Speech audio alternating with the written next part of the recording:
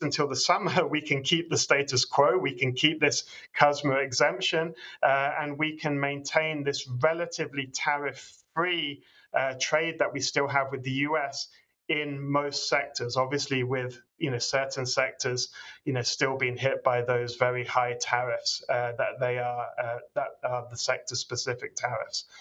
Now, in terms of our trade, obviously, even with this exemption, our trade with the US has suffered over the last year. And if we move on to the next slide, I think the positive news is that we have suffered in terms of our US trade, but we have seen some gains in terms of trying to diversify our trade to other countries. Now, in terms of the headline numbers, this has been flattered a little bit by gold prices, which have surged over the last year and have made our exports in that area look maybe better than they otherwise would have been.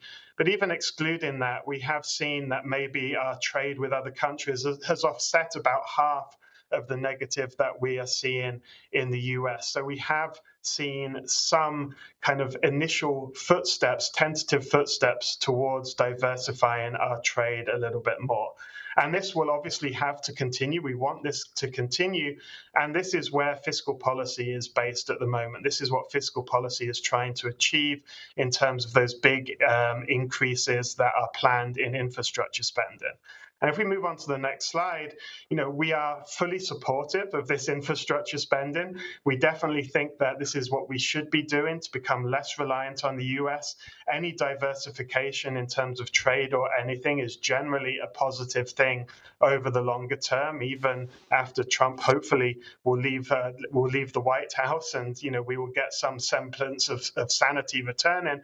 But when we talk about what the economy will look like over the next year, not necessarily the next 5 years, we have to think about when those infrastructure projects will become a positive to the economy. And infrastructure spending will be a good thing longer term, but it doesn't and cannot happen overnight. And when we talk about the impact on GDP of this infrastructure spending that we are planning, fiscal 2026 to 27 actually only sees quite a small bump up. It's the 27 to 28, 28 to 29 fiscal years that actually see the bigger impact from this spending. So this is going to be fairly modest at first, even though this is absolutely what we should be doing.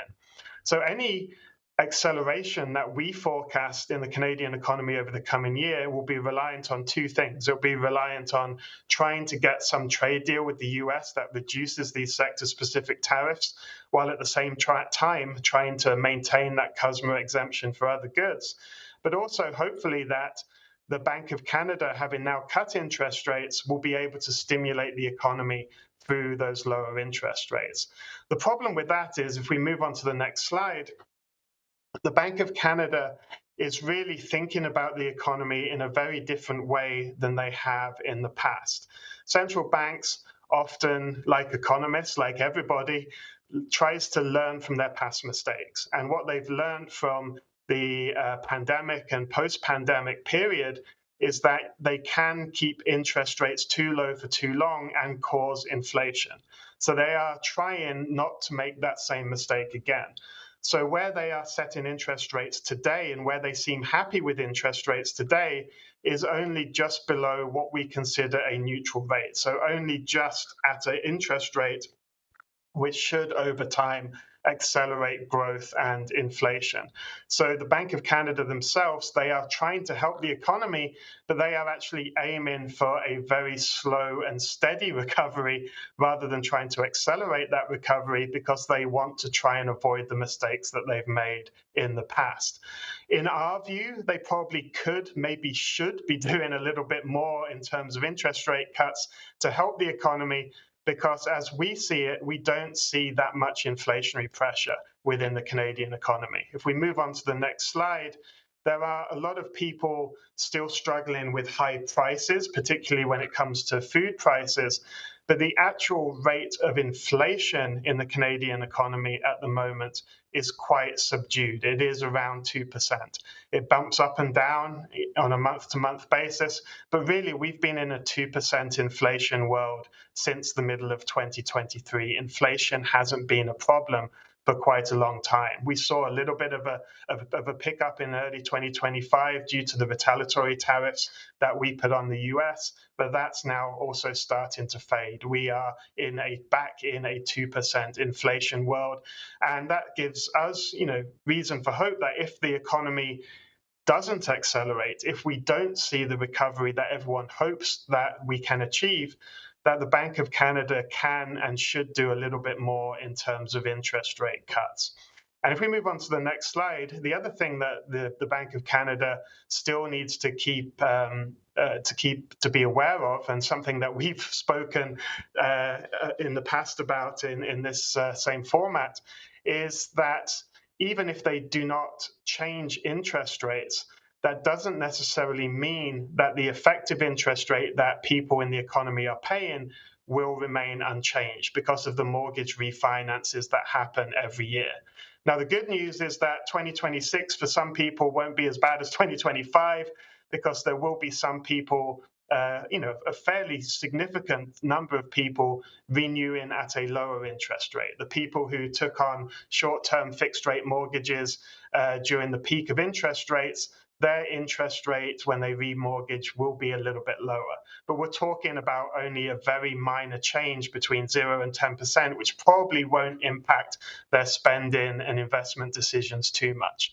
What we will still see, though, is there are still a number of people that will experience large mortgage increases because they're remortgaging from the pandemic years, and those are the people who may have to restrain their spending in order to afford, in order to pay those higher mortgage rates. So this is something that will continue to weigh on the economy a little bit, even though maybe not quite as much as in 2025. So if we move on to the next slide, overall, these are our forecasts for the economy in the coming year. Ontario will be slightly below the national average. Largely, this is because the Ontario economy is more susceptible to those sector-specific tariffs, steel, aluminum, the auto industry, that we are seeing relative to other provinces. But we do hope that by 2027, if we are able to renegotiate CUSMA, if we are able to negotiate slightly lower sector-specific tariffs, even going back to 25 from 50 will be a step in the right direction, that we can see an acceleration by 2027.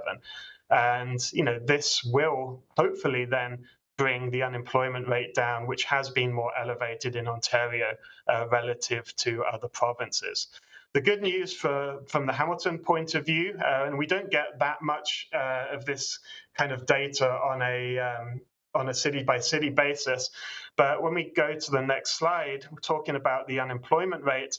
We have seen a bigger increase in Ontario relative to other provinces in Canada. Hamilton over the past year has generally performed a little bit better. Now, these are quite volatile numbers. These are not seasonally adjusted, but relative to the provincial average, Hamilton has seen the unemployment rate relatively stable, where on a provincial basis, Ontario did see a big upturn towards the middle of last year and has then been recovering. So it does look like the Hamilton economy, through this period of trade uncertainty, through this period of increased mortgage renewals, higher interest rates than we had in the previous cycle, has been able to cope slightly better under those circumstances. I'm going to leave it there, and I'm happy to answer any questions that you may have. Thank you very much, Mr. Grantham. I always enjoy your presentations each year. They're very informative. You managed to pack a lot in a way that is relatively accessible, so thank you very much for that. We do have a few councillors with some questions. Councillor Clark, please. Good morning, Chair Wilson. Morning. Just a couple of questions.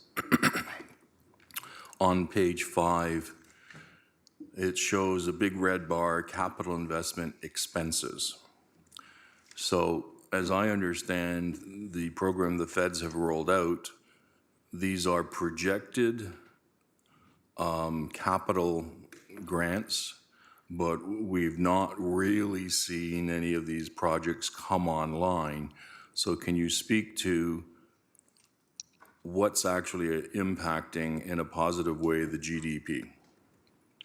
Yeah, and this comes to one of the reasons why we do see that bigger pickup in 2027 and 2028, because the federal government is setting aside a lot of money for these capital projects.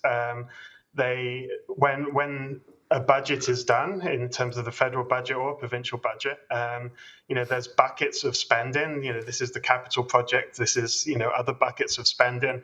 They have put the money aside. They have borrowed the money for that.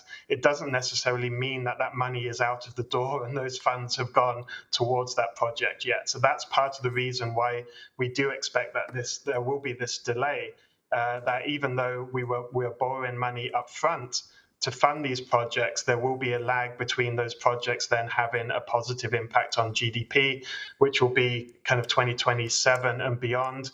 Hopefully 2027, hopefully not too much beyond, but sometimes, these delays can lengthen, unfortunately. Thank you for that response. I appreciate that. On page 7. So we're speaking to, or your graph is speaking to CPI. I can tell you that residents in my ward are raising alarms about food costs. They've not gone down. They're still rising. Energy costs, and it's a big issue for the poor, the working poor, and the seniors on fixed income. So CPI in your graph and CPI itself does not include food, does not include energy, and what's the MIC stand for?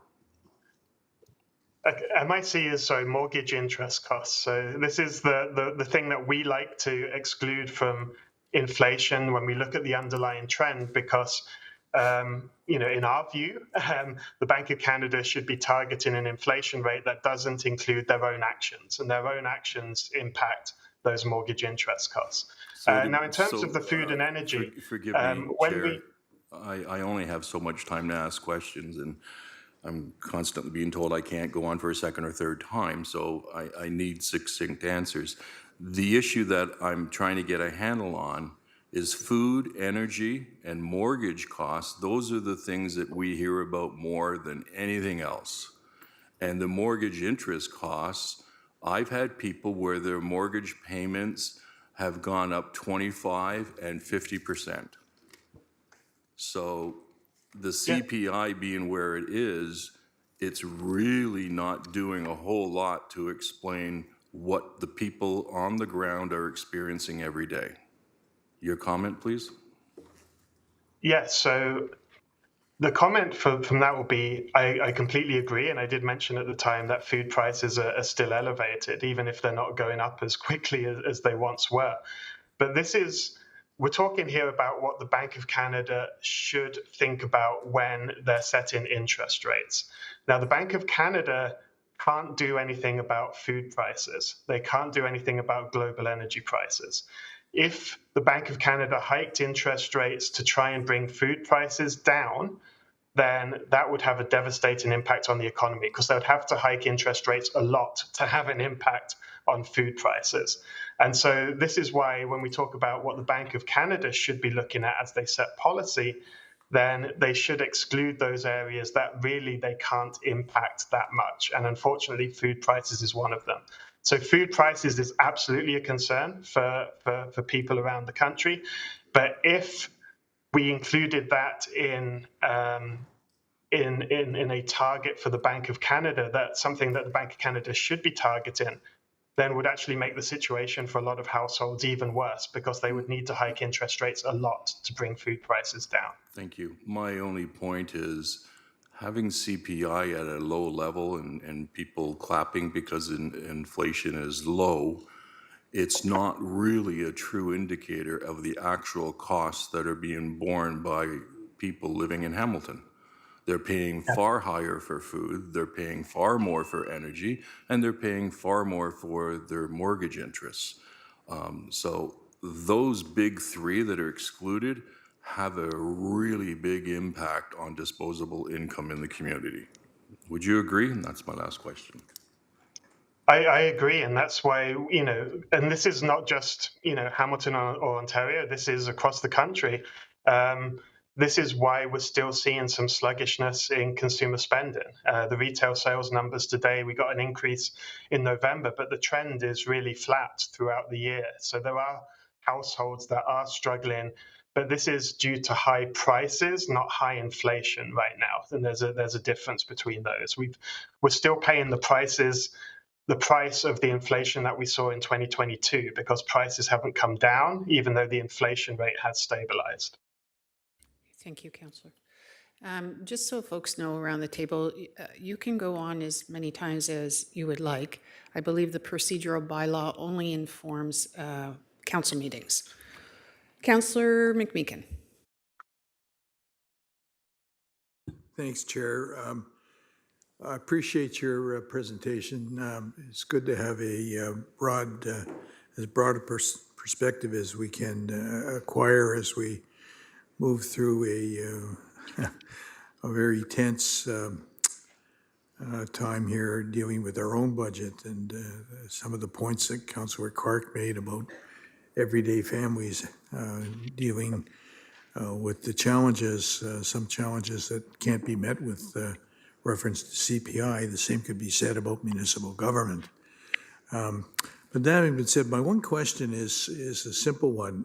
South of the border, there's been a lot of speculation that the current leadership is constitutionally out of control, and that the president has exceeded his constitutional powers in many, many different ways, but primarily around on again, off again, imposition of tariffs, increases, decreases. If he doesn't like something, he slaps an extra, you don't give him Greenland, you get to pay an extra 10% tariff, and if you're European, all that sort of stuff. So I'm wondering if the Supreme Court of the United States decides to rescue him from himself by denying his powers on tariffs, what impact does that have on your presentation and potentially on the Canadian economy? Yeah, that's a great and the question. local economy too. And the answer is, unfortunately, not as much as we would hope. Because even if they rule that, these tariffs, which are, they don't cover the sector-based tariffs, they cover, the other tariffs, the border-related fentanyl tariffs, the reciprocal tariffs, as he called it, on other countries. Even if they rule those to be illegal, there are ways that he could reintroduce those tariffs. Now, he could reintroduce those tariffs in another way. They would be at a lower rate. They would be capped at 15%. They could only be done for 180 days before having to be renewed by Congress, which that may not happen. But there are other ways, unfortunately, that he could put tariffs back on, and these include a broadening of sector tariffs as well. So, it would be a positive step, but how positive would it be for Canada, given that we're not actually really paying that much of the tariffs that are being ruled on because we have the CUSMA or USMCA exemption? It wouldn't, unfortunately, change our forecast too much.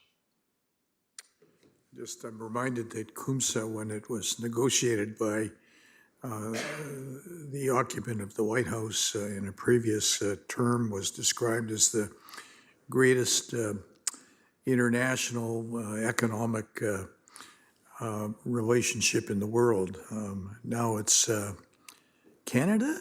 We don't need Canada for anything, nothing at all. In fact, Mark, you should remember next time about all the freebies you're getting from the United States. And I asked my wife last night what those freebies were, and she said, defense? I said, no, we pay for defense. Couldn't figure it out.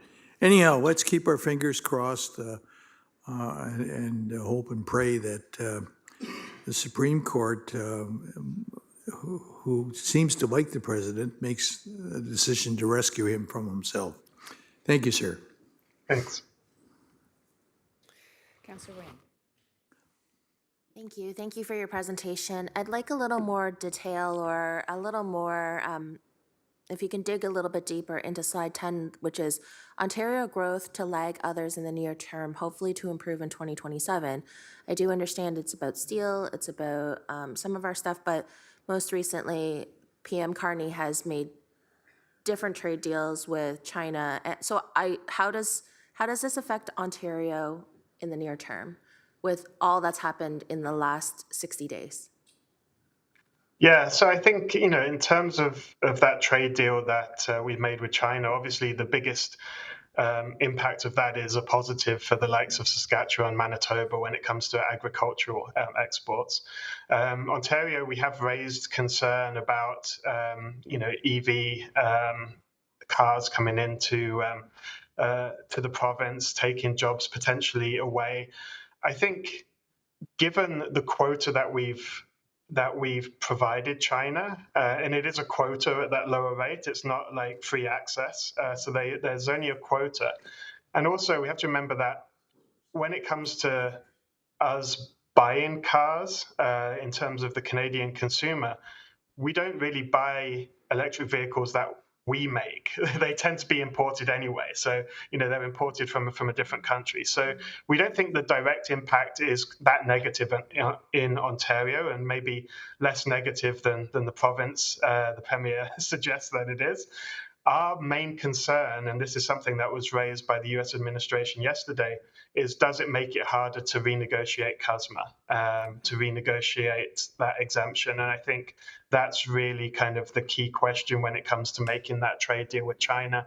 It's not really kind of taking that many jobs away from the auto industry here in Canada or here in Ontario.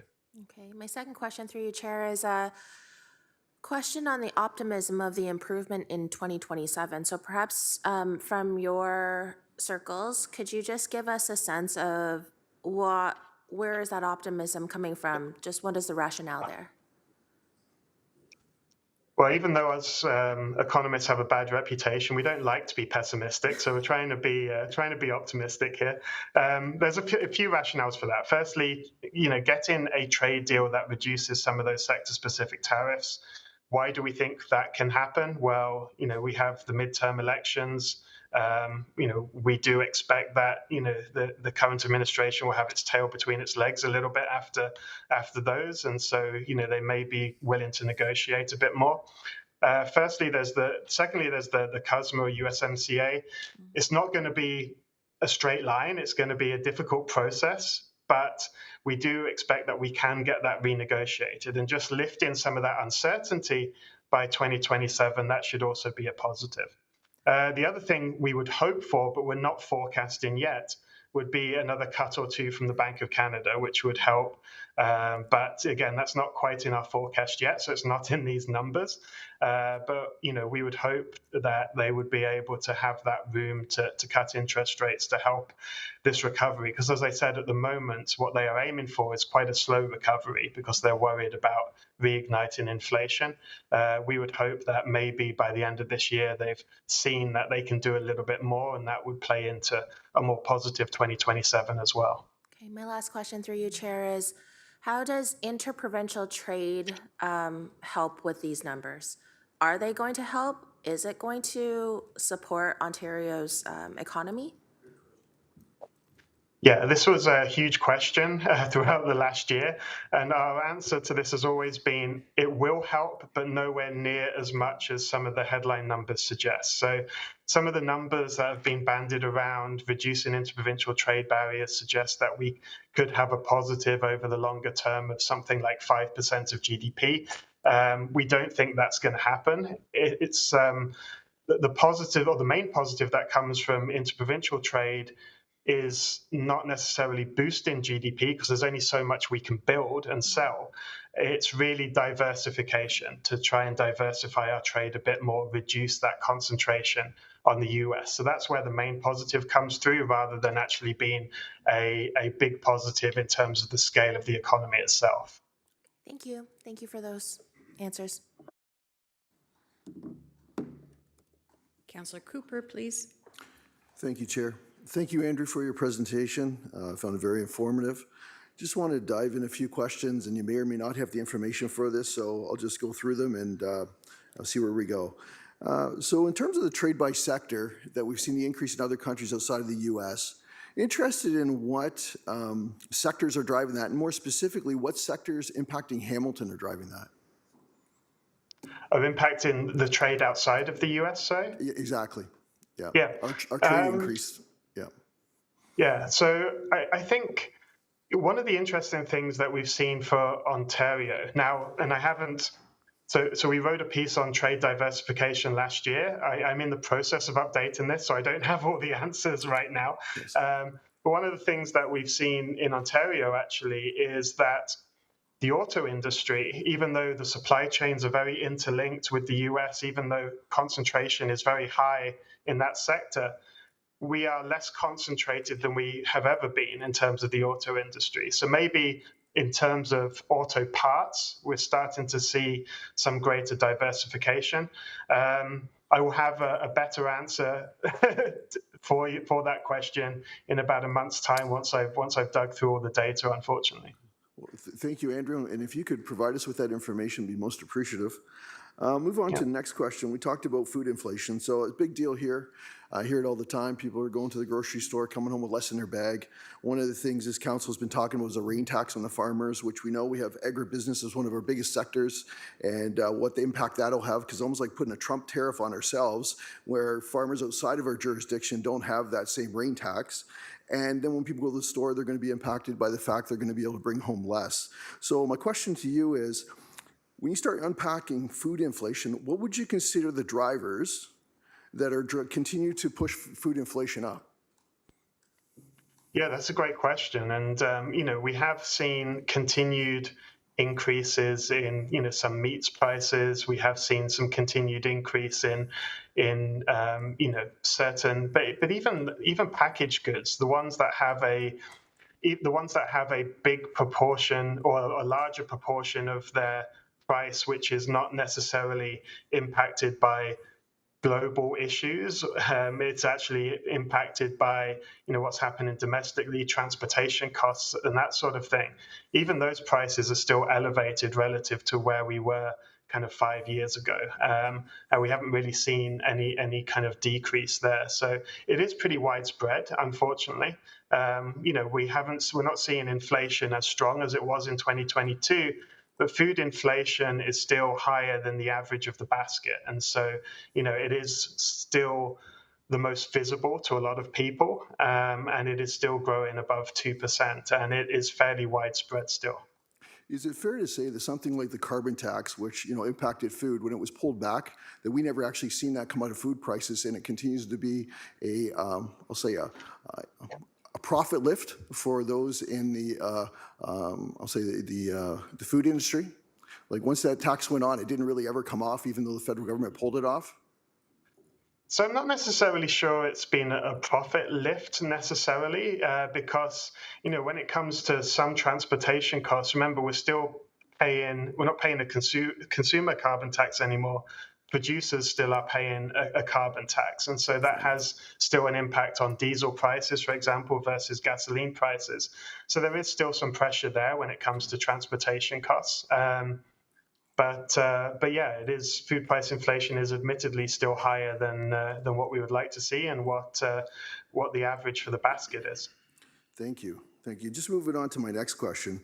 So we've heard locally that the buildings going down, trades are tool belts down, people aren't working. We see cranes in our city slowing. We even see that some of the drivers around this is Bank of Canada has their rate artificially high, I would argue. We see a federal government who has a stress test that's based on people's income never going up, principal not going down, and guessing an interest rate. And so, locally, even here, just seen an example the other day, we were trying to put another tax on the builders. And so, when you start looking at that whole trades and building, where do you see that going over the next year? Do you see that improving?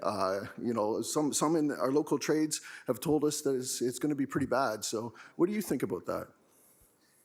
Yeah, and I think that question is different depending on where in the country you answer it, because even though in Ontario we've seen struggles, particularly building high-rise units, it's not really affordable still at these current interest rates. You look at the Canadian economy as a whole, and housing starts building hasn't been too bad. Alberta was surging last year in terms of what they were building, for example. At the current interest rate, I see what's happening or what will happen in the housing market very similarly to what I was describing for the economy as a whole.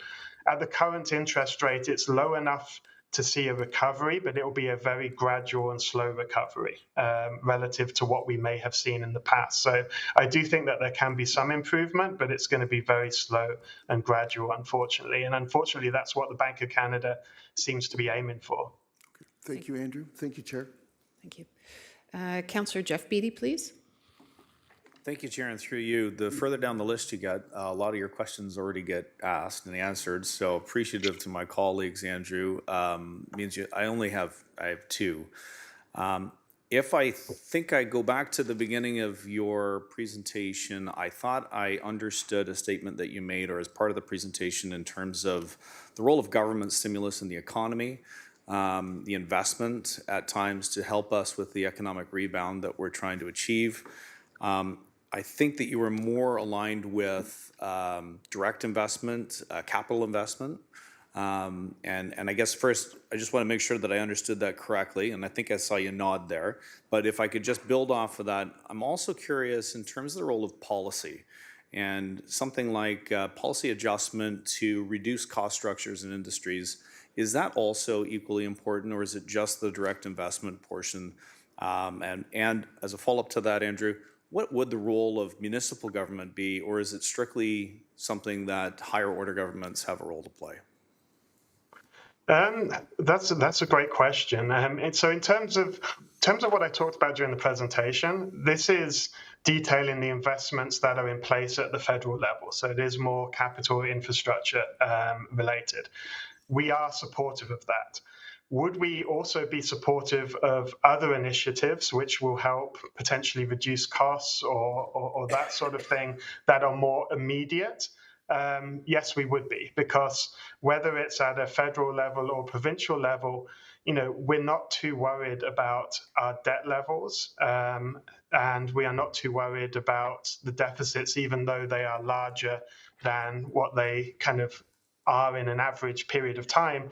We're not in an average period of time right now. We are in a period where we maybe should be running bigger deficits to kind of help stimulate the economy. So what was on that chart was what has been announced, not necessarily what we would be supportive of. And if there is extra investments or extra spending in other areas, particularly areas related to keeping inflation down, which will also help the Bank of Canada in terms of reducing interest rates and helping the recovery, then we would be supportive of that, even if it did mean somewhat higher deficits and debt levels.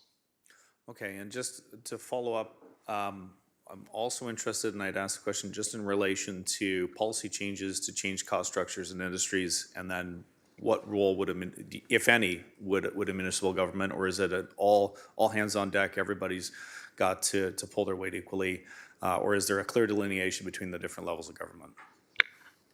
I mean, I think it has to be kind of an all hands on deck approach, from the federal down to provincial down to municipal, to try and kind of reduce some of those cost pressures. And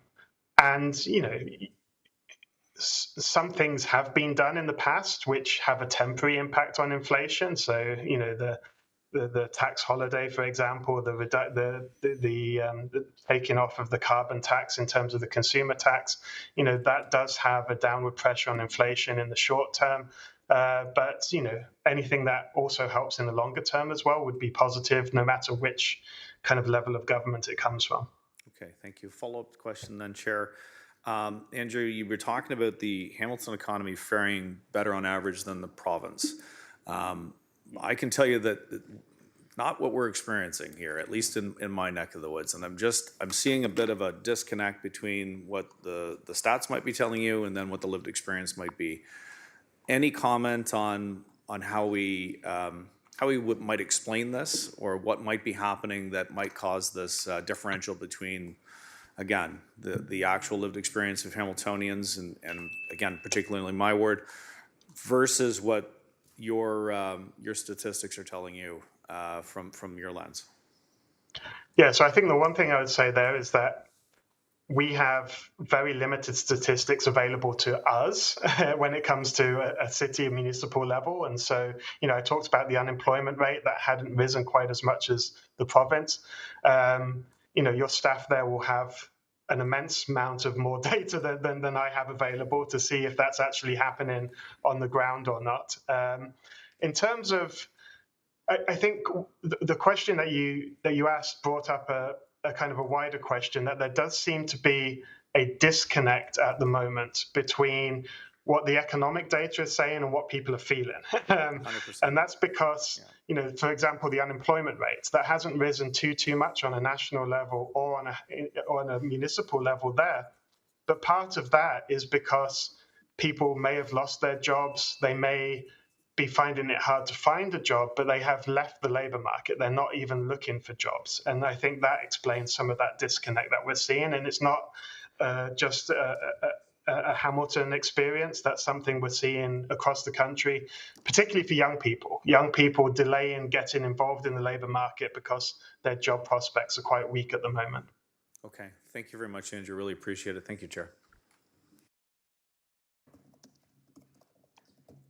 Councillor Craig, please. Thank you very much, Budget Chair Wilson.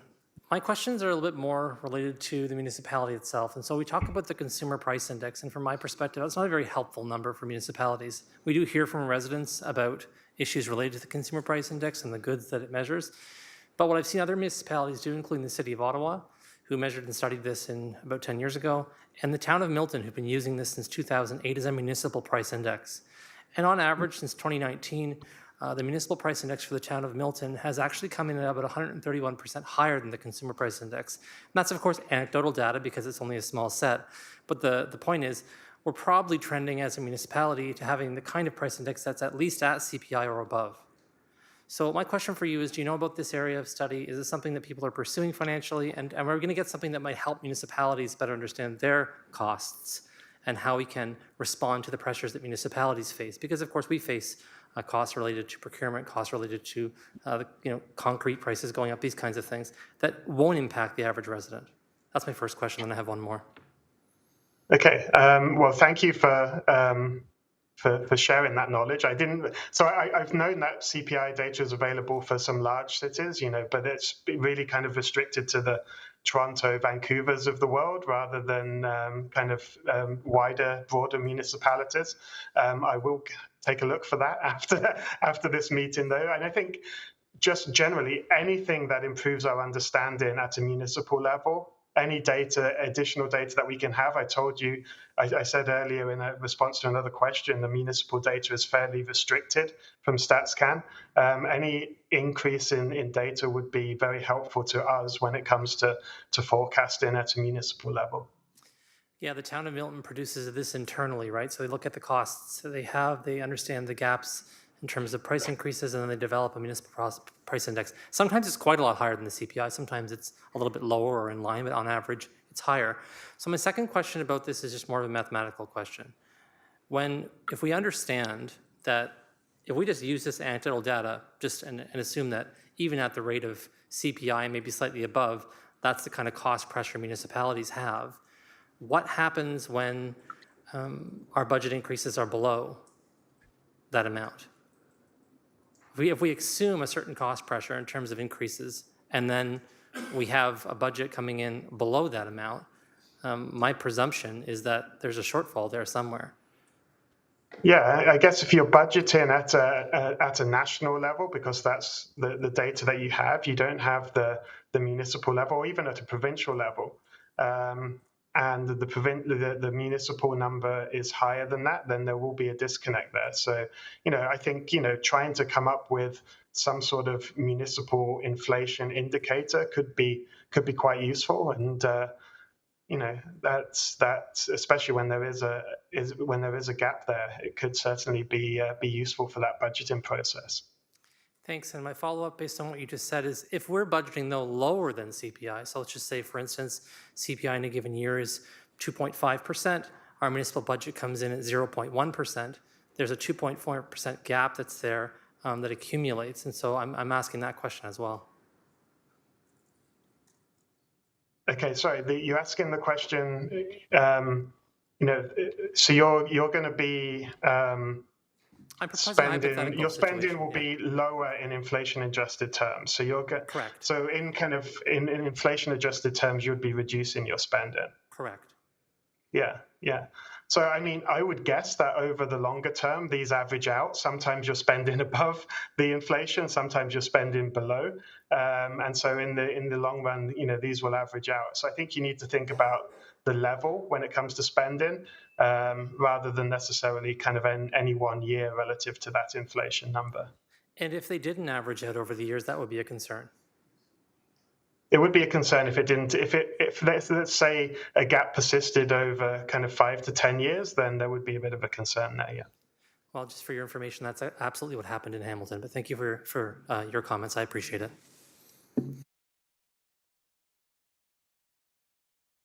Councillor Jackson, please. Good morning, Budget Chair Maureen Wilson, and good morning, Economist Grantham. Good to see you again. Two basic questions. If I heard you correctly, and I'm paraphrasing you, so just please correct me, but I'm just trying to get to a gist of my first question. You said that Canada ain't doing so bad in spite of the bully president down south, and yet Carney wants pipelines versus the former Prime Minister didn't. Carney repealed the carbon tax the former Prime Minister promoted. Carney wants China EVs with the New Deal. Premier Ford's demanding don't buy them. And yet you feel that we're not doing so badly. We're not being choked to death by Trump's tariffs. Can you kind of give me a ballpark answer to all that? If you get the gist of where I'm going with that, please, Economist Grantham. Okay, I think what I said was we're not faring as bad as we thought we would. So it doesn't necessarily mean that we shouldn't be looking to diversify, that we shouldn't be looking at other areas that we can grow. And I think that's where the deal with China comes in. That's where the trying to look at extra pipelines in terms of oil comes in. I think what we've learned is that being so concentrated on the US, and obviously we're going to be concentrated, right, just geographically, given where we are. But being so concentrated on the US does have its shortfalls. And so, trying to look at areas to diversify and trying to pursue diversification, is good, even if we are at the moment coping better than we may have feared, let's say in kind of February or March time last year. Thank you. My last question is, I asked you this the last couple of times you appeared. I'll say it again. I'm no economist. I've never been a governor of a bank, the furthest thing from it. But can we not admit once and for all, Budget Chair Maureen Wilson, that Tiff Macklin blew it 5 years ago during the pandemic? I'll never forget his famous phrase, or infamous phrase, quote, "The economy is too strong." And hence he embarks upon his high interest rate policy that killed everything during the pandemic, and we're still recovering coming out of it with high prices. Any further comment on that, please? Yeah, the one thing I would say, I broadly agree with that, but it wasn't just him, right? I think every central bank around the world pretty much made the same mistake. They left interest rates too low for too long, and then they panicked and over-tightened policy when it came to interest rate hikes. Where we are today, they've learned from that lesson, and that's why they haven't cut interest rates, maybe as much as we would have wanted, because they're trying to avoid these huge swings in interest rates going forwards. In my view, they may have learnt too much of a lesson, if that makes any sense, that they've actually learned from their past mistakes, but they're applying those to a different scenario where maybe we could actually cut interest rates a little bit more. But I agree. I think the Bank of Canada did over-tighten somewhat, and we are still, when it comes to those mortgage renewals in particular, that hangover is still with the economy and still kind of weighing on consumer spending. Economist Grantham, I've written down with my black Sharpie that you admitted today that Macklin blew it. Thank you very much, sir. Thank you, Budget Chair Wilson. I know we would not want to do anything that would inadvertently cause Andrew some professional harm, Councillor. Councillor Tattison. Thank you, Economist Grantham. My questions relate to the real GDP. You say that, that's forecast 1.2 in 2026. It's going to jump to 2.1 in 2027.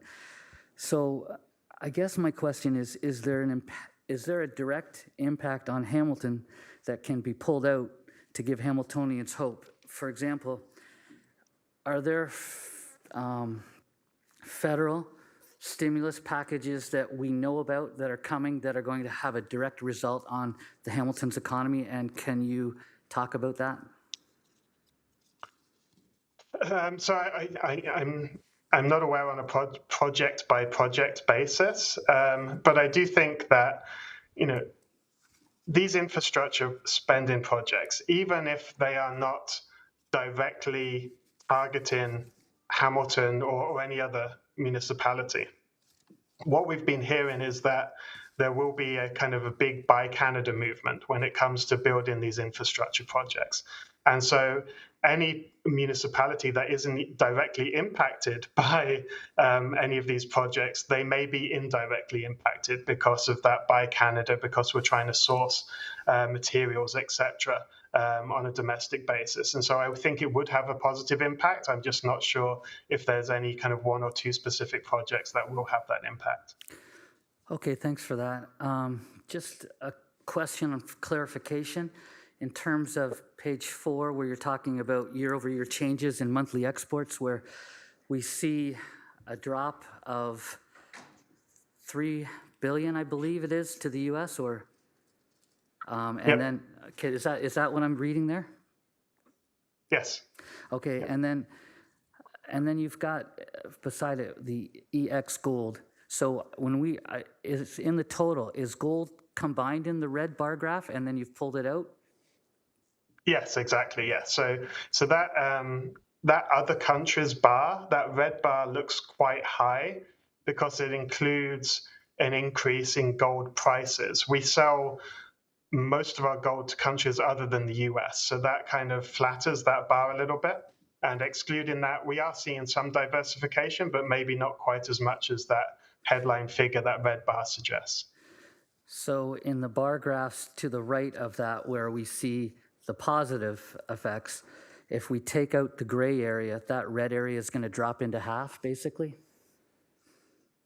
If we did not have the increase in gold price, yes, it would be roughly half of what we've seen. And then how would it affect the bars on the left if we pull out the gold? Well, the gray bar does exclude gold. So we've seen, in terms of the US, we don't actually sell that much gold to the US, so that's not actually impacted that much by gold prices. So that red bar wouldn't change much. Okay, thanks so much.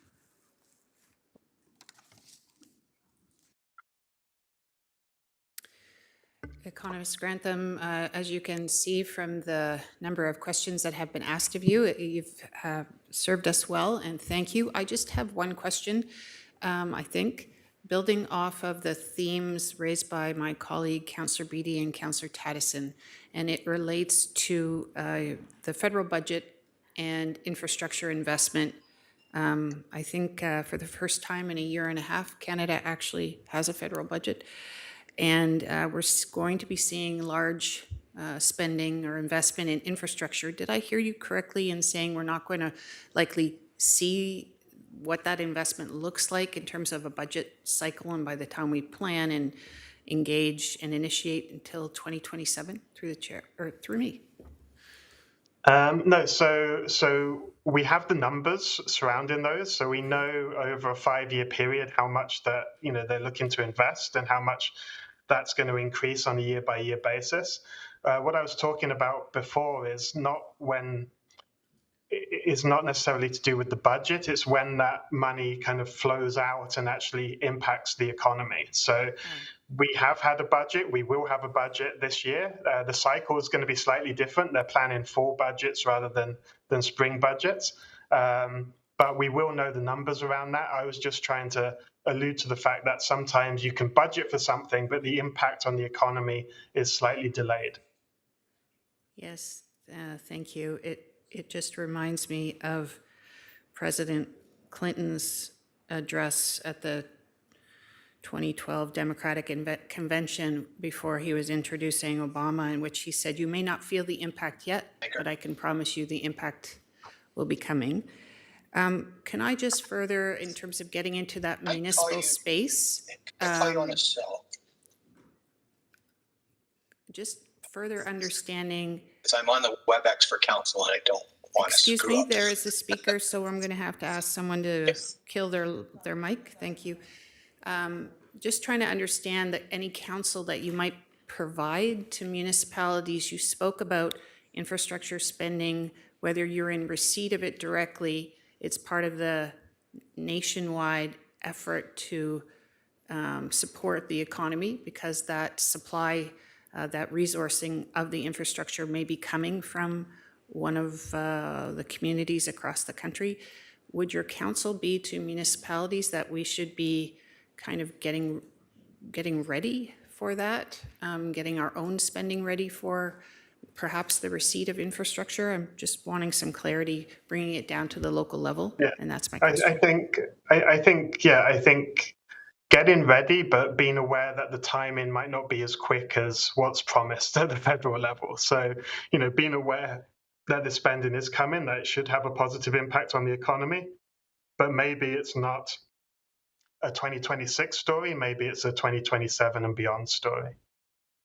Okay, thank you for that clarity. Again, thank you very much. Really appreciate your time that you have invested with us this morning. Excellent. Thank you very much for having me back. Okay, to receive the presentation by economist Grantham, moved by Councillor Taddison, seconded by Councillor Beattie. All in favor? Thank you, that carries.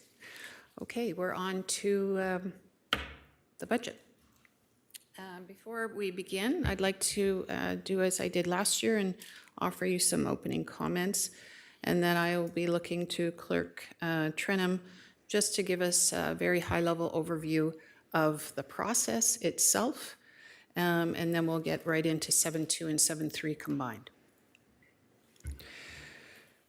First, I would like to thank the hardworking staff of the City of Hamilton, especially all the folks from finance who during every budget cycle work long hours over many months and weekends in preparing these budget submissions. I also want to recognize all City of Hamilton employees for providing high-quality services to residents. Thank you for your hard work and dedication. To my council colleagues, this is the last time we will work together on a budget during this term of council. We have come a long way since our first budget deliberations together. Much has changed in the time since. We have seen elections and changes in government and a fundamental shift in the global economic political order in these last 4 years. And as the Canadian Prime Minister said in Switzerland earlier this week, we are in the midst of a rupture, not a transition. The global order we grew up understanding and that guided our decisions for decades is gone. The changes that are occurring around the world have a profound effect on municipalities and the lives of residents. Canadians have come to expect that their municipal governments will provide basic, day-to-day services that ensure people can thrive. We are the stewards of the roads, the water mains, the swimming pools, the stoplights, the waste collection, and the emergency services on which Hamiltonians rely. As the world changes, it will be our responsibility to ensure we can still provide those services while also being responsible fiscal managers. Countries around the world are putting up walls and using more economic weapons to settle scores. This is becoming, in the words of the Prime Minister, a world of fortresses. Facing the challenges of such a world will require a renewed focus on fiscal prudence and a commitment to responsible budgeting. But prudence without purpose is not a plan. It's not how resilient and economically prosperous cities are made and sustained. Hamilton cannot thrive without adequate and modern infrastructure, and it is our responsibility to ensure we prepare this city for today and more so for tomorrow. This is the third budget cycle since strong mayor powers were extended to the City of Hamilton. Budget directives now come from the Office of the Mayor. And this year, the directive called for staff to cap our property tax increase at 4.25%. We will hear from staff on how they will work within this framework, and we will hear from residents continuously on their priorities for this coming year. But it remains our responsibility as members of this council to provide respectful amendments, if you wish, that address the concerns of residents and the wider community. We have been given an incredible responsibility by the residents of this city, a responsibility to be prudent fiscal managers who ensure this city's assets receive the funding they need so as not to become liabilities. A responsibility to adapt to changing pressures at home and around the world, and a responsibility to create sustained wealth and ensure that the City of Hamilton remains on strong financial footing for whatever challenges we face next. And I'm confident that we will work collaboratively, patiently, and with a spirit of civic pride, because this city is worth all of those efforts and more. Thank you for your time. Clerk Trenum.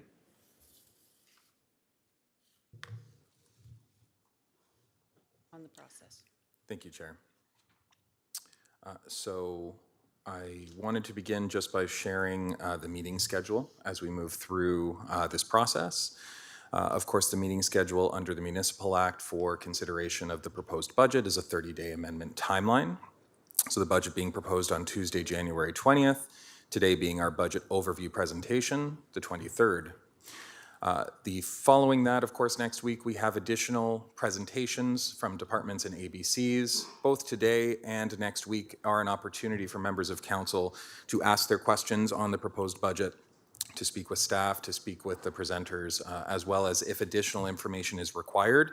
Those are the meetings which you can bring forward a motion to ask for that additional information.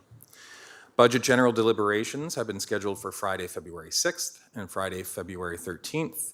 A week between the two. Our hope is to get finalized amendments published and available a week before in each case.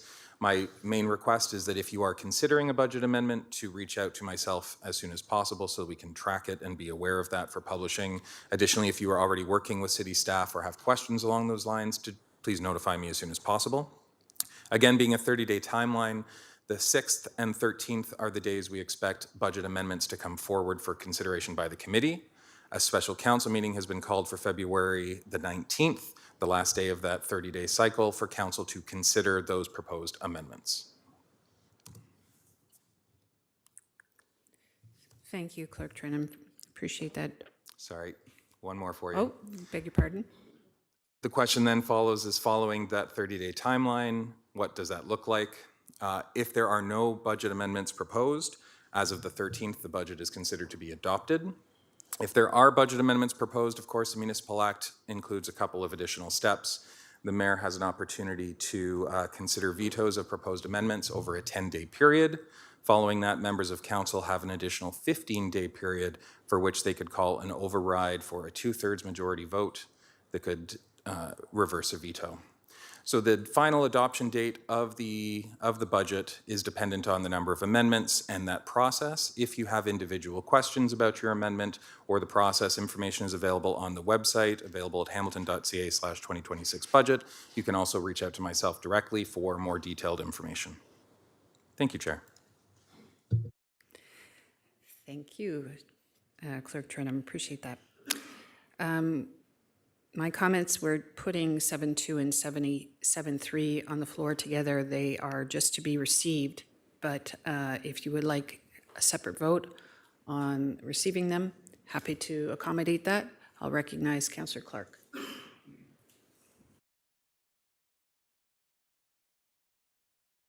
Thank you, Budget Chair. Yes, I would like 7.2 and 7.3 to be voted on separately, and I have a clarification question for Clerk Trenum with regards to the 15 days where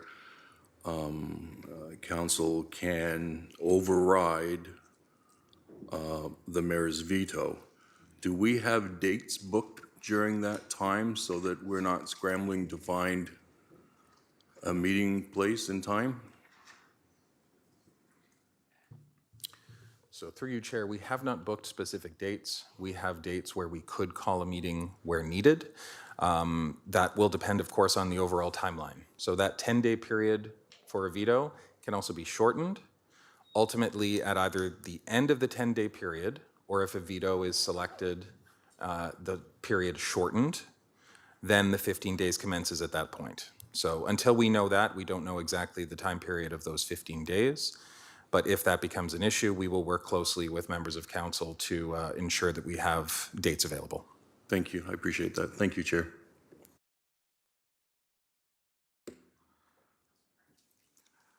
Councillor Francis. Thank you, Budget Chair. A couple questions for me.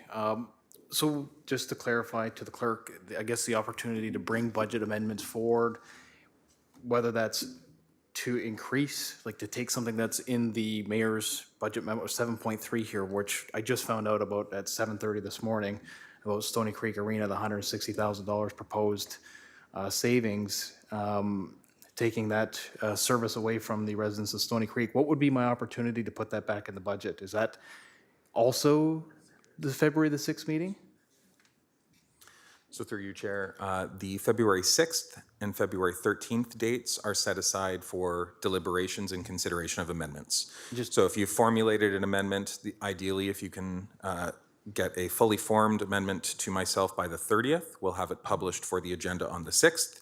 If we miss that time, we have the 13th available a week later to consider additional amendments that may come forward. Okay, I appreciate that. And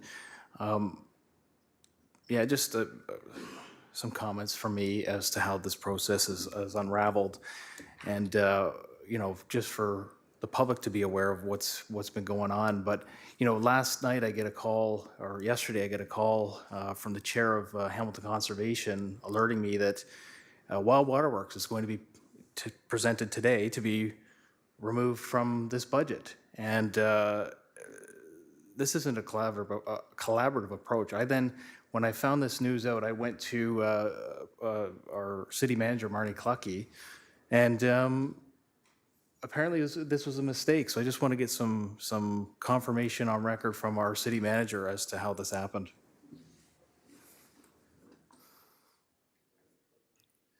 So I appreciate that is a content question, and I'm wondering if you could reserve that because we are in a process per the clerk's overview. Would you mind holding that until we get into 7.2 and 7.3, Councillor Francis? I'll hold that till then. Thank you. Councillor Jackson? Thanks, Budget Chair Maureen Wilson. Through you to the City Clerk. You know, I do my darndest to listen carefully on instructions from staff. City Clerk Trenum, could you please, for this simpleton from Ward 6, can you clarify, please? I thought today was the last day to submit potential amendments for staff to work on. Now I hear, no, we still have more time for members of council to submit amendments. Please, could you crystal clearly make things so that I understand exactly what the process is through you, Budget Chair Wilson? I say this very respectfully. I'm very confused. So through you, Chair, when the original budget preparation came out, we had advised that the 26th we would like all budget amendments by. That was based on an assumption of the budget process starting a little bit earlier than it did, Because the budget was proposed as of the 20th, we're clarifying that members of council have additional time to provide us with those amendments in order for council and committee to consider them on both the 6th and the 13th. The slide that I put up with those dates, I will circulate via Council Weekly correspondence today, so members of the public have that information, as well as all members around the table. Thank you, City Clerk Trenum. Okay, I have that solidly in place now. Secondly, Budget Chair Wilson, 7.2 and 7.3. You stated that all we're doing today after both presentations, please, if I incorrectly have expressed back your wording, we're simply receiving today. Given the budget, given the mayor's directive the last 2 years, my issue is I really can't get into fulsome debate and ultimately a recorded vote. So is receiving today in essence acquiescing to the mayor's proposed 2026 budget and the tax budget overview presentation? Because if in some way I'm acquiescing, I just need to have a recorded vote to be recorded as opposed to even receiving.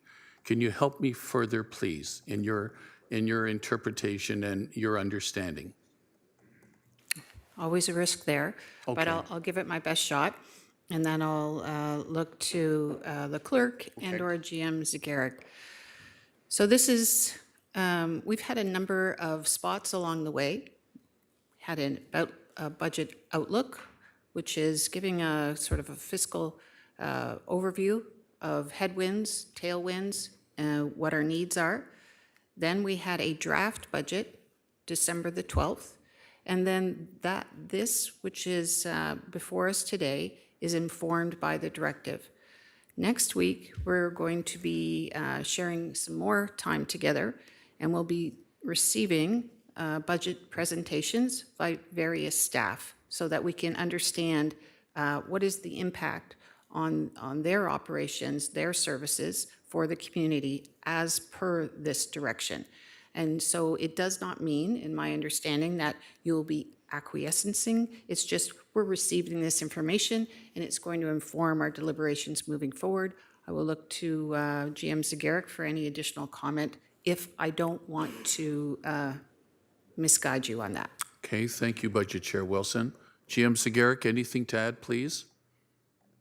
Through the chair, nothing to add other than, as already described, in the coming weeks, committee will receive additional information from city departments, boards, and agencies that may inform any potential amendments leading up to the adoption of the budget. Thank you, GM. And last question from me on process and procedure. GM Zagaric, you will be clarifying, or the mayor may be clarifying under 7.2. Her directive was 4.25. However, the media has, I believe, correctly reported, it's really 5.5. Why the 1.2, some way, somehow, did not make its way into the directive? I don't know why the boards and agencies, for the first time ever in my recollection, Budget Chair, were, if you will, separated from what is ultimately coming off the levy in its totality.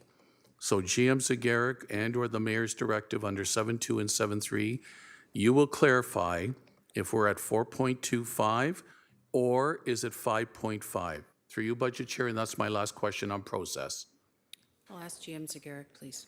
Through the chair, it will form part of my presentation, but to be clear, our global position is 4.25 inclusive of boards and agencies, and that will be contained in my presentation, and hopefully I can explain the time series and various iterations of the budget that may have led to some of the confusion.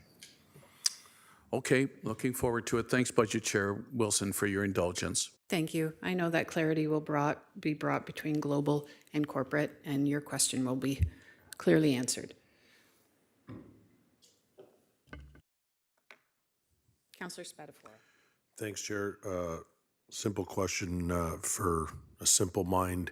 I just want clarity and to be 100% sure. When we talk about a 2/3 majority, what is that number, Clerk Trenum? Is it based on the 60? And I want to know what exactly the number is for the 2/3 to veto the budget. believe it's 11, but I'll look to the clerk. Would be 11, Chair. Thank you. Councillor Cooper. Thank you, Chair. Just really on a few process questions. So the way I see it, I got two budgets in front of me. I got one that came out at 5.5, one that came out at 4.25. Left to me to opine on what the differences are between those and how they come together. My expectation of the budgeting process, we'd have one document. We don't. We don't have them integrated together. We've got two different pieces floating around. And when I ask questions about what the latest budget items were, I was even told that some of the questions couldn't be addressed unless we went in camera. So I don't see an in-camera session set up to explain some of the new budget information coming in I'll say budget number 2. And so I guess my desire is to work off one budget, okay, and have them integrated, okay? And secondly, to understand on our schedule, when are we going to be going in camera to talk about the questions that maybe others might have as well that can't be disseminated unless we're in camera? Okay, so I'll take a stab at that very broadly.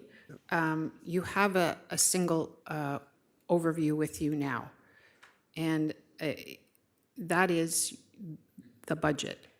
Any matter you wish to go in closed session for would have to fall under the permissions that are granted to an elected council per the Municipal Act, so identifiable personnel, things like that. But I'll look to GM Zagarek. Through the chair, with respect to reconciling our current position to the December 12th, early this morning, Council would have received Appendix G as well as Appendix H to the revised report. And through my presentation, I'm happy to take committee through that as well to help committee in terms of understanding the adjustments that were made since December 12th to bring our global position to 4.25%. And as Councillor Wilson identified, if there are any questions in regards to contractual matters that may be private and confidential or personnel matters, we would ask to go in camera to speak to those matters. So just so I've captured this, so Appendix G, I'll say broadly reconciles Budget 1 and Budget 2. Is that a fair summary? Through you, Chair? Through the chair, that's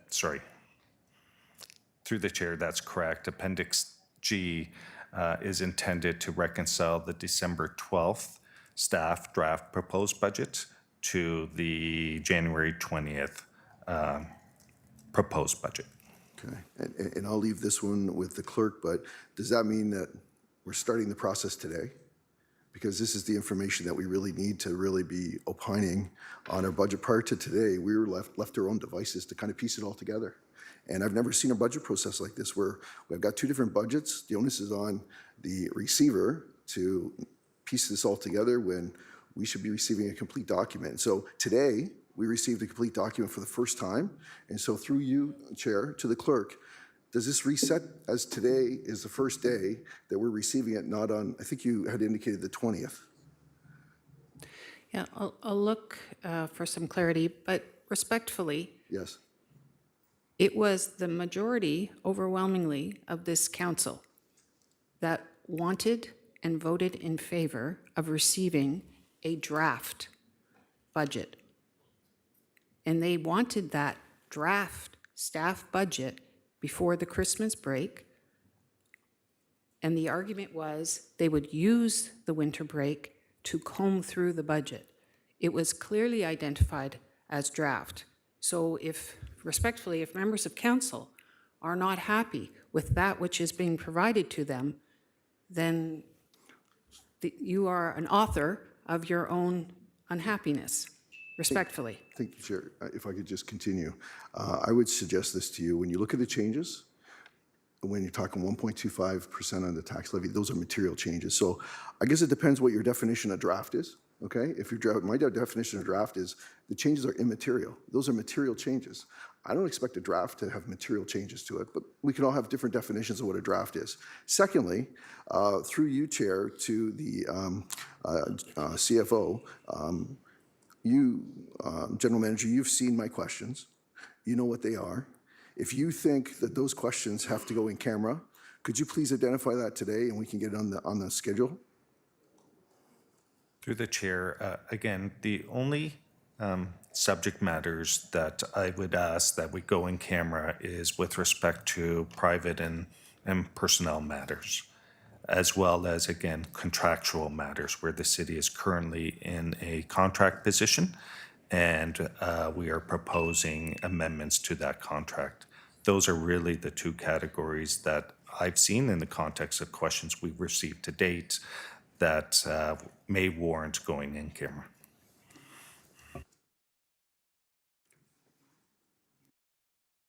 Councillor Nan, are you calling a point of order? Yes, Chair, for your consideration, point of order being, I understand that we haven't even launched into the report presentation, and it appears as though the line of questioning is aiming to address content of that presentation and get us back on track around a process that enables those councillors that are raising the questions to have them satisfied. My point of order is there are questions being asked without the presentation having come forward yet, and I feel like that is inappropriate. I agree with your comment, and I would ask my colleagues, we are looking at understanding the process and where the decision-making points are. In terms of the substance, if you would like to delve into a line item, a proposal, let's please receive the information, and then you can make that request thereafter, or probably make that request next week at the time of when those departmental budgets are dug deep. So thank you very much for that point of order. I concur, and let's try and stay focused so we can get into the content of the matter. Are there any more questions on the process? Councillor Crouch. Like a laser beam, I'll be focused, I promise. My questions are about specifically the process dates that you provided, and I'm wanting to know if you'll also be circulating the internal dates to councillors with respect to the timelines for motions, because the original timeline for motions we were provided had a two-stage effect. January 23rd and January 30th was kind of how it was. It was, hey, can you let staff know what you're planning to propose by January 23rd? And then what would happen would be you could meet with staff, they could have a meeting with you. I've had a couple of these meetings, by the way. They've been very, very helpful. And staff have been really wonderful in explaining some things to me. And then you kind of would hopefully get the motions crafted and drafted in a good form by the 30th so that they could be put on the public agenda in time for February 6th. Now we're seeing that likely that's shifting and changing. So I'm just wondering what those shifts and changes mean. Are we really aiming for maybe the if required date of February 13th? And then of course moving this out by a week. I just want to make sure I actually have time to talk to staff about these motions because I've got several to bring forward. And a lot of this stuff is happening at the very last minute. So I'm not prepared to I can't read 1.25% worth of cuts in 10 minutes. So I need to be able to have a chance to analyze and look at those and understand your timelines. Clerk Trenum, please. Yep, through you, Chair. The date and times that were circulated with regards to the February 6th meeting remain the same.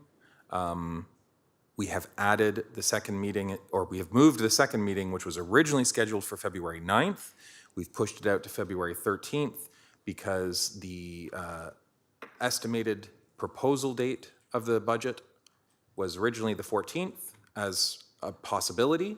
It was proposed on the 20th, so we gave council an additional 5 days essentially to have that full 30-day period in order to propose amendments. So for the second meeting on the 13th, similarly to the meeting for the 6th, we would be looking for all proposed amendments no later than the 2nd to give us that week to work with you, and then finalized amendments by the 6th to be published for the meeting agenda on the 13th. We will circulate that via memo for all members of council for clarity.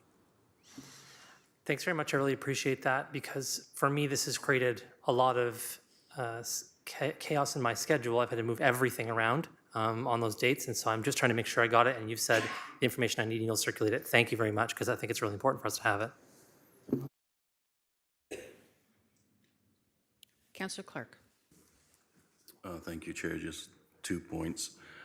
I'm very happy that the city clerk has modified the dates because the first date where we're supposed to have our motions in on the 23rd, which is today, we've just received now, in the last couple of days, the mayor's directive, and we're going to hear today staff's response to the mayor's directive. It's kind of hard to make a motion to amend something when you haven't actually seen it.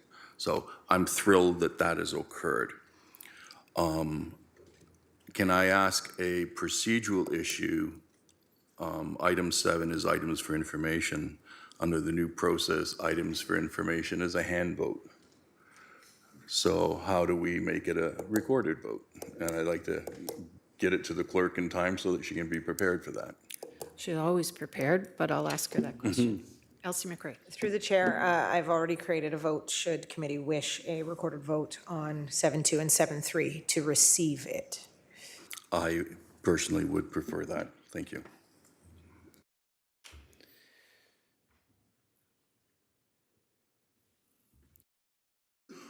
Mayor Horvath.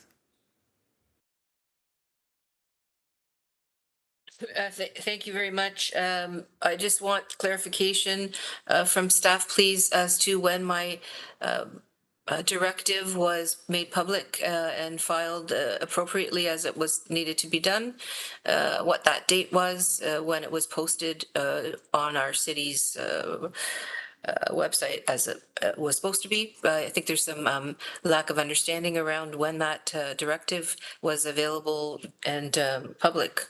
So can I just please have that information provided to councillors who might not recall? Thank you. Thank you, Mayor Horvath. GM Zagarek, is that for you? Through the chair, on October 7th, the mayor put forward the budget directive to the city manager and city treasurer. If I may, through you, Chair, thanks very much, GM Zagarek. So let's not pretend that nobody knew about this directive. It's been out since October 7th, and I would just expect a little bit more respect when it comes to how we talk about what's going on and what isn't going on around here. The people of the city of Hamilton deserve no less than that. Thank you.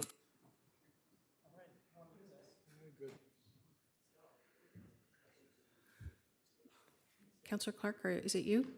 Okay. Councillor Clark, please. Thank you, Chair.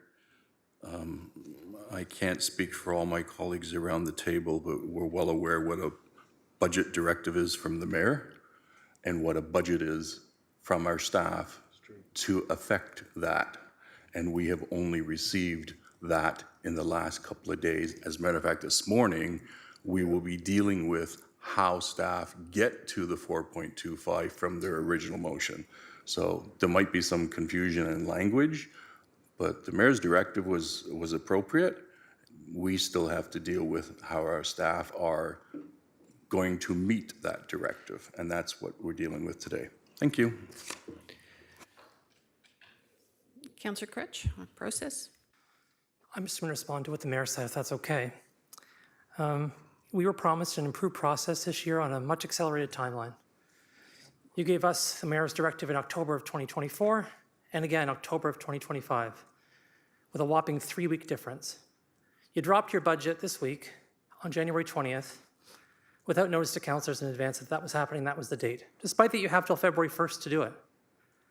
Also, in terms of what Hamiltonians deserve, the mayor of Burlington, who works in a more complicated system, was able to get her budget out on July 15th. So you've had time to do it, and you chose your timelines. Live with them. Okay, folks. Come on.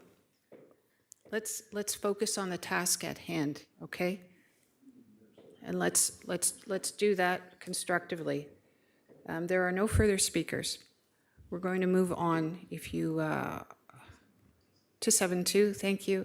And we're going to put 7.2 and 7.3 on the floor together. I recognize that upon its receipt, we might want to separate them at the request of council. Okay. I'm going to look now to CM City Manager Clucky to provide some opening remarks. Through you, Madam Chair, City Manager Marnie Clucky. And good morning, Mayor and members of Council. Today's presentation marks an important milestone in the 2026 budget process.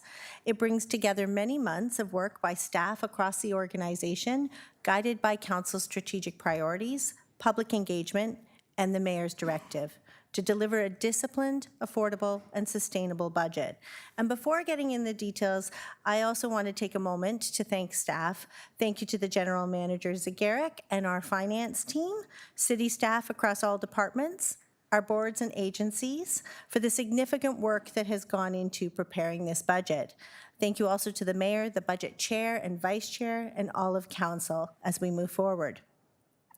Budgeting is very much a team sport, and developing a budget of this scale under a clear affordability target and in a complex and challenging fiscal environment requires rigorous analysis, strong collaboration, and a careful focus on everyday services that Hamiltonians depend upon. I appreciate the professionalism and dedication that everyone brings to this process. As Council is aware, the Mayor's directive set a clear expectation to pursue a hold-the-line approach to affordability with a residential tax increase not to exceed 4.25% while protecting core city services and continuing to invest in infrastructure and key community priorities. This approach reflects the need to address affordability pressures that we're faced with today, while also making responsible investments that prepare the city to meet service and infrastructure needs tomorrow. It's also important to understand the context behind that 4.25% target. To achieve a 4.25% overall tax increase, departments were required, on average, to manage within approximately a 2.2% increase to their operating budgets. And that's even after accounting for labor cost increases, collective agreement obligations, business cases, and council-referred items. That context helps explain the level of discipline, prioritization, and trade-offs that are required across the organization to meet the direction. In response, staff undertook a rigorous and deliberate process. This included a comprehensive review of programs, services, business cases, and capital plans, careful consideration of service needs and operational realities, and the application of a wide range of mitigation strategies. These mitigation efforts focused on line-by-line budget reviews, efficiencies, timing adjustments, alternative funding sources, staff vacancy management, external funding opportunities, and financial strategies, all with the goal of balancing affordability today with long-term fiscal sustainability. Public engagement has also played an important role in shaping this budget. Residents were clear about their priorities: affordability, maintaining reliable services, renewing aging infrastructure, and supporting community safety and well-being. Those themes are reflected throughout the proposed budget. So the overview you'll hear today is intended to provide Council and the public with a clear explanation of how we arrived at the proposed 2026 tax budget, what's included, how affordability pressures were addressed, and how the budget aligns with Council priorities and the Mayor's directive. I will now turn it over to GM Zagaric, who will walk you through the proposed 2026 tax budget in detail. Thank you, Madam Chair. Great. Good morning to Mayor Horwath and members of Council. Thank you for this opportunity to present the 2026 proposed staff budget overview. And before I delve into my presentation, I need to extend thanks as well. And I'll start with senior leadership team. So very appreciative of senior leadership team and all the heavy lifting, not only over the last few weeks and months, but leading up to the budget process, which effectively starts right after a budget is approved. We delve right into the upcoming budget process. I need to thank my team, our F&A managers, and I'm sure there'll be appreciation to the F&A managers next week through the departmental presentations, but as well to our budget staff, more specifically to Kirk Weaver, Matt Hilson, Kayla Fleming-Petrowski. A special shout out to Kayla's daughter, Molly.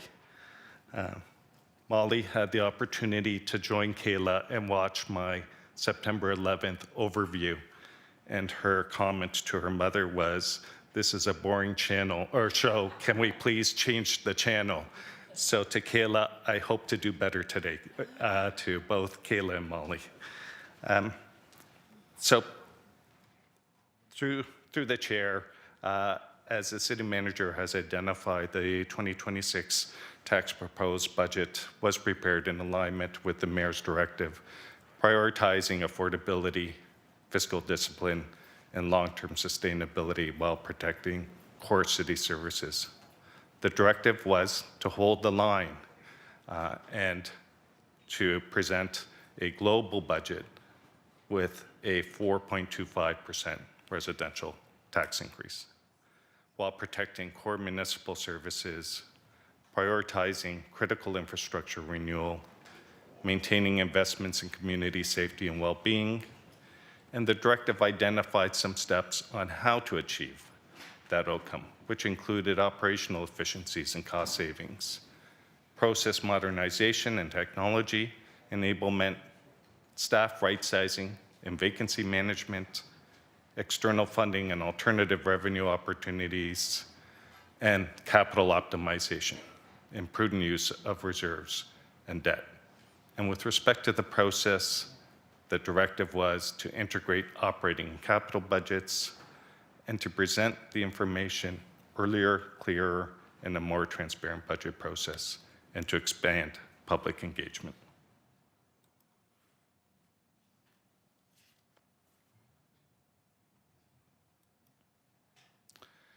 With respect to public engagement, the 2026 budget process marked the first year of an in-person public engagement process, including sessions across the municipality that were planned and implemented in support of the 2026 municipal budget.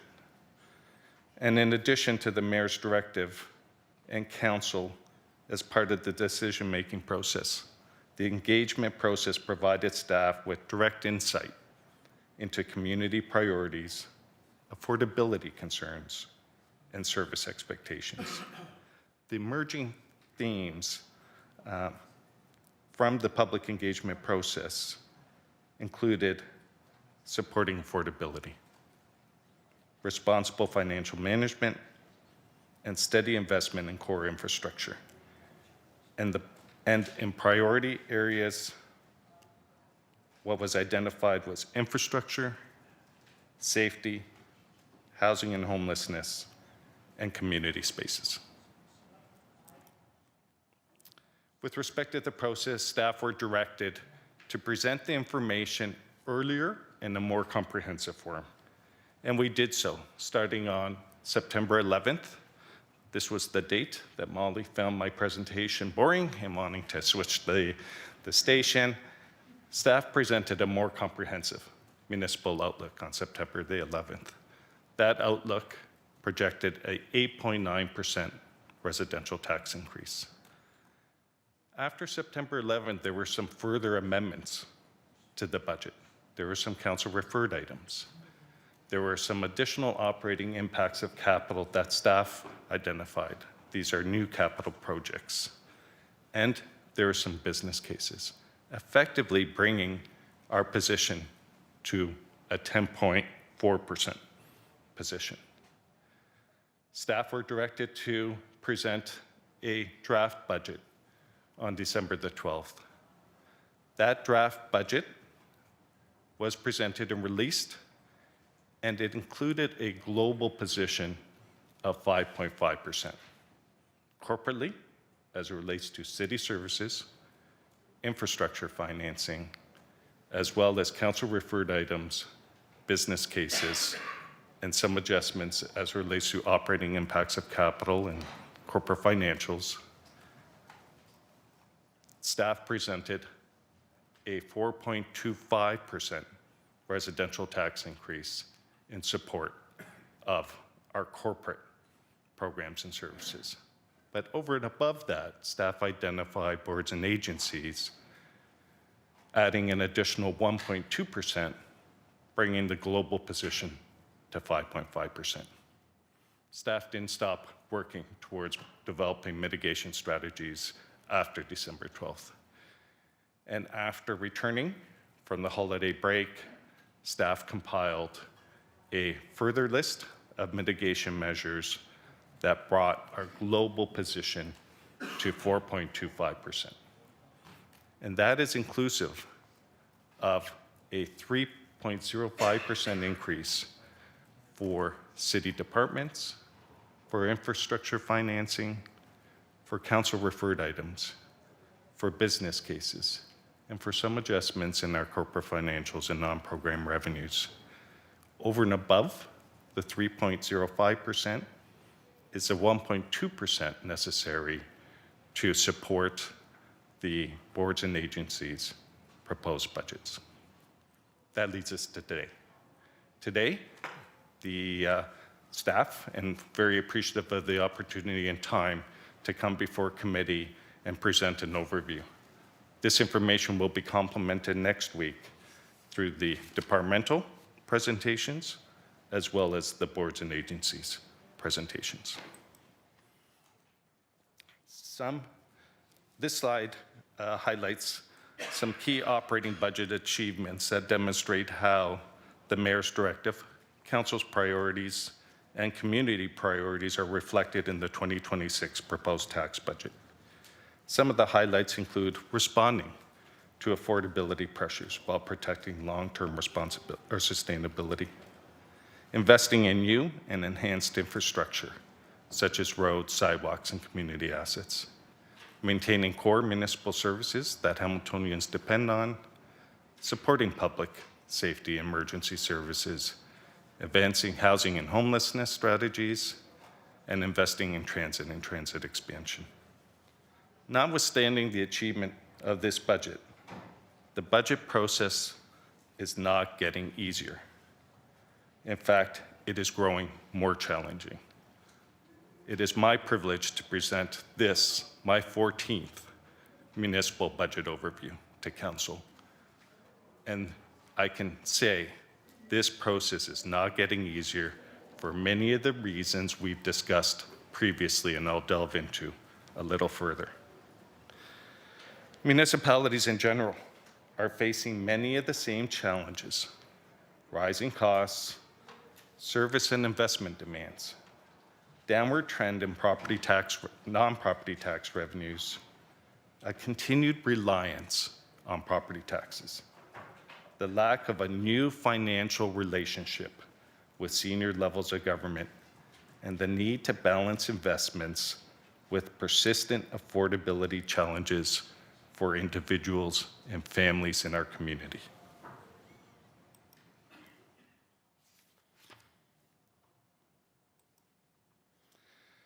Achieving affordability, particularly as it relates to property taxes, is made more challenging by the city's limited ability to fully fund or fully control the budgets for all municipal services.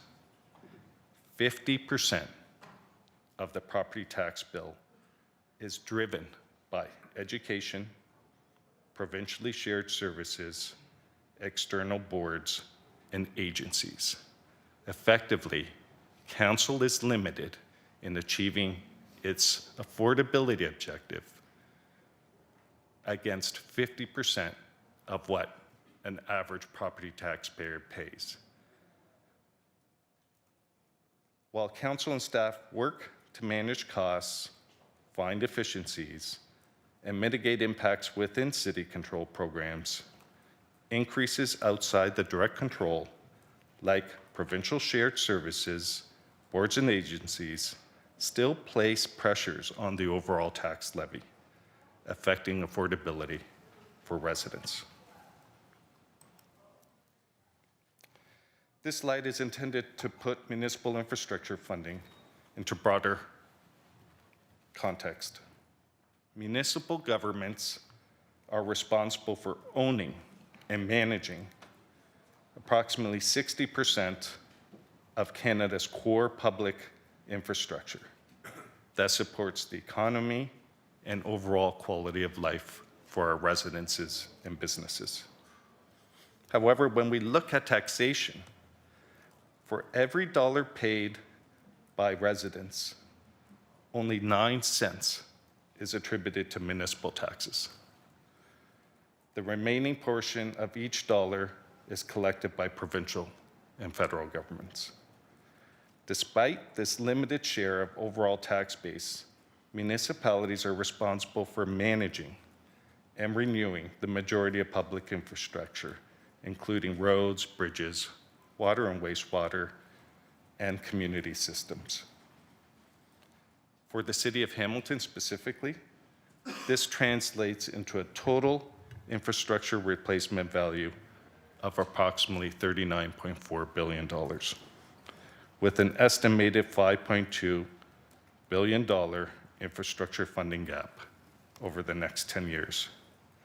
This imbalance between tools, revenue tools, and infrastructure responsibility continues to be a key pressure within the municipal budget and reinforces the importance of long-term financial planning and advocacy, and quite frankly, the need for a new financial deal. In light of the uncertainty of the marketplace and in consumer confidence, in part as a result of the geopolitical factors that committee heard and discussed about today, including trade and tariffs, municipalities are doing their part in fueling the economy. This budget includes $626 million in infrastructure investments.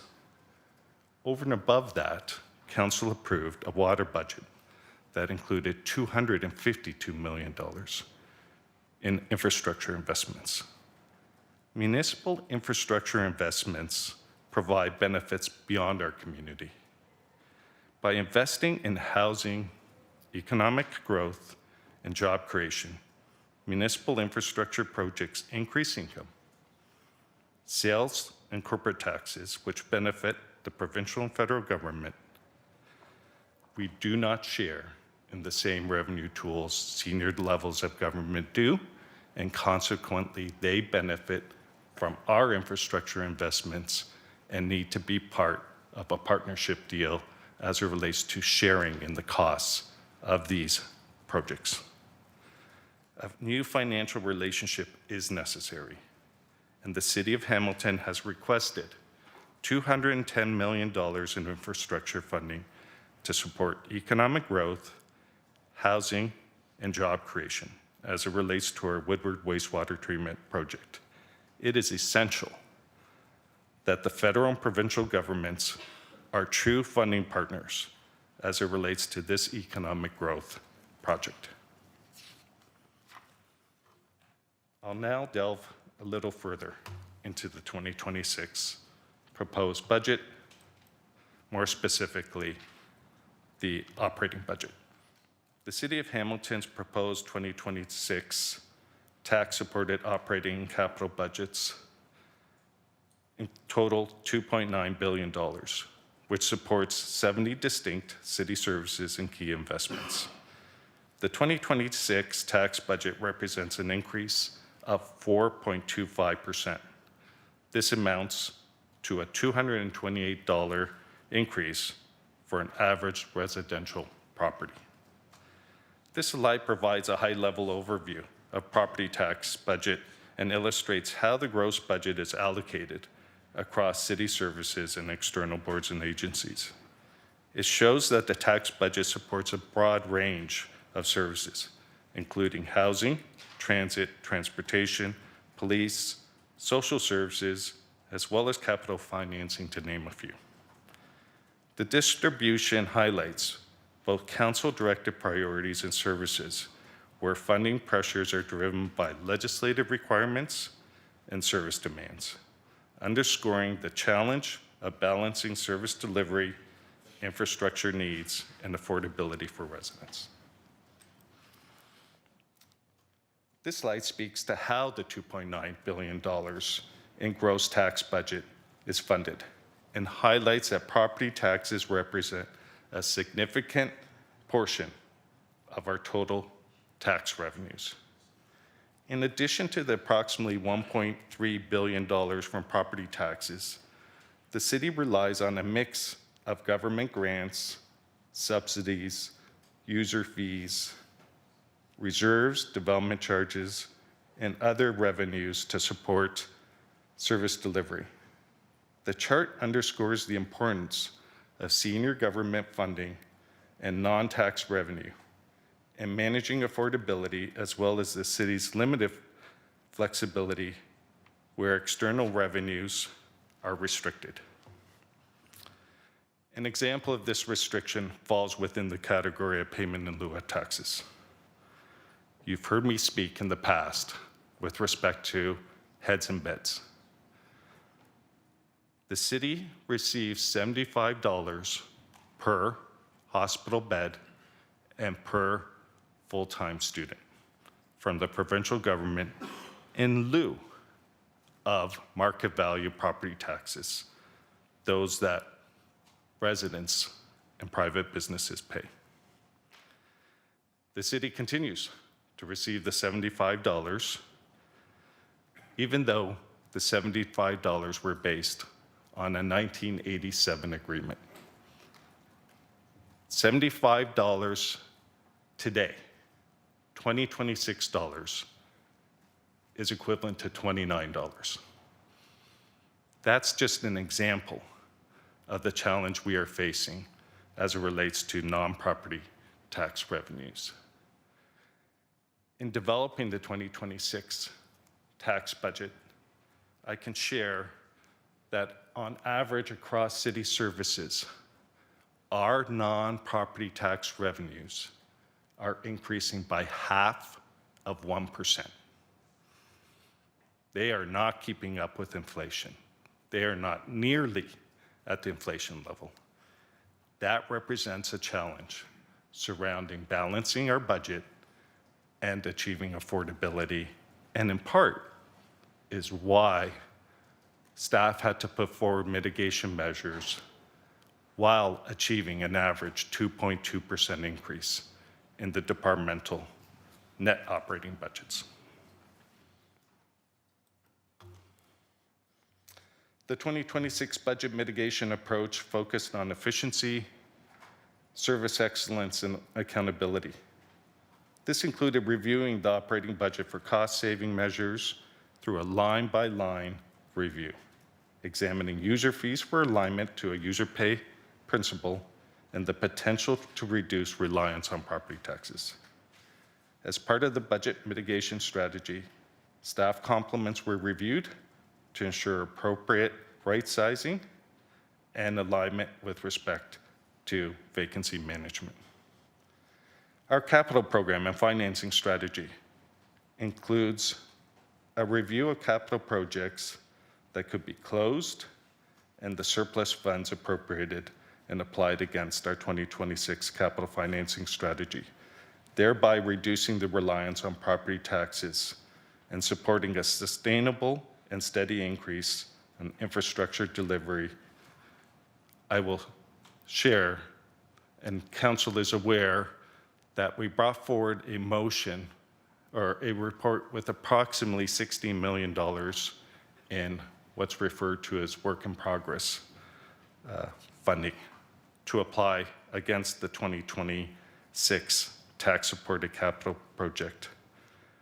In part, through that effort and initiative in identifying additional WIP savings and applying as per direction from Council just short of $6 million from our 2025 forecasted tax surplus, we were able to reduce the capital financing impact on residences from a forecasted 3.37% in September down to 0.97%, less than 1%. And it is through those financial adjustments or offsets that in part we are able to ensure steady increase in infrastructure funding while at the same time supporting the objective as it relates to affordability. We also calibrated our capital budget. We calibrated it to what we are witnessing with respect to our development market, as well as looking at staff's ability to deliver those projects in the 2026 period. As well, we examined our financial strategies, use of reserves. In September, we presented a more aggressive reserve strategy, weaning ourselves off of reserves and replacing those funds with sustainable funding on a go-forward basis. The budget that is presented today, while reducing reliance on reserves as a part of the reserve strategy, takes a more managed approach and extends that reserve strategy out one further year and identifies an additional $13 million in reserves relative to our September outlook. Additional expanded revenues, you'll hear through the presentation the opportunity, as reflected in the proposed budget, of applying the municipal accommodation tax in support of the Hamilton Art Gallery and that particular council referred item. And I'll speak to that further into the presentation and to the report. And finally, business cases and council referred items were reviewed for the opportunity to amend the financing plan, reducing the reliance on the levy with alternative funding sources, potentially deferring the investment or phasing in the investment.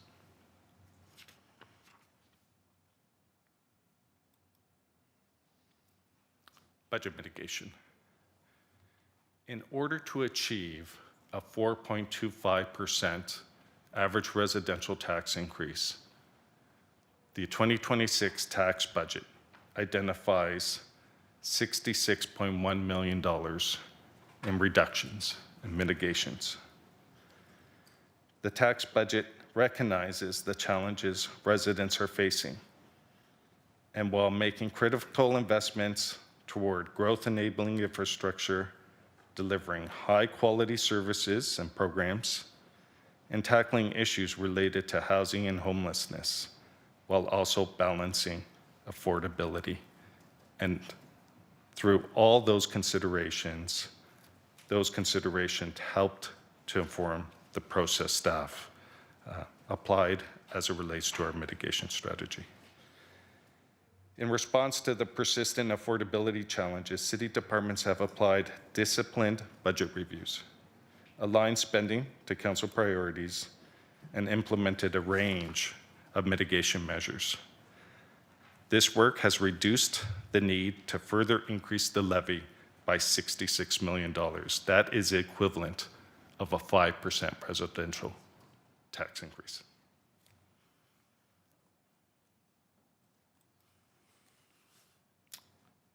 The 2026 proposed tax budget recognizes, again, the challenges residents are facing. And while making critical investments in infrastructure growth, as well as delivering high-quality services and programs, city departments are presented a proposed increase in investments of 2.2%. Important to note, the 2.2% includes business cases and council referred items. In order to achieve a 2.2% increase in city departments with a 0.05% increase in non-property tax revenues related to city services, city departments were limited to a 1.3% average year-over-year increase in their gross operating expenditures. In addition to the city department's increase, are changes as it relates to corporate financials and non-program revenues, a decrease of 38%. What this captures in part is the reserve strategy, the reliance of an additional $13 million relative to our September outlook. And while our utilization of reserves are decreasing, we identified that the strategy was too aggressive given our affordability challenges.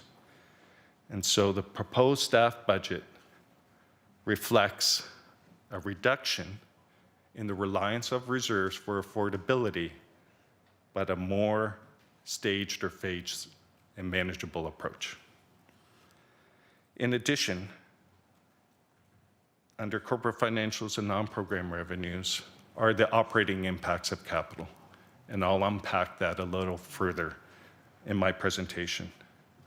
Another factor impacting corporate financials and non-program revenues are declining POA revenues. These are Provincial Offences Act revenues. The provincial government made changes as it relates to automated speed enforcement, and that resulted in a reduction of approximately $1.5 million in automated speed enforcement revenues. As a result of some improvements we're making as it relates to our transportation network, we're forecasting out a reduction in red light camera revenues. And that while that may sound counterintuitive, the changes in the transportation network will in fact slow down some traffic flow and make our streets safer. And that will have the impact of reducing some, approximately $1 million forecasted in our red light camera revenues. We're seeing declining POA charges in 2025 relative to historic averages. Our POA revenues are declining on average by about 35% in 2025 relative to the previous four-year average. Now, offsetting the administrative speed enforcement is the provincial one-time funding for Road Safety Initiative Fund. The provincial government committed $210 million to municipalities when they made their legislative change with respect to automated speed enforcement. The City of Hamilton's interim allocation is $1.9 million, just short of $2 million. One-time funding for the 29-month period, November 2025 to March 2028. Staff will bring a future report detailing the funding and opportunities for investment. Under the program, investment opportunities are prescribed. They are prescribed as it relates to enforcement activity, as well as infrastructure investments as it relates to the opportunity to make our streets safer. The other limitation is these funds can only be invested in school zones and community safety areas. They cannot be invested broadly across the municipality with the exception of those two areas or factors. With respect to boards and agencies, you'll see through the budget documents and through the presentation, boards and agencies are increasing by 6.3%. And with respect to capital financing, we heard clearly from council through the mayor's directive, as well as from the community, steady investment in infrastructure. The 2026 proposed budget includes a 6% increase in sustainable annual funding towards infrastructure. And so while we were able to reduce the capital levy from a forecast 3.37% down to a 0.97%, we are still maintaining a component of sustainable funding that will be available not only in 2026, but in future years as it relates to infrastructure and in alignment with our asset management plans.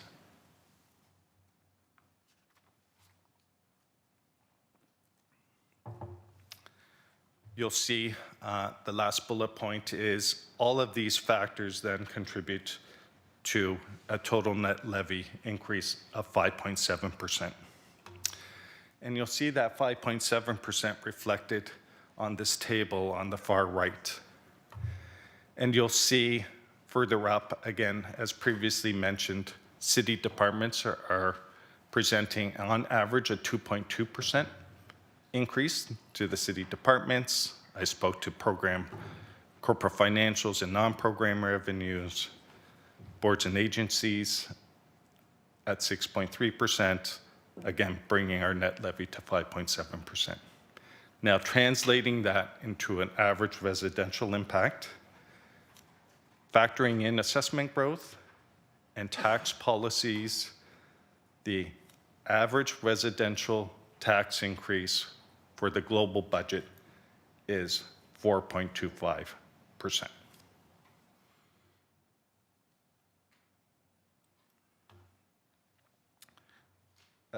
So through the chair, I'm going to pause here and refer to some of the appendices that were disseminated out just as recently as late last night and early this morning. And I'm in the hands of the chair and committee members in terms of how to present this information.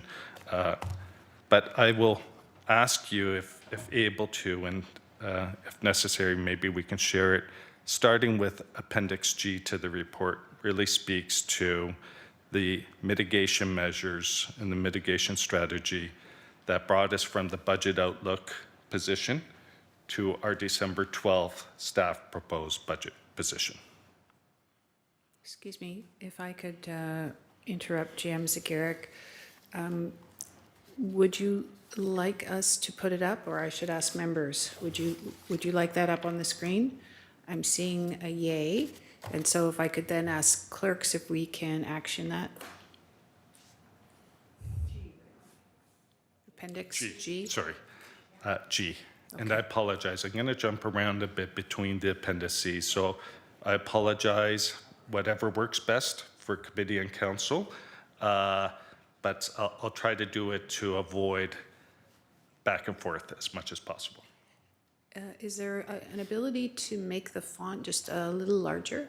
Yeah. Thank you. Yep, thank you. So as previously mentioned, through the presentation of our Outlook report, staff presented a forecast of a 8.9% residential tax increase, and you'll see that in the top right corner. As I mentioned, after the presentation of the Outlook, there were some additional amendments, including some operating impacts of capital, budget realignment with respect to Provincial Offences Act revenues, which I've just spoken to, some additional business cases brought forward by staff, and some amendments to the earlier proposed boards and agency budgets, aligning what we were showing to the deliberations at the various external boards and agencies. That effectively brought our position to 10.4%. Through FCS 25074, staff presented the opportunity of leveraging approximately $15.6 million in WIPs. WIPs are surplus funds relating to closed capital projects. And how staff have applied these funds is towards the 2026 tax capital financing strategy. So we've aligned the original source of funds as capital, and we've applied them to our 2026 capital financing strategy. In part, we've done that in terms of alignment. The other reason we've done that is these values and this overall value could fluctuate year over year. And by applying it to the capital program allows for adjustments in investments to better reflect future year surpluses, versus if it was applied to the operating budget, we would need to have that same level of surpluses on a go-forward basis. Reserve strategy. I mentioned previously we were forecasting a more aggressive reduction in utilization of reserves. We are still reducing our reliance on reserves, but we are slowing it down in a more managed approach and assuming $11.5 million in our tax stabilization reserve funds and just short of $1.5 million in Hamilton Future Fund B funding. In the deferral of Hamilton Future Fund B reserves. The City of Hamilton has drawn from Hamilton Future Fund in the past as it relates to funding capital projects. There is a requirement to repay that draw from Future Fund. Staff, recognizing the challenges surrounding affordability, have proposed deferring that repayment for 2026. Future Fund A still has a reserve balance of $70 million. In 2024, Future Fund A generated approximately $2.02 million in investment income that went back to the reserve. So again, it's a one-time deferral we are recommending as it relates to repayment to Future Fund A. There is a series of additional revenues that were identified, and I will unpack these after going through this table. There were a series of council referred items and business cases that represented, there were a number of amendments to council referred items and business cases that represented a reduction of approximately $6.4 million. And again, I'll unpack those a little further through the presentation. And then finally, through the line-by-line review, there were a number of initiatives under contractual, the right sizing of budget, and the alignment of budget to actuals that represented reductions of approximately $500,000, $12.3 million, and about $9.4 million. And now, if I can ask Angela, just before I leave this slide.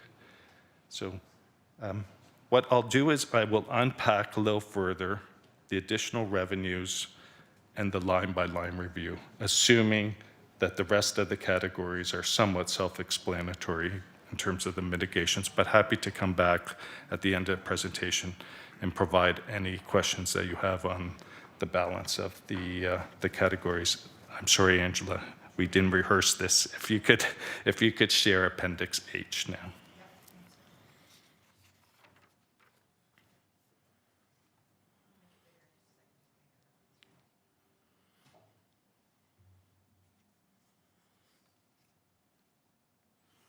And now, if you can scroll to page 3 of 16, Angela, and if I can ask if you wouldn't mind, if we can just work together in terms of scrolling down the table.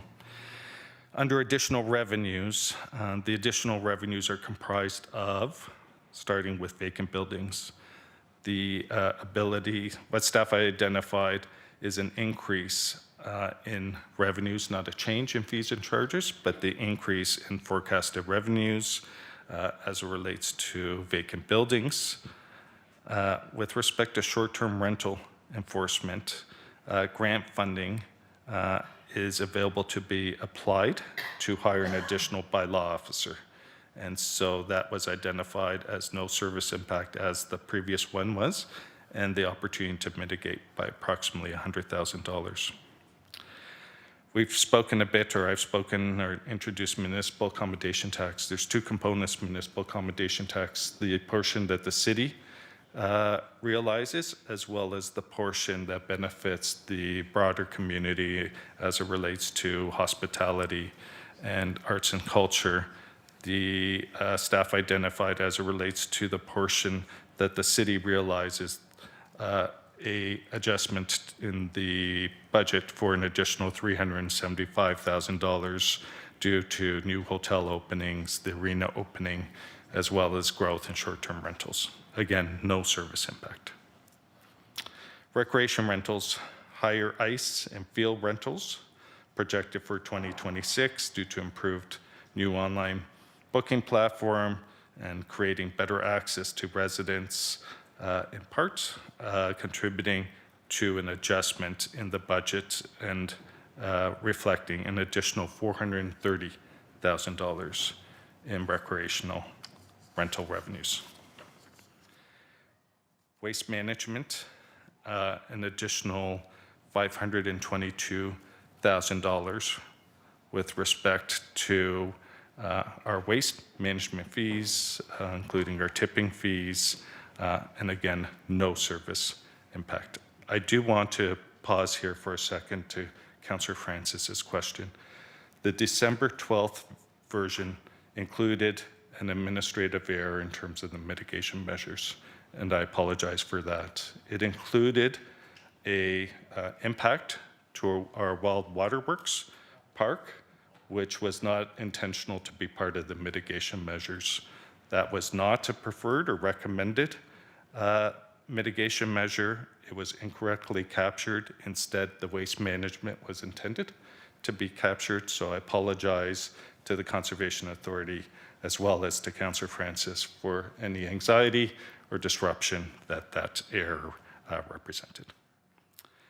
With respect to new provincial subsidy, with respect to childcare, is recognizing the level of funding that the city is realizing, the opportunity to adjust the local contribution by approximately $13,000. That's one part of the adjustment. You'll see later a second part to the adjustment post December 12th. Moving on to line-by-line review to further break down the line-by-line review. And again, all these numbers will reconcile to Appendix G, if I recall correctly, which is taking us from Outlook to December 12th. Under line-by-line item review, opportunities to review some of our IT system contracts for efficiencies. And that represents a savings of about $222,000, no service impact. With respect to customer service, lease services, and software contracts and consolidation, a further adjustment of approximately $177,000. Again, no service impact. Again, continuing on with IT system and licensing efficiencies, a further $100,000 adjustment with no service impact. And finally, a adjustment to some professional services and contract budgeted fees of approximately $20,000. That is the breakdown of the contractual value that is in Appendix G of the report. Let me unpack right sizing now. With respect to right sizing, again, under early years system support program, recognizing the level of provincial grant funding, the opportunity to reduce the local contribution, municipal contribution, by approximately $174,000. With respect to Hamilton Fire, the opportunity to defer a contribution to reserve for vehicle replacement. This would be a one-time deferral. It would not impact the service, nor impact the quality of the vehicles. And again, that would represent an adjustment of $1.52 million. Administrative support for tenants. Again, the opportunity to bring in-house a service that's supported externally, and that would represent a mitigation savings of $80,000. No impact to the recipients. The recipients would continue to receive the service, only it would be delivered in-house. Public Works, fleet vehicle reserve contribution, similar to the fire. Public Works had reflected a increase in the reserve contribution towards towards the fleet reserve. And while this is an adjustment of $1.56 million, the contribution is still increasing, but it's increasing at a lower value or level.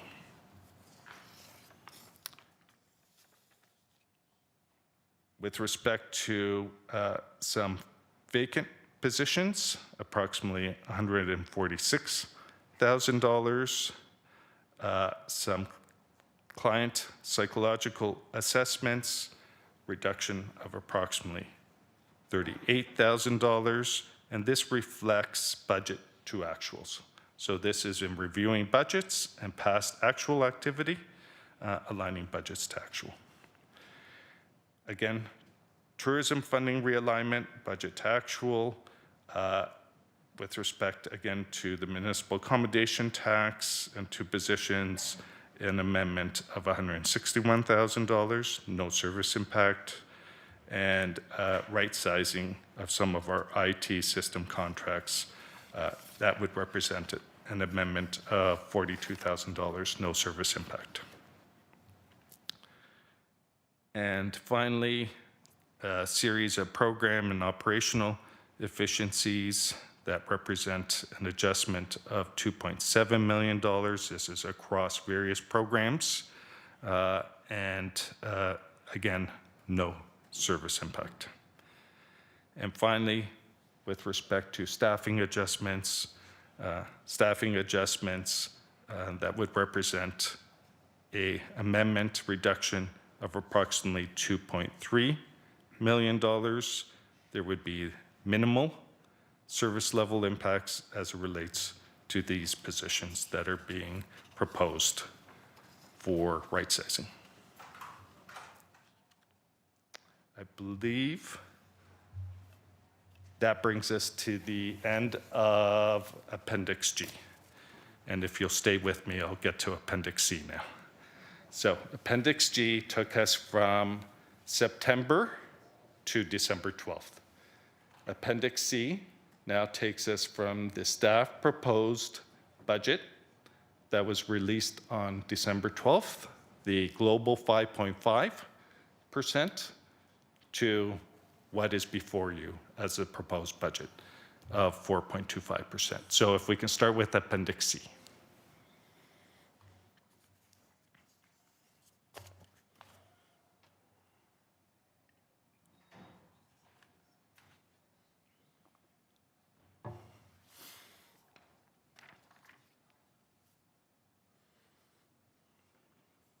So through the chair, this is formatted in a similar way as Appendix G. Hopefully it'll be somewhat familiar. With respect to the water budget, there are some financial transfers between the water budget, tax budget, with the deferral of the introduction of the stormwater fee to January 1st, 2027. We needed to reconcile that decision and the financial relationships between the two budgets, and that represents an adjustment of $150,000. With respect to capital financing adjustments, again, WIPS, staff had identified a capital project from 2023.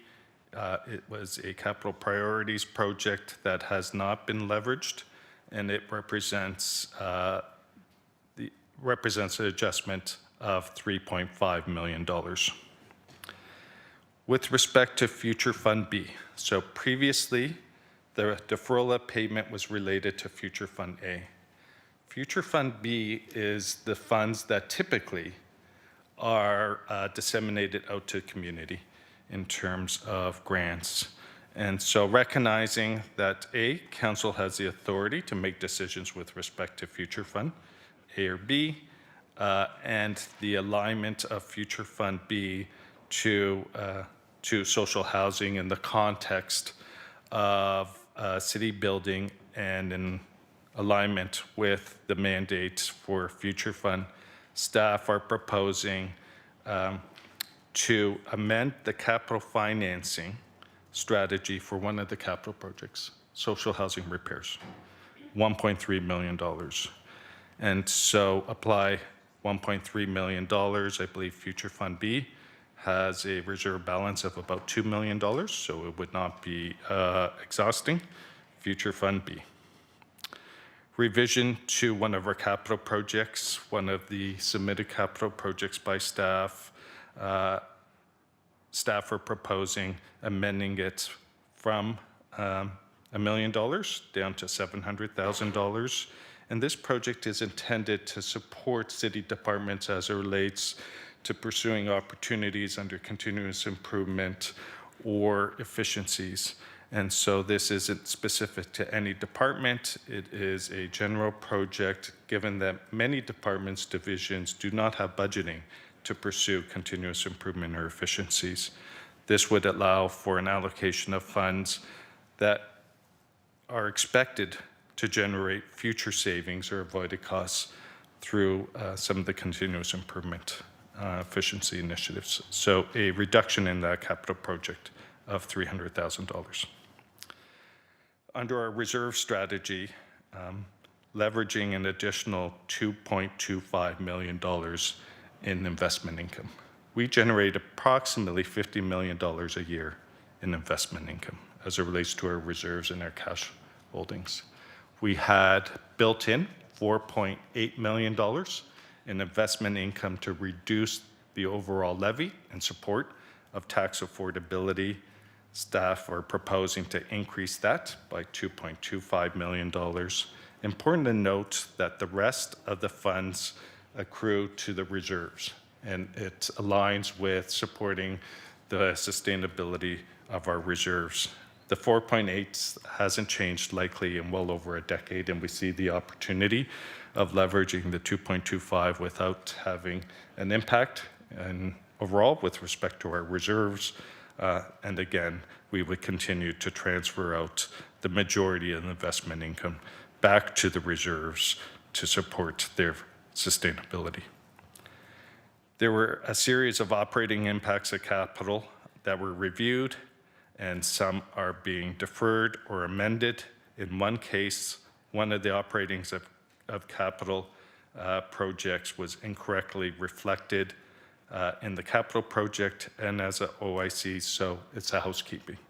But that resulted in an adjustment of $541,000.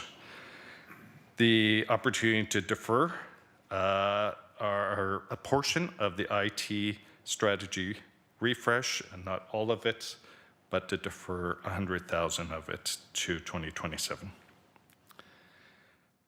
There's a series of additional revenues, and similar to our last exercise, I'll park those and I'll unpack those in reference to Appendix H. There were some adjustments to council referred items and business cases. Staff have put forward business case for some additional resources and corporate security that has been deferred to 2027. With respect to paramedic services, what previously was reflected was a shared funding for 5 additional paramedics distributed between reserves and levy. Rather than deferring this project, in an effort to try to realize the 50% provincial funding in 2027, staff are recommending that the full amount be funded from reserves so that we can realize the 50 cent dollars in 2027 rather than deferring to 2027.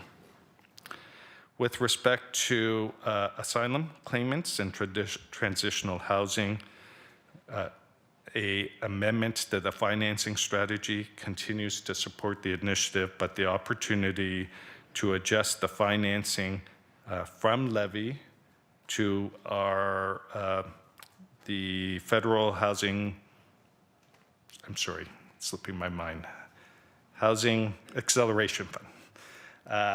So that represents an adjustment of approximately $956,000. And with respect to the Art Gallery of Hamilton, while it reflects a reduction in levy of $663,000, I'm going to unpack this a little further. The December staff proposed budget, there were 2 pieces to the Art Gallery of Hamilton request. Approximately $750,000 in ongoing sustainable funding for the Art Gallery, and approximately $800,000 in funding as it relates to utility costs relating to the Art Gallery. And in the December 12th version, staff have proposed, given some of the challenges we were facing surrounding affordability, and the target is a total of approximately $1.3 million instead of the $1.5 million requested. What is identified in the proposed budget is to leverage the municipal accommodation tax as a one-time for 2026 as part of the financing strategy. This will enable the city to provide the full $1.5 million to the art gallery, while at the same time reducing our reliance on the levy in 2026 of about $663,000. Some adjustments under boards and agencies to reflect the mayor's directive, and finally line by line review, which I'll unpack again if I can ask clerks if they can share Appendix H. Thanks, Angela.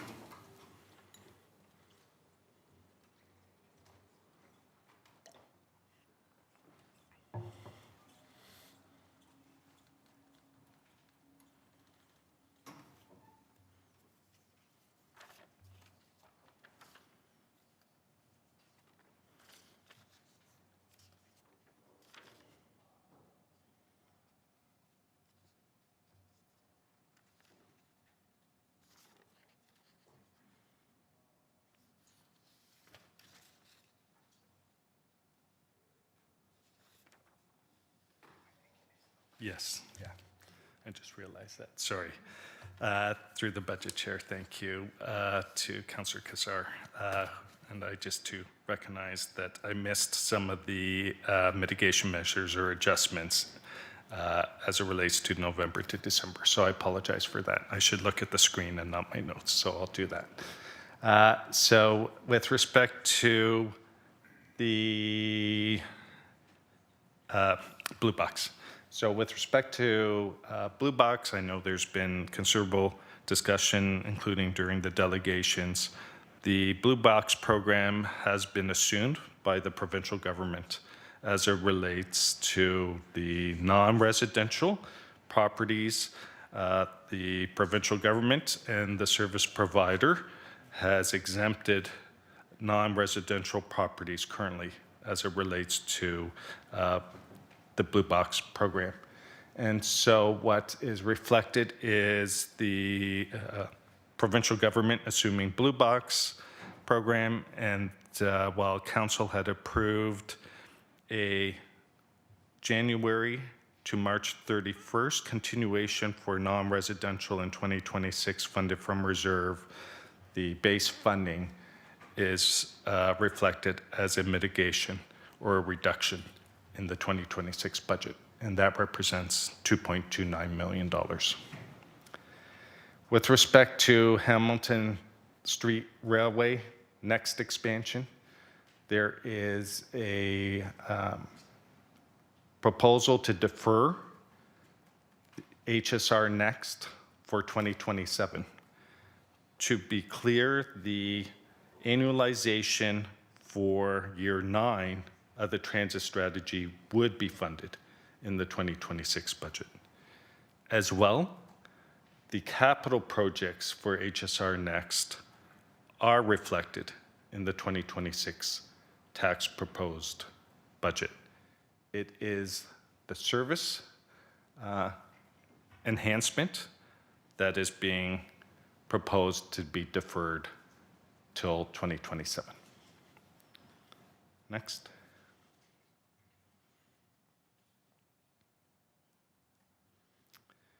With respect to decommissioning of the ice plant at Stony Creek Arena, it is being proposed as an amendment representing a reduction of $161,000. The facility closure is part of the recreation master plan. And again, what's identified is existing ice can be accommodated at the Saltfleet Arena. With respect to Caledon Community Initiative funding adjustment, approximately a $570,000 adjustment. This relates to the elimination of a forgivable loan. Funding is no longer required or provided, or sorry, required in part, again, as we reconcile funding under the Housing Accelerator Fund, the opportunity to adjust that by $570,000.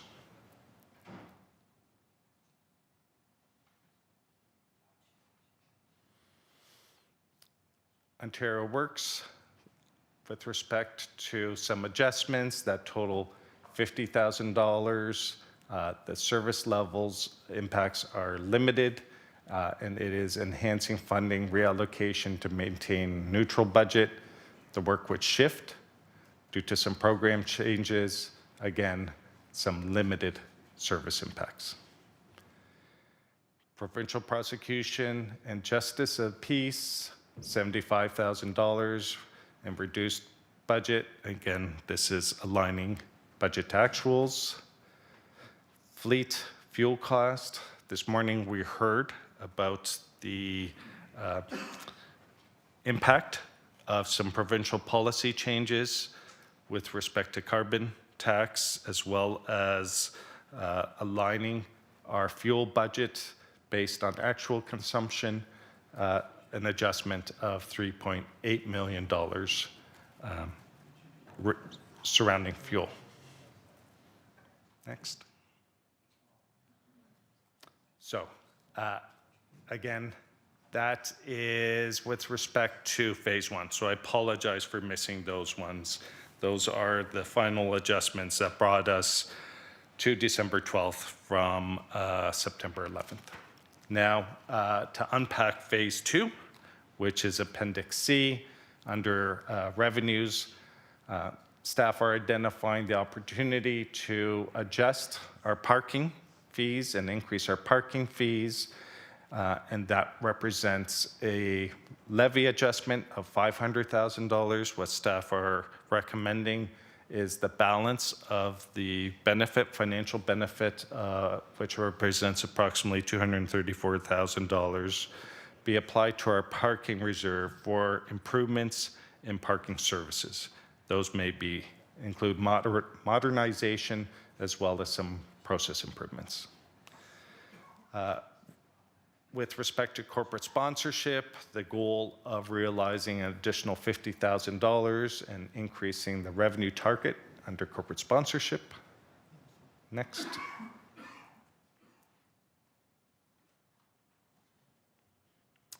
With respect to environmental services program, events, adjusting some of our fees, including commemorative benches, commemorative trees, floral shows, some adjustments that in total represent an amendment of $32,000 with no service impact.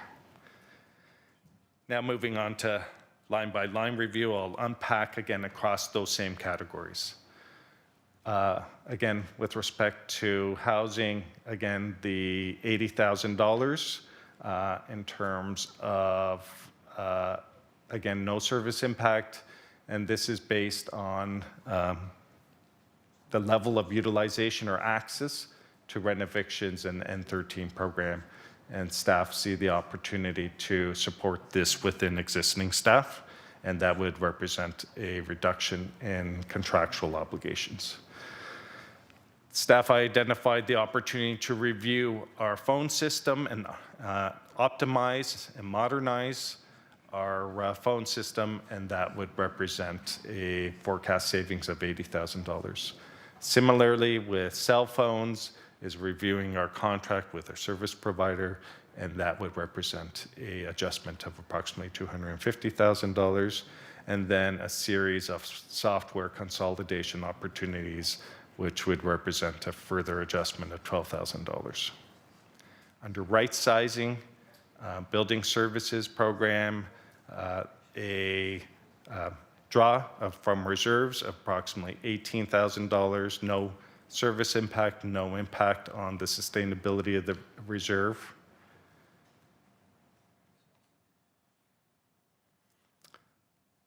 Series of staffing adjustments that would represent approximately $946,000, and again, with minimal impact to service levels.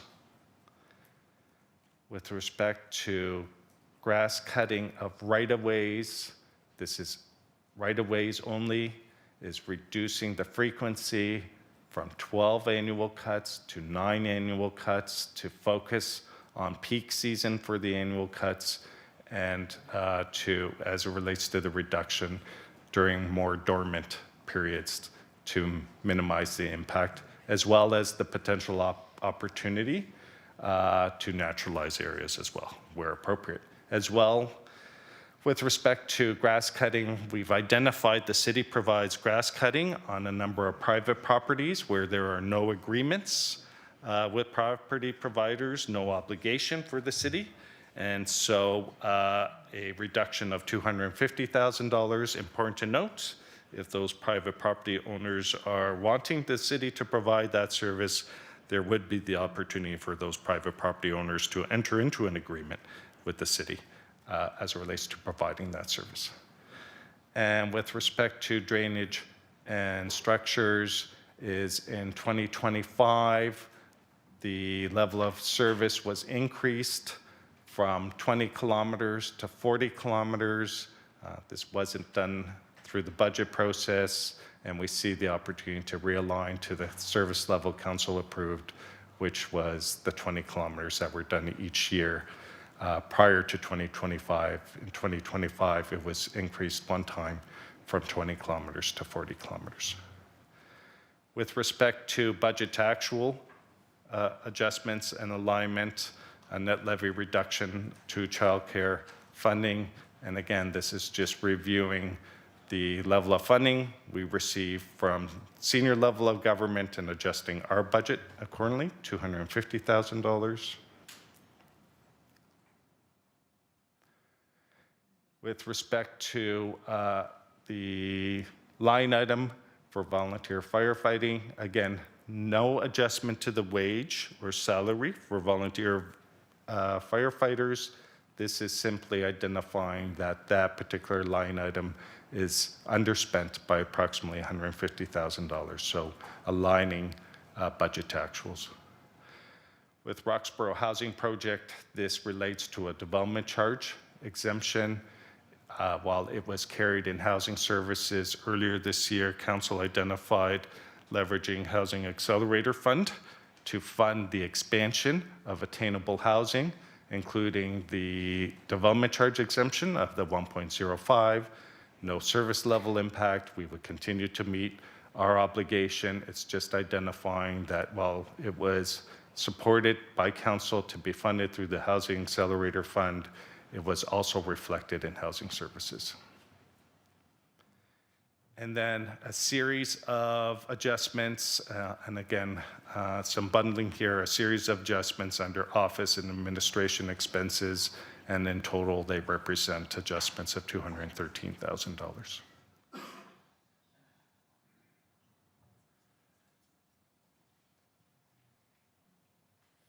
And through the chair, I think that brings me to my effort, or my try at trying to reconcile those two components of the mitigation strategies of both C and G. And so more specifically, the revenue side as well as the line-by-line component as well. So through the chair, I'll just continue on.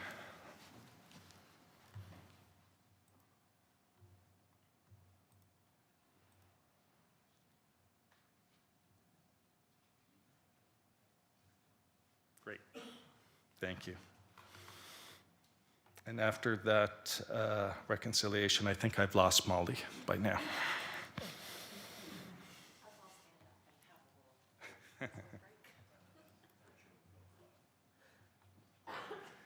So with respect to operating impacts of capital, the 2026 proposed tax budget includes a total of $16.2 million in operating impacts of capital. And the slide highlights these operating impacts of new capital projects. These include not only employee-related costs, as well as other related costs. It could include energy costs, it could include materials and supplies. It's broken down as it relates to those services.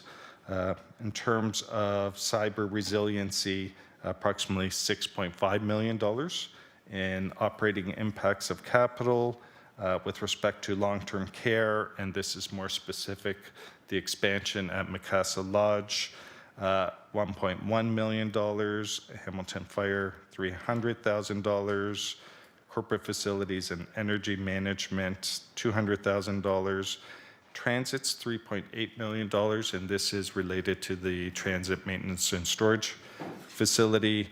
Transportation, this is a series of projects. You'll see it in the budget documents, a series of transportation-related projects of representing $1.9 million, and modernization. There are a series of modernization projects that are underway, and as they are executed, it represents approximately $2.2 million. So again, in total, $16.2 million.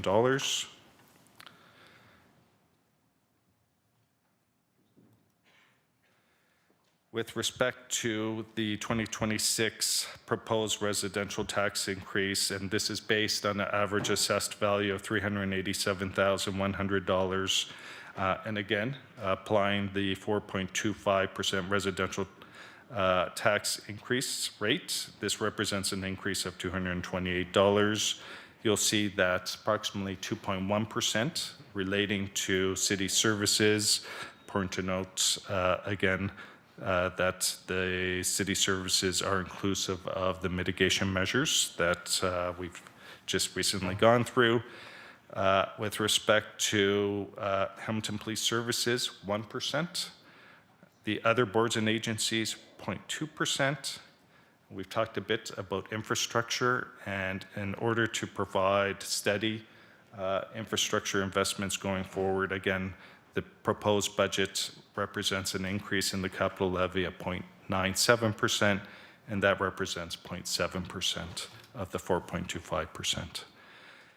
With respect to our reserve strategy, again, we are proposing reducing our reliance on reserves, and to do so, the need to replace that with sustainable funding.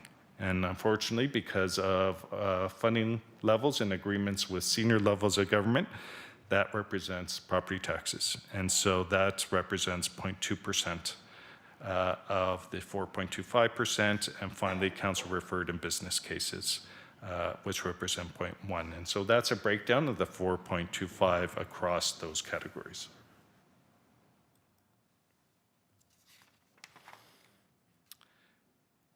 So we introduced the reserve strategy, and I've spoken to the changes between our September outlook relative to the proposed budget. In September, we were proposing a more aggressive reduction on reserves in 2026, and now we're proposing a more managed approach to reserves. You'll see in 2024 our reliance on reserves, and it represents in total about $157 million. This was not a unique situation to the City of Hamilton. Coming out of the pandemic, municipalities were faced in part with increased infrastructure costs. Council may recall the two examples often cited as Macassa Lodge and the maintenance and storage facility. While the provincial government, federal governments were funding partners, post-pandemic, they did not adjust their share of their funding to reflect the impact post-pandemic on capital projects. And so in part, that is reflected in the $41 million as it relates to extraordinary inflationary adjustments. As well, what's reflected there is coming out of the pandemic, again, not unique to municipalities, the impact in terms of retaining talent and with respect to increases in collective agreements. And we needed to bridge those costs as it relates to our financing strategy. With respect to housing sustainability investment roadmap, $72 million, City Council committed to Hamilton is Home strategy, and the ask was $30 million in commitment. City Council approved that commitment through the application of reserves in 2024. As the federal government were stepping back from providing operating funding to housing providers, often referred to as benchmarking, the City of Hamilton filled that gap in part through the reserve strategy. And then with respect to our shelter systems and the need to make investments in our shelter system, and again, that was in part funded through our reserve strategy. So with intention, we applied our reserve strategy to bridge the challenges we were facing coming out of that pandemic in 2024 until we were able to offset the one-time funding, reserve funding with sustainable funding. And you'll see in 2025, we were able to do that in part through the 2025 approved budget. And in 2026, while earlier we were reflecting a reliance of reserves of approximately $13 million less than what's reflected here, given our affordability challenge, we see the need to phase that in, not in 2026, to spread it out in 2026 and 2027.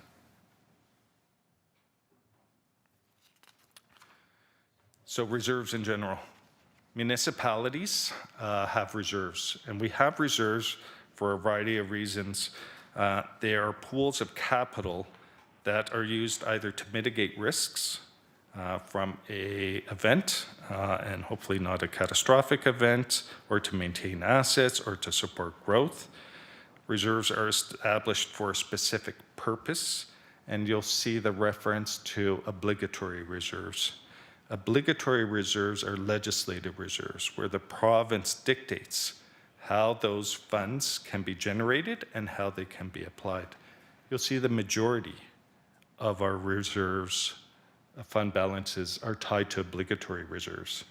These are our gas tax revenue funding reserves, our building permit fee revolving fund, our parkland dedication reserve, our community benefits reserve, as well as development charges reserve.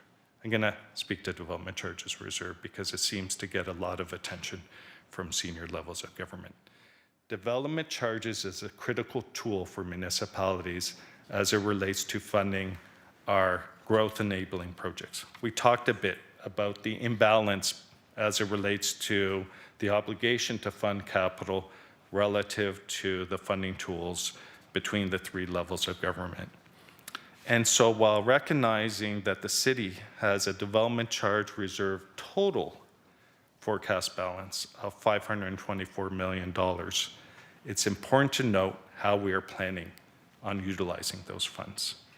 In the next 10 years, we are projected to draw on our development charge reserves, just on the tax-supported side, $732 million. And then with our water-supported side, approximately $192 million. And so municipalities have a plan in terms of how to use development charge reserves in keeping with legislation. Important to note that yes, these reserves are significant in value, but they're there for a purpose.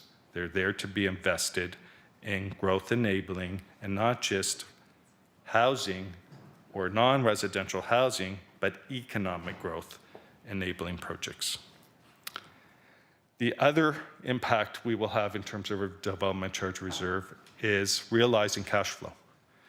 When the provincial government changed legislation that development charges are now due at occupancy rather than building permit, that's going to slow down when we realize our development charge reserve. That's going to have a negative impact on our development charge reserve balances. And so we will have to manage that along with our forecasted level of investment and growth enabling. I'll also highlight, and we did so through the water budget, we are going to need to revisit our capital programs as it relates to supporting growth. As the provincial government keeps walking back their growth projections, and as we look at population and immigration projections, there needs to be a right sizing of the forecast relative to what is actually occurring, not only provincially, but in our community. We started that in our 2026 water budget and our 2026 tax budget, deferring some growth enabling projects to align with the pace of development. That work is critical going into 2027. And I'll repeat myself, earlier this morning, the $210 million funding application we have put forward for our wastewater treatment plant. It is critical that we realize partnership funding from our federal government as well as the provincial government. So with respect to discretionary reserves, again, council has greater authority over. These reserves in parts are to fund equipment. We've talked a little bit today about deferring some investments towards fleet and fire. These reserves are critical towards the replacement of assets when they arrive at end of life, and it's part of our financing strategy. And those are included into our discretionary reserves. We've also talked a bit about Hamilton Future Fund. And so again, staff are reflecting in the proposed budget, a deferral of the repayment as well as a draw on Future Fund B. And then again, as mentioned previously, Future Fund has a forecasted reserve of about $70 million for 2026. And we'll continue to realize investment income off of that balance in 2026. Council referred items. I've already spoken to the art gallery, so reconciling the proposed budget relative to the December 12th budget. The proposed budget fulfills the ask of approximately $1.5 million relative to the staff draft budget, which represented a commitment of about $1.3 million. At the same time, it reduces the reliance on the levy through the application of the municipal accommodation tax. With respect to bike share, there's a council referred item, and that represents an investment of approximately $260,000. And I previously mentioned the asylum claimants housing referral. This, in part, has been funded from the senior federal government, I believe 80% in 2026, declining to 75% in 2027. 25% is required to be locally funded. Staff have identified the opportunity to leverage alternative funding rather than levy funding through the Housing Accelerator Fund, able to meet our obligation in terms of the 25% while reducing the levy impact. With respect to some of the business cases, a additional resource within Public Works of 1 FTE and representing approximately $160,000. With respect to cemetery annual crew, 2 FTEs, no financial impact. This is an opportunity to provide all individuals of different cultures and religious backgrounds the opportunity to access city cemeteries. So with respect to some cultures and religious groups that have requirements of time of day, this would provide for evening opportunity for interment. And so this provides a equity benefit to our community. It would be offset through the fees and charges. So the opportunity to accommodate all and not have it levy impact as a result of the fees and charges. A project manager as it relates to bridges that staff are proposing be funded from our capital project. And I mentioned previously amending the financing strategy for paramedic staffing and to fund it from reserves in order to realize the 50-cent dollars from the province in 2027. So rather than deferring, proceeding with it, fund it from reserves and leverage that provincial funding.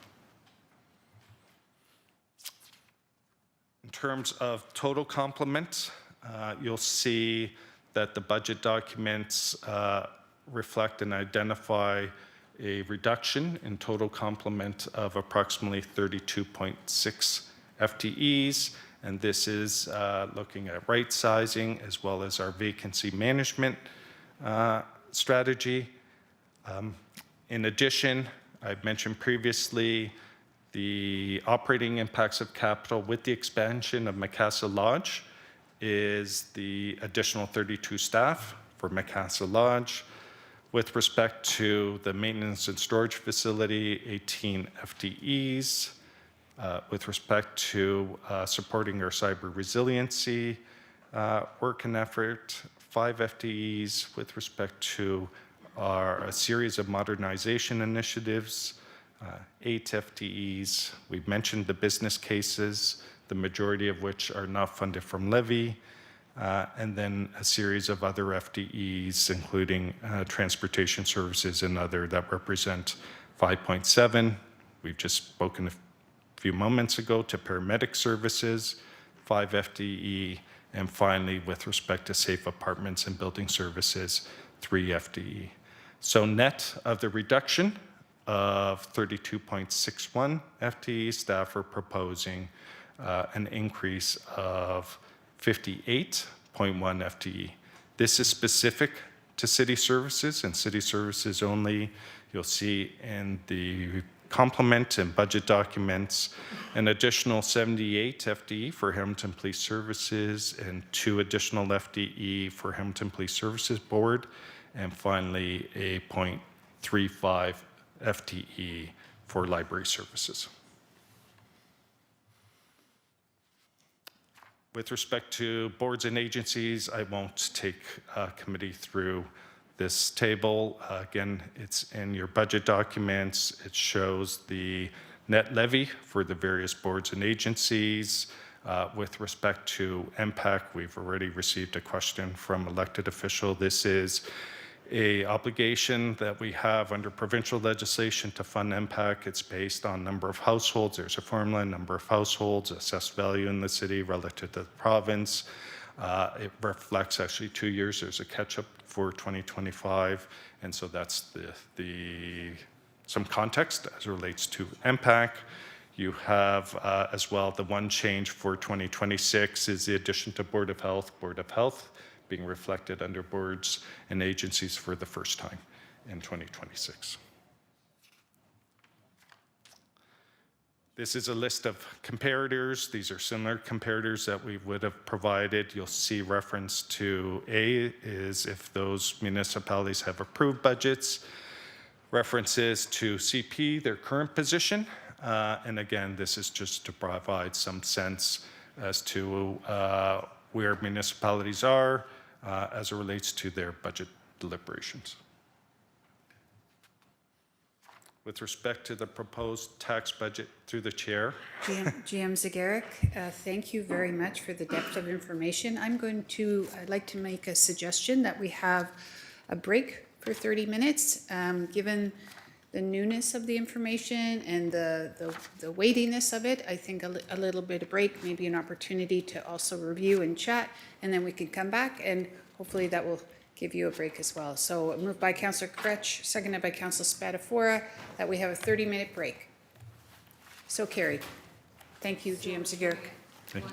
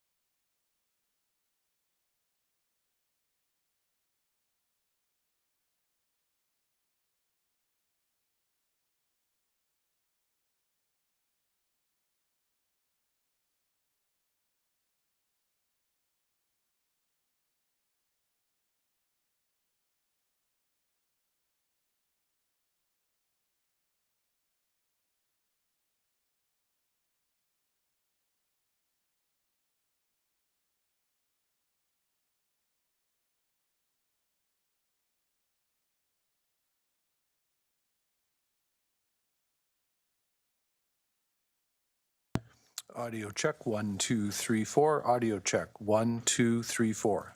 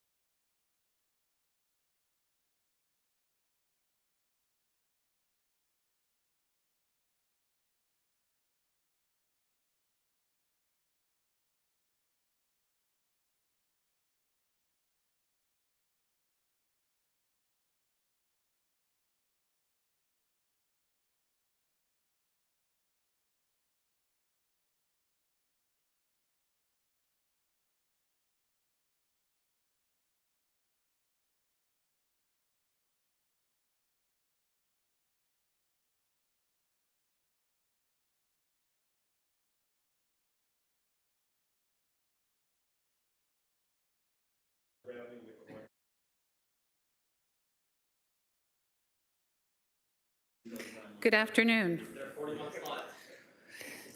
Just had a small break.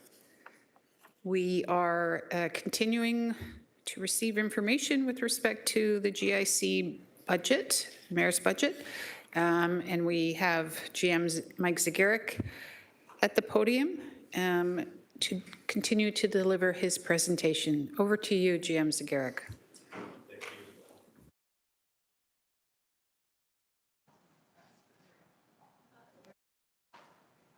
Great, thank you. So transitioning now to our 2026 capital financing objective. This slide outlines the key objectives guiding the 2026 capital financing plan and how capital funding decisions are being prioritized. The plan focuses on reinvestment in existing assets in accordance with council-approved asset management plan so that the critical infrastructure is maintained in a sustainable manner. It also supports growth and development and addresses funding gaps created by statutory and discretionary development charge exemptions, including the efforts to further support the local marketplace and labor force through additional development charge discounts. And finally, it advances strategic initiatives. Taken together, these objectives reflect a balanced approach to maintaining infrastructure, supporting growth, and managing inflationary pressures while being mindful of long-term affordability. Equity-based budgeting, this is evolving and ongoing work aimed at ensuring fair resource allocation and better outcomes for all residents, focusing on affordability, essential services, community well-being, while considering systemic inequalities and impacts on diverse groups. We heard earlier this week through delegations in regards to the partnership between YWCA Hamilton and the City of Hamilton in developing a local Made in Hamilton equity-based budgeting framework, which will be applied to the 2026 budgeting cycle. A community of practice will be established with city staff to apply equity-based budgeting principles. These are examples of work already underway, such as the recent gender-based safety audit, recreation master plan, and finally, our asset master plan. Equity-based budgeting will provide opportunities for additional resident engagement, including those from equity-deserving communities. Finally, this will be a collaborative initiative with cross-collaboration across the organization. This slide highlights major areas of investment within the 2026 proposed tax-supported gross capital budget, totaling approximately $626.7 million. The categories shown here are selected highlights, not a complete breakdown of all capital spending. There are some further examples in subsequent slides of some of our major projects. The largest investment area is roads. Roads, bridges, sidewalks, street lighting, traffic, representing approximately $124.7 million of the $626.7 million, focused on rehabilitation and replacement of transportation network assets, including road and sidewalks, bridge inspection and rehabilitation, and modernization of traffic signals. Transit-related investments total $116 million, including major transit priorities, including work to complete the maintenance and storage facility, and investments in the fleet and supporting infrastructure aligned with the implementation of HSR Next. The slide also includes investments supporting core public safety and service delivery, including police, with respect to $27.1 million in municipal capital contributions, fire, $23.4 million, and paramedic services at $13.3 million. Fleet and vehicles represent an ongoing investment to maintain and replace vehicles and equipment needed to deliver city services. You'll see reference to park improvements at approximately $12.1 million, including investments to support parks, park assets, and priorities align with the Parks Master Plan. And finally, approximately $49.7 million towards a series of projects and strategies to modernize city services and help to build a stronger city.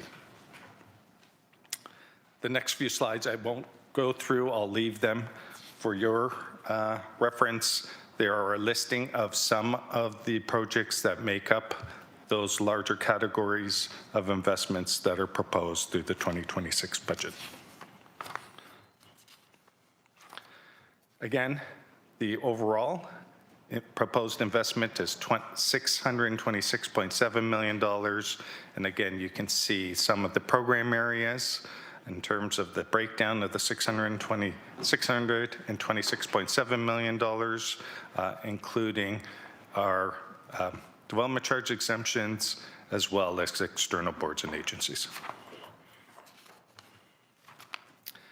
With respect to 2026, you can see that 2026 is generally aligned with the level of gross investment relative to 2025. Important to note that capital investment can fluctuate year over year, depending on the level of investment in growth-enabling projects, the level of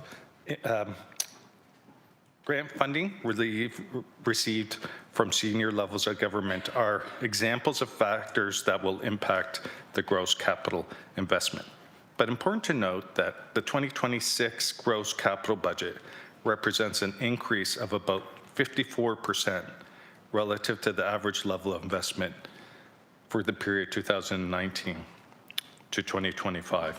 As I mentioned earlier today, City of Hamilton, other municipalities are doing their part as it relates to investment into infrastructure, as well as to fuel economic activity and economic growth, and to support local community. But beyond local community, these investments will extend out more broadly, provincially, and nationally. Through the period 2022 to 2026, past incurred tax increases have provided an increase in sustainable funding for infrastructure of $45.4 million. I'll repeat that. What we heard from the community is a desire for steady investment in infrastructure. Over the period 2022 to 2026, the increases in the capital levy provide for $45.4 million in sustainable infrastructure on an annual basis. You'll see the breakdown of the forecasted capital levy. As I mentioned previously, in the September 11th budget outlook, we were forecasting a capital levy increase for 2026 of 3.37%. What we're presenting is an increase of just short of 1%. And we're able to do so by leveraging approximately $20 million in WIP savings as reflected in the proposed budget, as well as just short of $6 million in the 2025 forecasted tax surplus.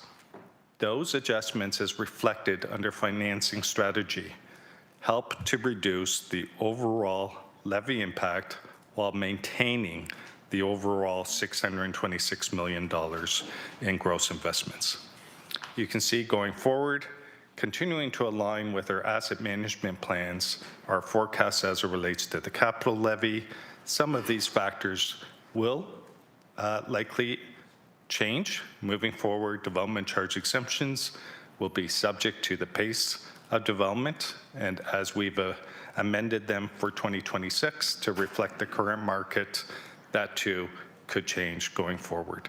With respect to core and non-core programs, subject to the level of financial partnership and the need for a new financial relationship with senior levels of government, future investments may in part be determined by the level of partnership and funding. With respect to our financing strategy for the $626 million, you can see that transfer from operating, so as I mentioned previously, that $45 million is captured under transfer from operating. We have grown sustainable funding through our operating budget to support our infrastructure program, and that's represented at about $139 million. Canada Community Building Fund, previously the federal gas tax funding, represents $39.1 million. Development charges are critical as it relates to growth enabling projects. That represents $81 million. External debt of approximately $147 million. Subsidy and other revenue, approximately $51.9 million. And reserves, other internal, which represents $169 million. The $169 million is broken down. I mentioned previously there are program reserves, such as equipment reserve, fleet replacement reserve. $115 million of the $169 million are program reserves. Mentioned previously the WIP funding. There's a total of approximately $32.5 million in WIP funding and $19 million in other reserves.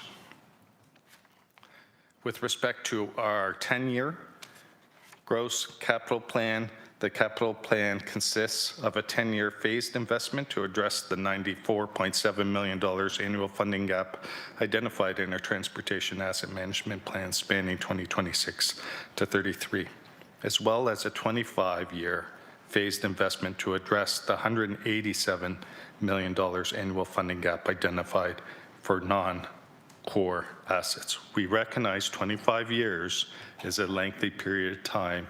The challenge is the required level of investment as it relates to our transportation asset management plans and our non-core assets, as well as some of the other headwinds we're facing with respect to development charges, development charge exemptions, and the lack of meaningful funding partnerships with senior levels of government.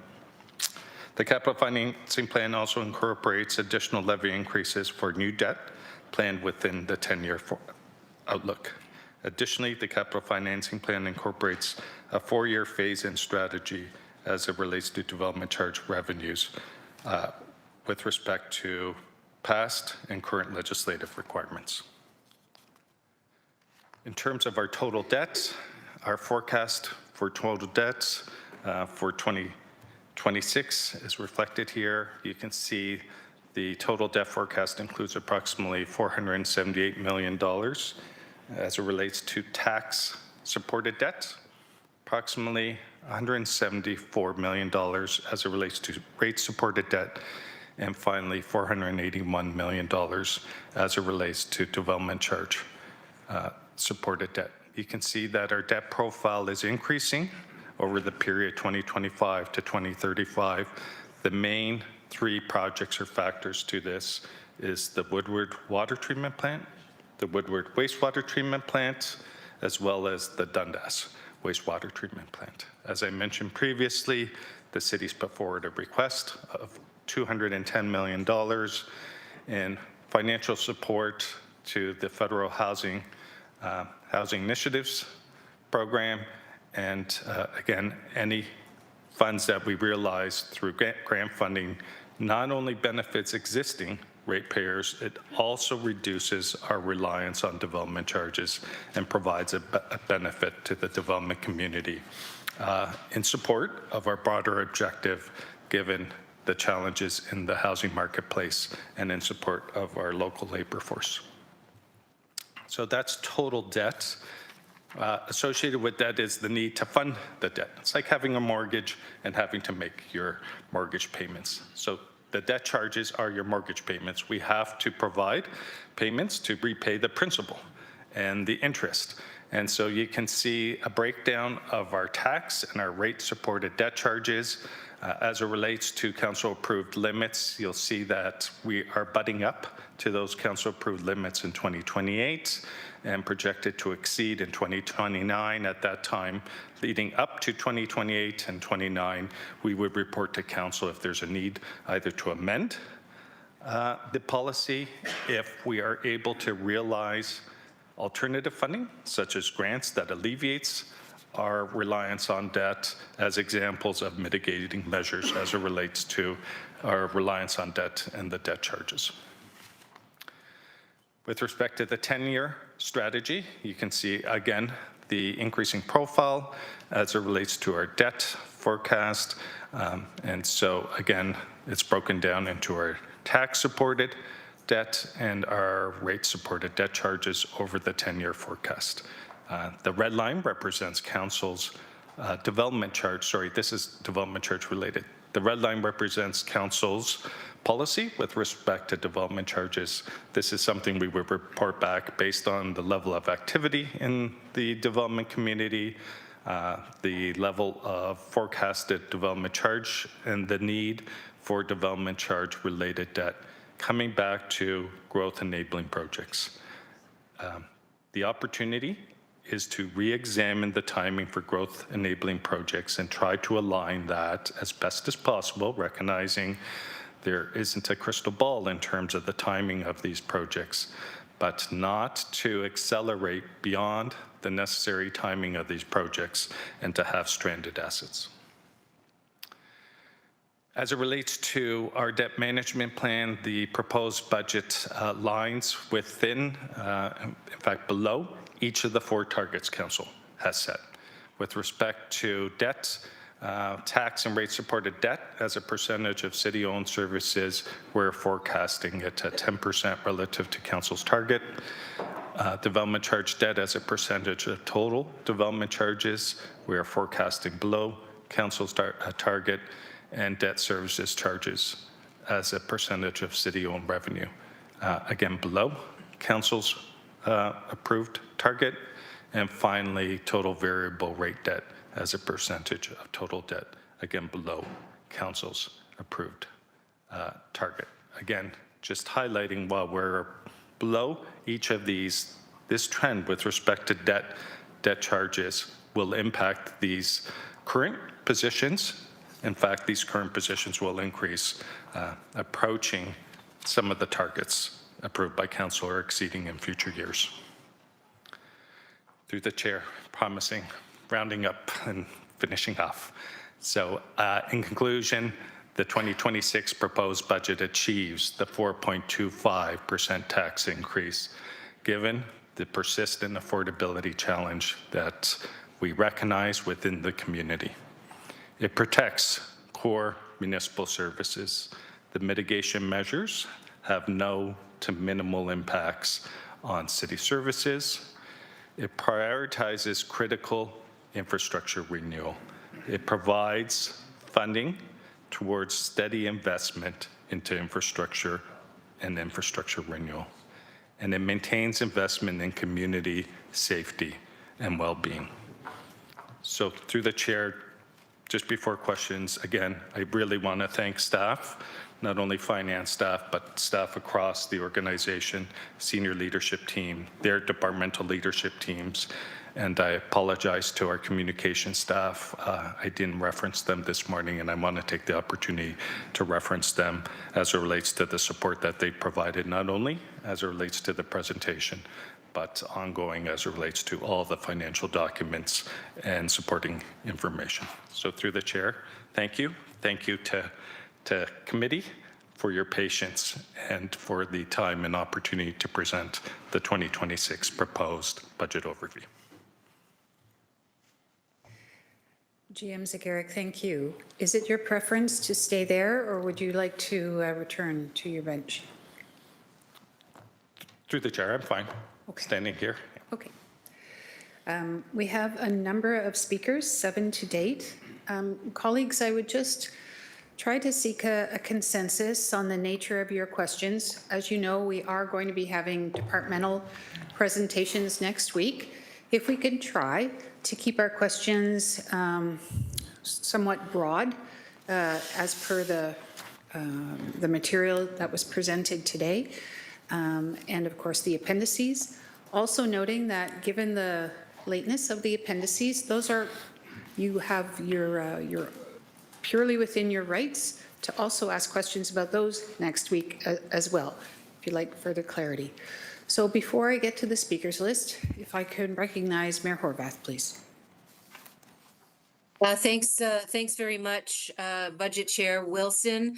And I want to say thank you particularly to GM Zagaric, to his team, to the senior leadership team, to all of the folks in our organization. The City of Hamilton is a big place, and we provide lots of services. We have lots of challenges, but we also have lots of opportunity, and it's the work of the people who deliver those services to the people of Hamilton that makes this city tick. And so I just want to start by saying thank you to everyone on the final budget of this term. I also want to say that I appreciate the work that was done to come to the directive at 4.25%. There will be, I know, vigorous discussion and potentially vigorous amendments that come forward as we move through this process. But I want to acknowledge that exactly the kinds of values that I wanted to see reflected in bringing this budget to a 4.25 is exactly what was delivered by staff. And so I do want to say to staff, thank you again for particularly for addressing issues like ensuring that we were building in the modernization of processes, right sizing in some situations where that was obviously an opportunity, leveraging technology, eliminating some of the redundancies that were found. It is a arduous process, and folks worked really hard on this. As the mayor, I asked them for a target, and they come back with the kinds of recommendations that you see today to get us to the 4.25. And so is it everybody's cup of tea? Absolutely not. But we're all here elected equally, ward by ward, and then of course myself citywide, to represent the interests of the people of the City of Hamilton. I believe that's what I've been doing. I look forward to continuing to do that at the very least up until the next election. I would hope that our conversation remains dignified and respectful because that's what the people of Hamilton deserve. And so yes, it's going to be a challenging discussion, I know, but let's remember that we all got here the same way, and it would be a disservice to the people of this city if it wasn't undertaken in a meaningful and respectful way. We just passed our elect respect motion.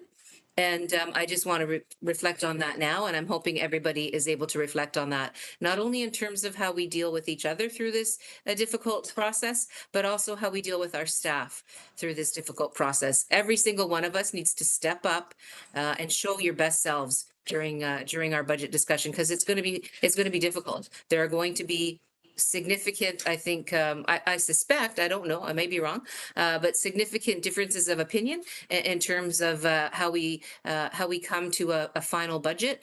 But it is now in the hands of council, and I look forward to that respectful discussion. Thank you so much, Budget Chair Wilson. You've done a great job. The Vice Chair, Councillor Cassar, done a great job as well so far. We're nowhere near the end yet, but certainly really want to say how grateful I am to you for taking this on, for both of you. Thanks so much. Councillor Critch. Thanks. This is the portion for asking questions of staff, so I'll do that and I'll make my comments later. My first point was just to say briefly, I know people have been talking about the Blue Box program, and we can talk about it in detail next week, but I am bringing forward a motion, so your questions will get answered then. And there's been lots of discussion about it, and I appreciate staff taking time. And briefly, I'll say, I do appreciate all the meetings that they've participated in. For those of you watching or don't know, we're talking countless, sometimes dozens of meetings to try and make this happen, and all of them have other responsibilities on top of working on the budget. And so the demand here on their time, especially on this accelerated timeline, has been a lot for people. So I'm just acknowledging the fact that it's been a lot of work late into the evenings, over the weekends, to meet the mayor's timelines. So I want to speak specifically about a quick question for you is knowing the equity-based budgeting, I think you're saying won't happen in the term of council, but will happen next term. Is that right? Through the chair, that's correct. Thank you so much for confirming that. In terms of Appendix C, G, and H, I appreciate you going through those things line by line. Frankly, as you know, I asked, and I think also Chair Wilson asked and Vice Chair Cassar asked to make sure we had that here today. And so thank you for doing that. I know that was especially a lot of work. So thanks to Director Weaver, I know, who did a lot of that heavy work in terms of getting that ready, because it's important for us to see it. I don't want to add to the pain of that experience, but I did want to ask if it's okay if you total up some of the spots. So if you look at each section, for instance, if you looked at right sizing in Appendix C, you'd notice that there was a bunch of amounts in Appendix H, but there's not actually a total there that matches up with a total in the Appendix C itself. So I know that's probably not a lot of work, but if there's a possibility of revising it to put those totals in there, and also in Appendix C and G, it'd be really helpful to also have the math done in terms of subtraction. So for instance, when you look at Appendix C and G, you'll see there's a broader amount like 1.35 billion, then we're down to 1.3 billion. There's not actually a subtraction there that you can see. So what is the total, right? If we add it all up, we'd have to do it ourselves and do that math. So if the totaling could be provided in the subtraction and you could send up a revised copy, I'd really appreciate that. I know residents won't do the math, even if we might get our calculators out, so it's just a transparency thing for them.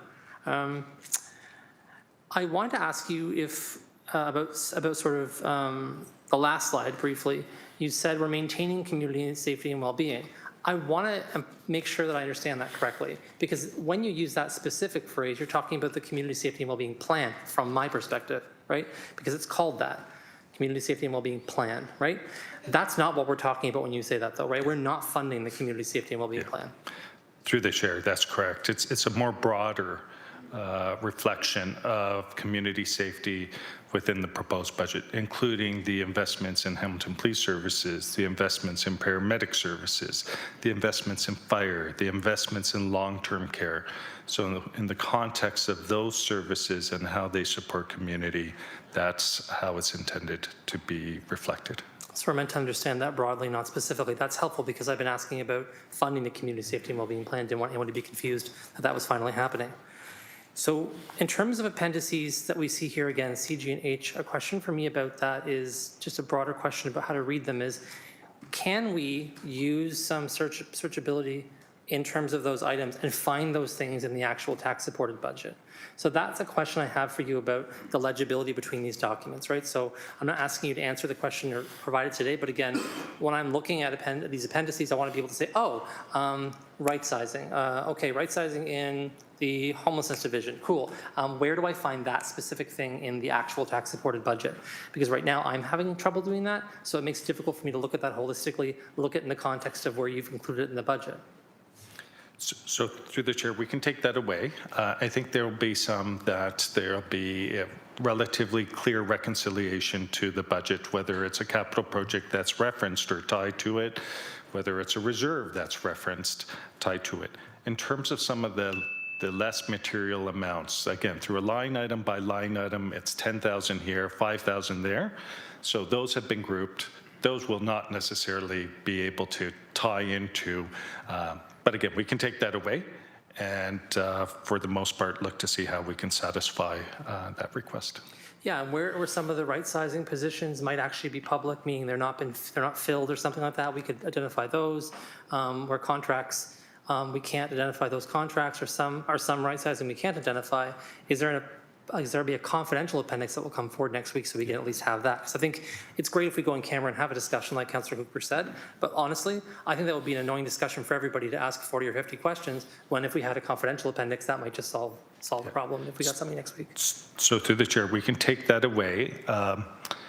The way that the positions are reflected as it relates to November to December 12th in the December 12th proposed staff, those positions are reflected as reductions within each of the respective general managers' administrative lines. So in a avoidance of wanting to identify any potential positions, we've grouped those in to the general manager's lines. So again, we would have to take away in terms of how to provide a breakdown of the just short of 35 positions.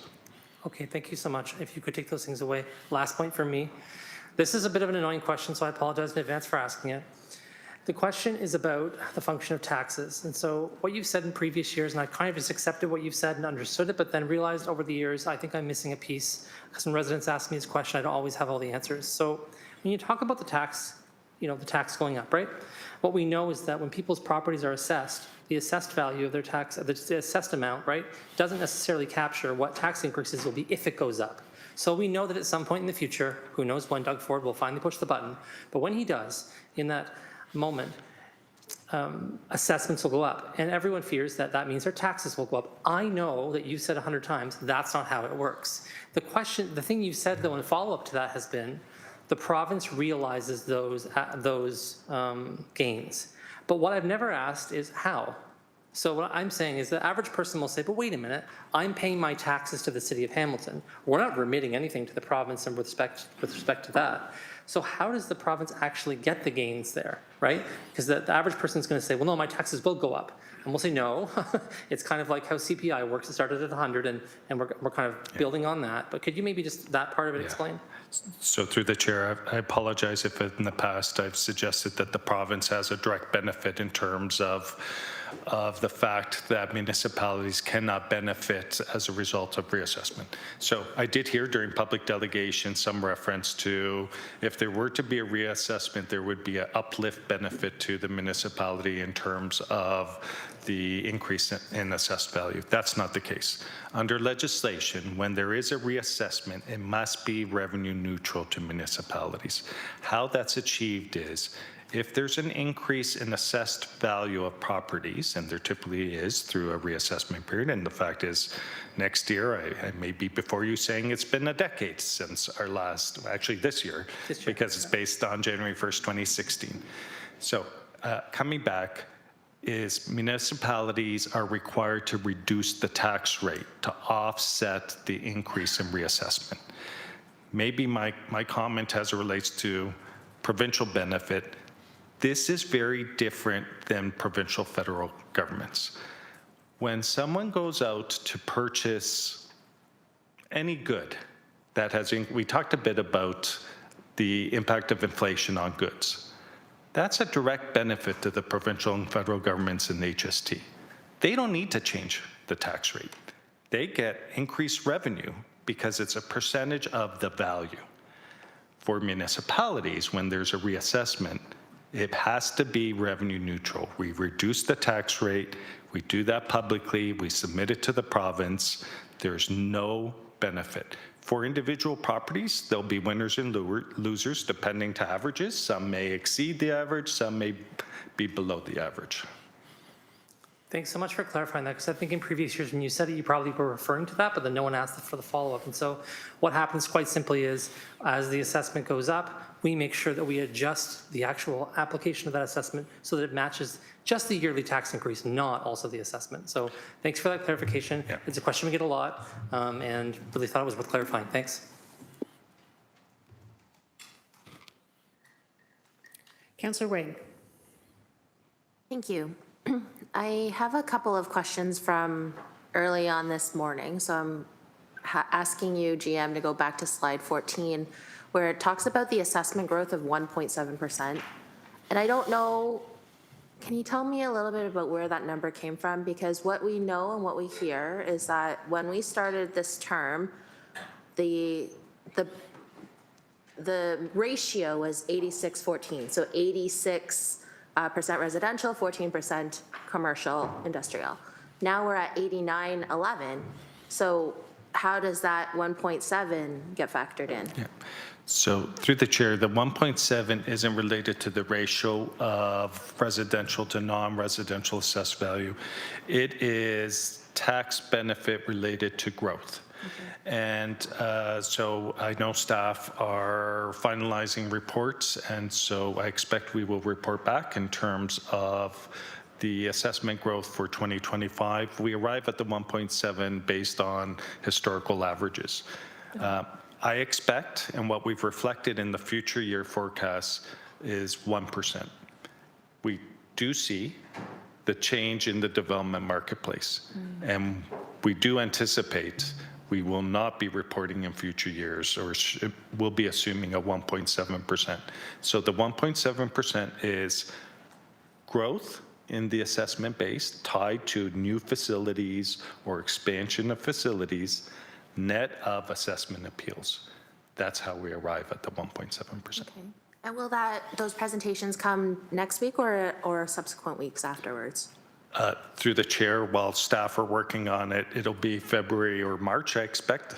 I haven't had the chance yet to review the data and the reports. So recognizing we're in the third week of January, it may be March. Okay.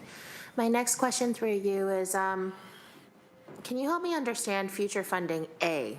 Because I know that we are pulling from future funding B, but that's only at $2 million, but then A is projected to grow up to 80 million at some point.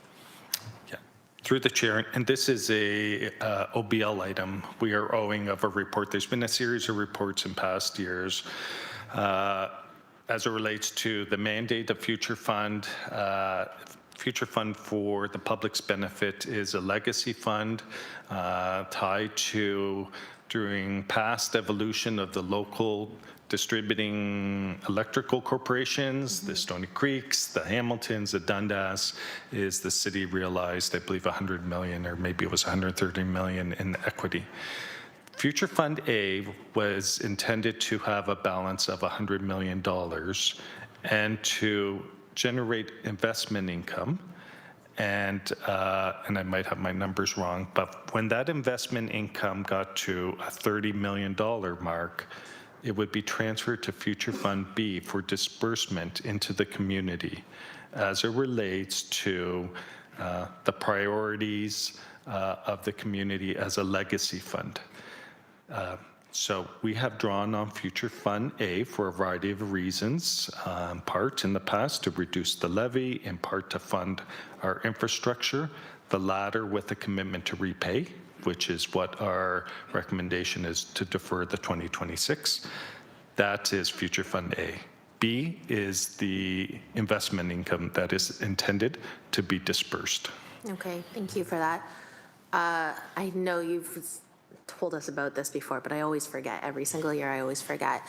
Back to the presentation, slide 35, you talked about, it's a big chart that has all of the, hold on, let me just pull it up for myself.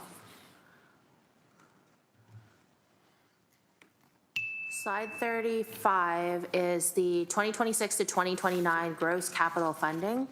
On it, you do list all of the different opportunity or the places where we would potentially draw funding, but there's a community benefits charges of 1.2 million. So is that left over? Because didn't we just get rid of that whole policy? Yeah. Through the chair, that's correct. I believe that's what's forecasted in terms of the remaining balance in the reserve. Okay, and then my last question is, how do we account for some of these big asks that are kind of looming, but obviously don't fit within the budget? They're still sort of outside of the budget, but they're still potential obligations that we might need to think about. And in particular, I'm thinking about that 300 million local hospital share. So through the chair, if I could have the flexibility of sharing slide 36 again.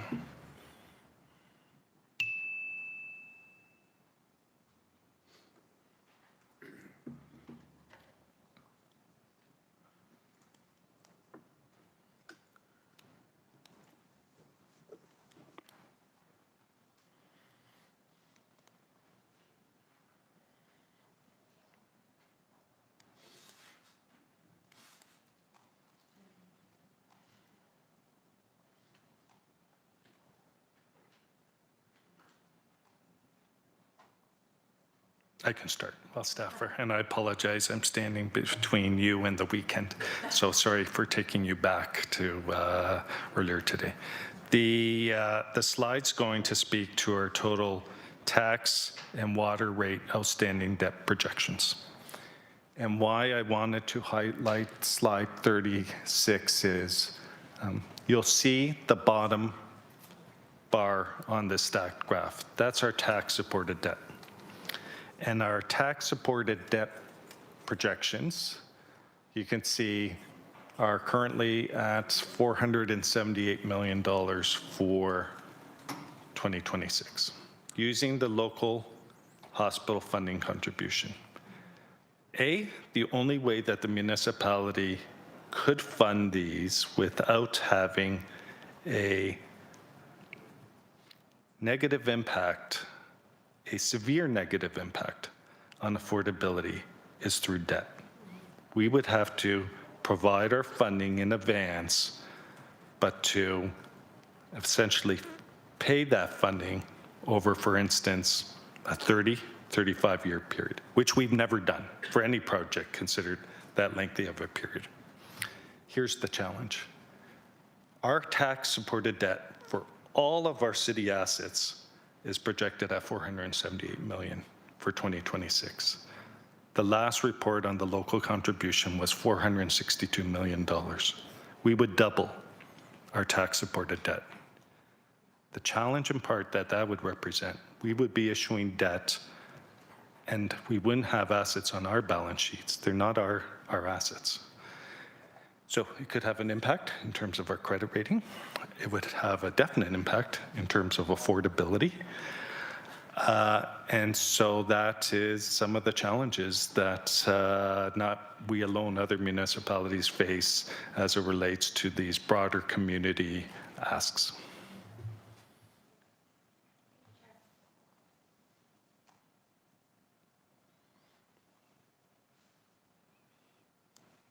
Councillor Alex Wilson, please. Thank you. Through you, Chair, my main question just has to do with reconciliation of numbers. So I'm someone who prefers the raw number versus the percent number. And so I've just been trying to go through this morning and understand where things are at. And I'm seeing some differences between the presentation and some of the appendices. And so that's kind of where I want to put my focus today. But before I get there, I just want to take a step back and ask about December 12th. There's been, I think, some mentions that some of these changes were kind of shared on the 12th, and then some of these changes have come after.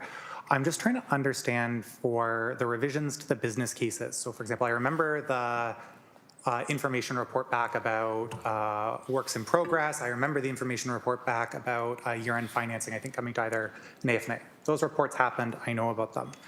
Did I miss a report about the deferral of, for example, the security resources sometime in early December, or is Appendix C today kind of that first piece? So it's not a challenge or anything. I'm just trying to understand where the paper trail is and which information is where. So I know some of this was shared back, but I'm trying to understand, is there any information that wasn't shared? And this is kind of out for the first time today.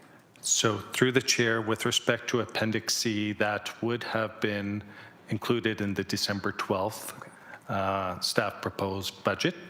With respect to, and I apologize, I'm just trying to remember the appropriate appendices. With respect to Appendix G, that was generated and disseminated out last night, this morning. So that is new information to reconcile to the 2026 proposed budget that was released on January 20th. And with respect to H just provides further detail to both C and G. Thank you. And so similarly to the transit strategy, that was an earlier piece. I'm just trying to understand, and maybe I can follow up offline, like if there was a report or a memo or a communication item, it was at this committee, that committee. I'm just trying to understand where that change was communicated and around what time. So is it in a document that I already have, or is it the first time kind of it's been said, this clearly is, we're changing the fleet strategy is in this appendix? Because if there's past information, I just want to review that and make sure I have it in front of me. Yeah, through the chair, it is through the information that was disseminated today and spoken to in terms of describing Appendix H today. Okay. Thank you. The rest of my questions are not about any specifics of the why about anything. It's just about the numbers aren't adding up for me between H and the presentation today. So just let me pull it up. So for the first one, I think this is the easiest one, is could you just detail, and you did this auditorily, I'm just struggling to find it. What's the difference between the reserve strategy of 13 million and the revised reserve strategy of 13.8 million? What's the additional 0.8 million that's been added between the December 12th and now to the reserve strategy? So through the chair, the amendment to the reserve strategy, I believe, is two parts, and then staff will correct me if there's a third part. There's the additional reliance on tax stabilization, I believe $11.5 million. The additional draw on Future Fund B for the social housing repair. And the final is the investment income, I believe, of $2.25 million. I believe those are the three factors to the reserve strategy. Okay, thank you. I can follow up offline. I'm just trying to understand where those came from, and I think I picked that one as the easier one because there are only the 3 inputs. As it gets harder, I'm not, again, looking for the clear things. If you can say, oh, well, Councillor Wilson, you've missed this, or for example, that's not there. So under the business cases and CRIs, I see that there's 9 business cases and council referred items that are included in the budget, but there's shared savings of 0.8 million under the kind of efficiencies line. What are the savings of 0.8 million? Where did those efficiencies come from, through which council referred items? So through the chair, happy to take that one away. I think one of the main factors would be the art gallery and the ability to, what we've reflected is leveraging the municipal accommodation tax was a $633,000 adjustment under the CRI. And then there were some adjustments with respect to the asylum housing initiative. But again, I don't want to guess. We can take that away and provide a reconciliation. Thank you. I'll kind of cap it then maybe here with my next, 2 more. One is I go through Appendix H, I add everything up. I get a number that is around 23.9 million. The departmental savings shared on the slide say there's about 24.7. It's the same 0.8 million number for a 3rd time now that there's that difference of, and so I'm just wondering if that makes sense to you at all as to why that difference might be. It's just, it is the same number of difference each time. So through the chair, we're happy to take that offline. I can confirm that Appendix H does reconcile to Appendix C and G. The intent of Appendix H is just to provide more detail to 2 categories in Appendix C and G, which is the revenue and the line by line. So again, we can take that offline and just confirm with the councillor the math. But again, it's Appendix C and G that represents the amendments, and then H is a complement to those appendices providing more detail. Thank you. Through the chair, hearing that there should be a reconciliation, I'll just say when I add things up, and I think I was pretty careful not to double count or say, yep, this is categorized over there, I'm not going to double count it across the appendices. I just can't get to the 66.1 million inefficiencies number. I can't clear 60. And so I, in trying to reconcile the appendices, I just can't get to that 66 number of efficiencies. And so to me, there's about $7 million in efficiencies that I'm trying to understand where those came from that aren't in the appendices. Yeah. So happy to follow up offline, but that's the root of my issue is there's about $8 million that I can't find. So through the chair, happy to take it offline. There's going to be a couple of factors. Operating impacts of capital was one of the adjustments, $6.5 million. And then some business cases council referred. So we can provide the reconciliation to the 66.1, to the 60 million, and to Appendix C and G.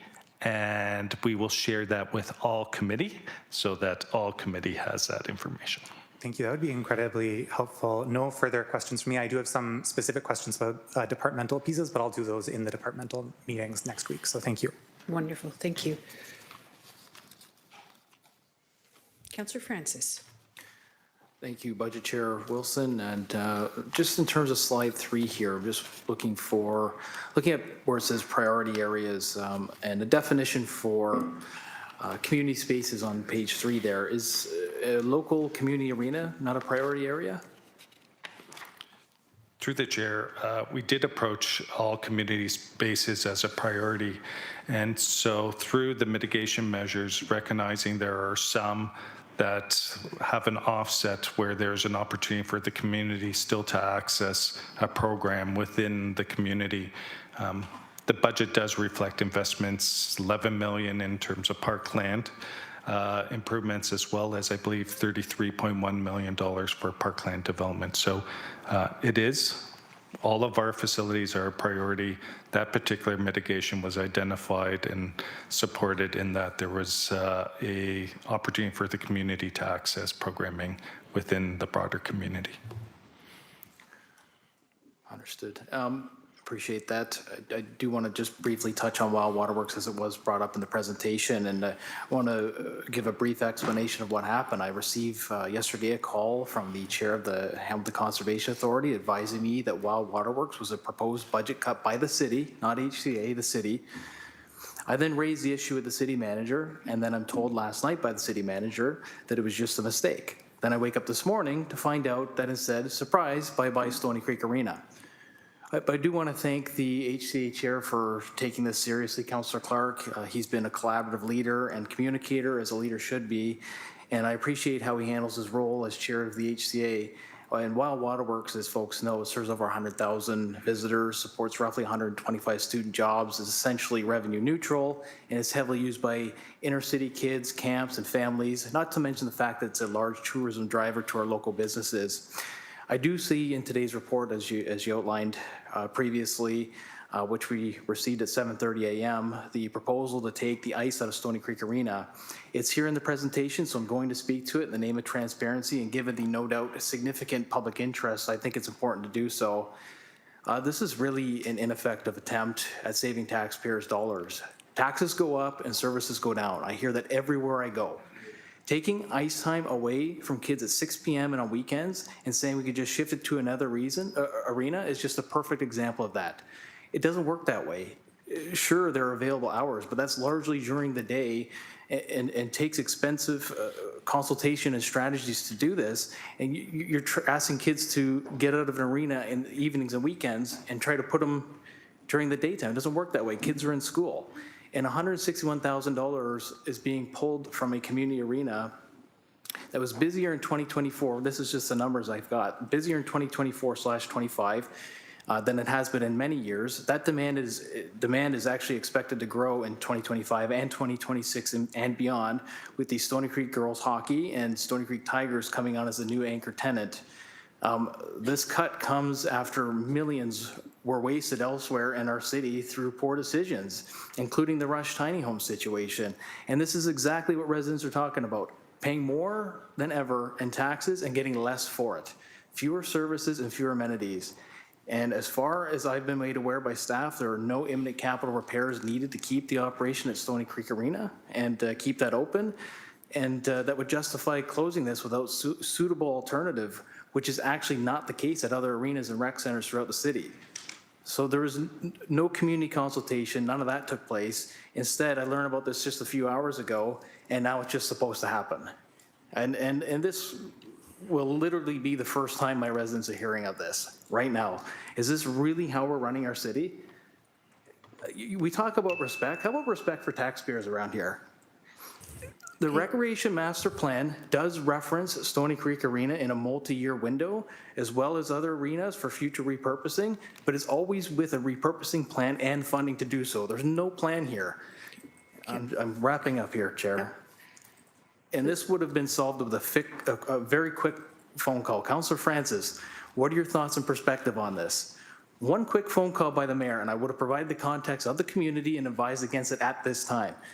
And I would have provided alternative budget savings, and I will be bringing a motion to keep the ice here at Stony Creek Arena and also propose capital deferrals that represent significant cost savings for taxpayers far in excess of the savings of removing the ice at Stony Creek Arena. And I'll be doing that on February 6th. So I'll just conclude by saying this. I'm very disappointed that I received such a significant update in the form of a memo at 7:30 this morning saying essentially, bye-bye Stony Creek Arena, and now it's presented here for the first time, and that's how I found out. And that's not leadership or collaboration. And I don't think the residents of Stony Creek should be punished for the $5 million overrun failure of the mayor's tiny home fiasco, and that's what's happening. Councillor, thank you. I appreciate the passion that you bring in representing the interests of your residents. As you rightfully indicated in your remarks, you have two opportunities left on your runway. One is to bring forward an amendment for this body's consideration, and also when we get to the divisional presentations next week, to ask questions, dig deeper, so that we can all become educated on the file. So I'll leave that with you. Thank you, Chair, and I will do that. Very disappointed hearing this today. Thank you.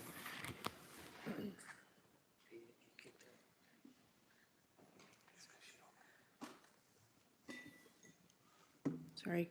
Councillor Jackson, please. Thank you, Budget Chair Maureen Wilson. General Manager Zagaric, thank you very, very much.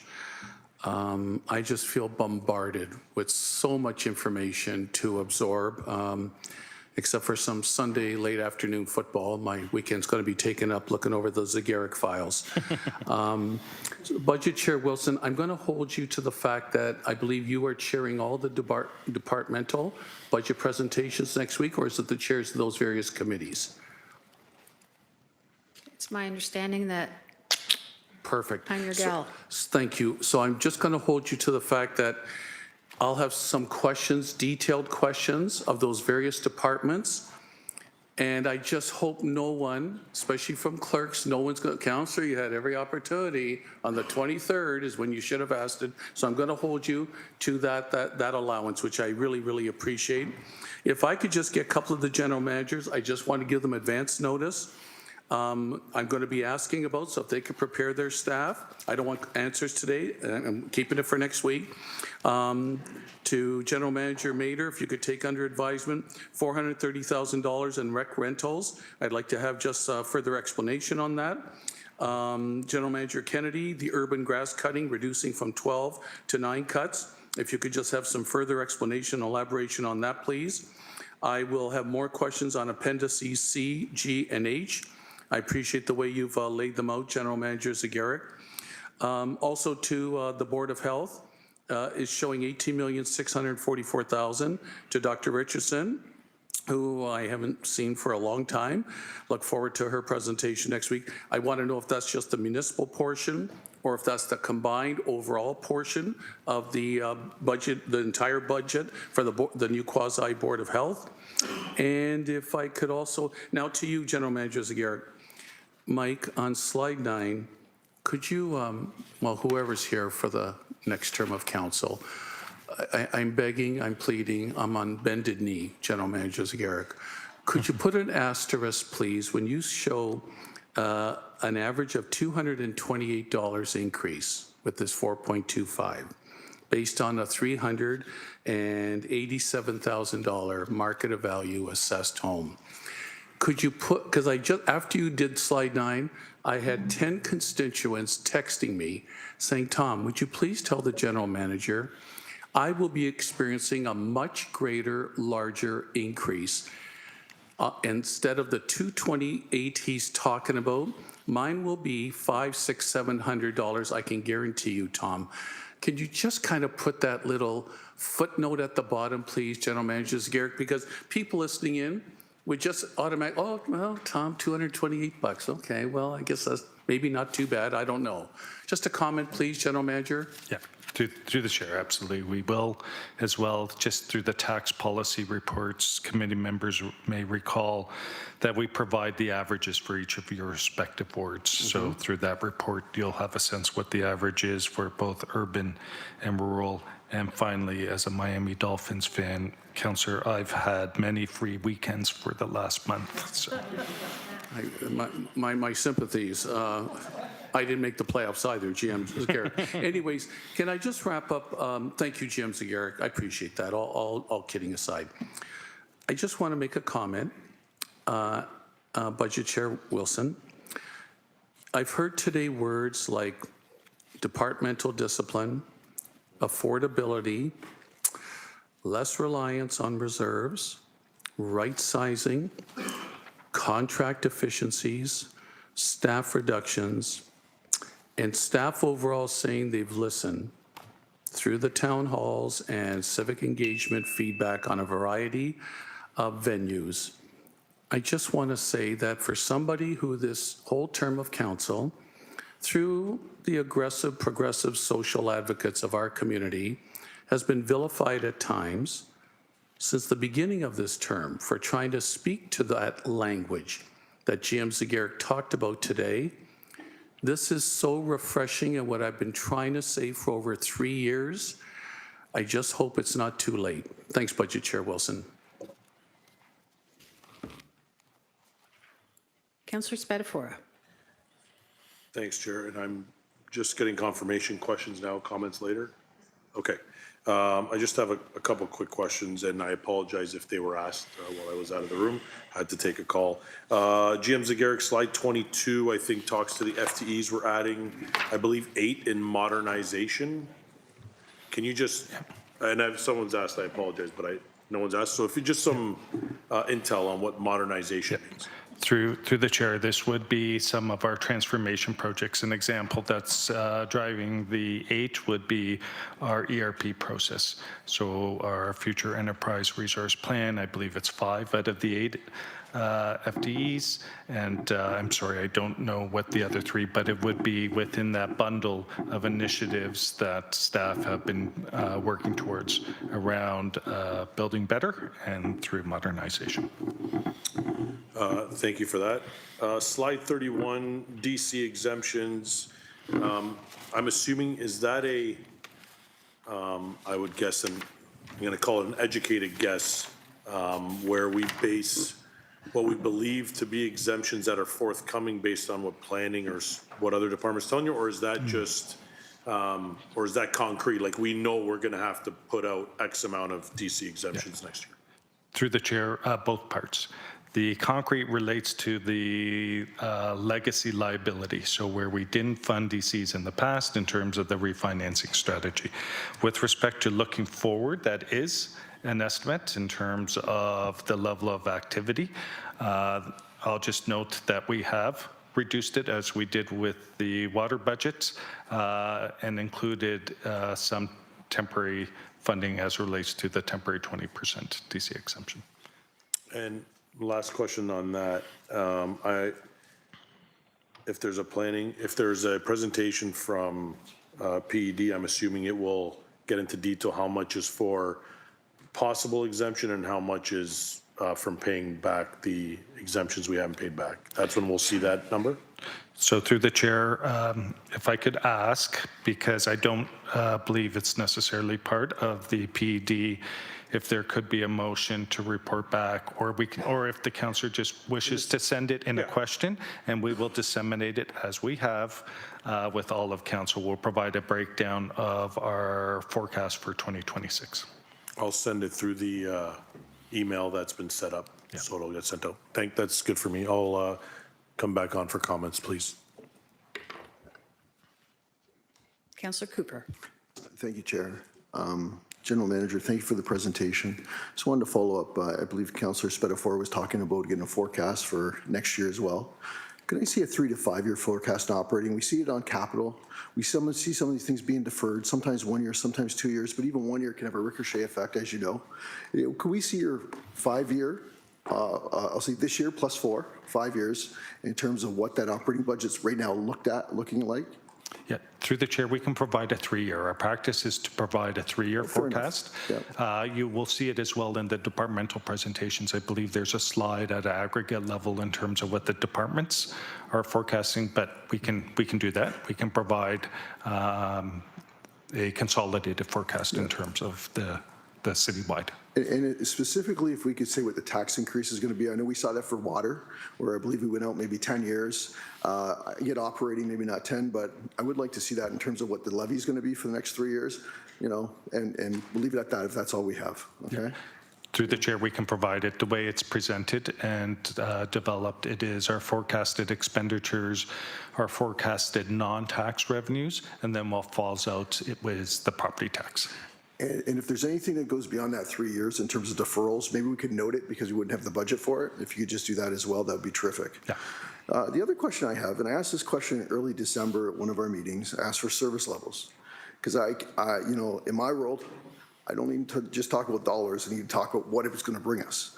So my request was service levels at the beginning of this council term, 2022, service levels as at, we could say now, the end of December. And I haven't seen it. Now this isn't directed specifically to the general manager, but I was told I was going to get it by end of the week, which I assume would be today, and it's 2:31. We're all sitting here, so I'm not sure I am, but I do need it, okay? Because you know, what was our actuals in 2022? What was our standard and our actuals for 2025? Because I'll just tell you, the comments I got when I went door to door canvassing in the fall, highest tax increase we ever got, over 20% for 4 years. My life got worse. Here, let me give you some examples. And people would say, look, officially ranked as the worst roads in Canada. How's that possible with all the taxes I'm paying? You know, homelessness, we've almost doubled it with all this, 154 million we spent on it. How's this possible? You know, and you look at it and you say, like, violent crime. some pretty big budgets we've had, the highest we ever had. And we got record number of shootings one year. In my ward, people are dead. I mean, we got bullet holes in houses. And so you look at it and say, the service levels have fallen. And we're just talking about how much we're going to tax people. So it's critical that we get that information so that we can actually have a meaningful conversation around this. So if we have a sense of where the service levels started, when this term started, to where they are now, and then we're looking at the taxing, the 20%, what did we get for our 20%? And then we can have a meaningful conversation about what the service levels are going to look like this year. So I would expect that also to come back and tell us what our service levels for 2026 are. So we can say, you know what, are we happy with this or not? Maybe there's some things we're like, you know what, that's not a service level we can live with. Or maybe we can live with a little lower service level if it saves us a lot of money. So without that piece, I don't see how we can have a meaningful conversation about budget. So my question is this, Chair. Will we be receiving that and when? Through the chair, I can start. I don't know, Councillor, whether or not I'm not familiar that we have a consolidated source of service levels. The last time I was directly involved in such an exercise was 2013 and 2014, when I believe we developed a level of service levels for about 284 sub-services in the 70 services. I don't know since that time that we have a consolidated. I don't question that departments have, and some programs have service levels. I just don't know where that there is a consolidated listing of service levels, nor the service levels in 2022 versus 2025. We can provide a bit of a summary in terms of our investments over that time, but I'll use an example is paramedic services. We have made investments in paramedic services. We haven't changed the service level. It's just with an aging population and a growing population that those investments were necessary to address the code zeros and some of those factors. As an example, where investments were made, it didn't necessarily impact the service level, but did mitigate the number of code zeros we had. Well, also in paramedic, if you look at it right now, we get an awful lot more calls. The reason we get more calls is everyone knows that if you take an ambulance to the hospital, you get triaged quicker than if you walk in. And so if we do not know that's what our service level is in terms of the requests, then you take it back to source and say, do we need to have an ambulance go into all these calls and we could triage them? So that's where, and that has a real cost factor because that's going to be whether we're setting up infrastructure around the city to have more ambulances or whether we don't. So with those service levels, I don't see how we have this conversation. It's half the story. And so, you know, I'm hopeful that the reason I haven't heard back is because we've been working on it, okay? But if we don't have this coming back, then the anecdotal stories you're going to get at the door when we go out next fall is my life has never been worse. And they'll give you real examples. And it's like, and we have no reason to believe that's not the case because we have no idea what our services are. Okay, Thank you, Chair, for the latitude. Appreciate it. City Manager, did you wish to speak to this matter? Thank you. Through you, Madam Chair, yes, I'd just like to add to it. And so staff have been hard at work trying to compile what we can for our council. Some of the information that we have to add to what Mr. Zegarac said is the technical levels of service for the asset management plans. I think that that will be helpful. It won't answer your question completely, but it will help to provide that picture for you. This is something we know that we need to do. Unfortunately, as GM Zegarac said, outside the asset management plans, that service level has not been done since 2014. So we appreciate you bringing this forward, and we will certainly be building that into our work plan so that we can provide information moving forward. Thank you, City Manager. Councillor, you're exhausted? Oh, thank you. Would you? Yeah? Okay, good, thank you.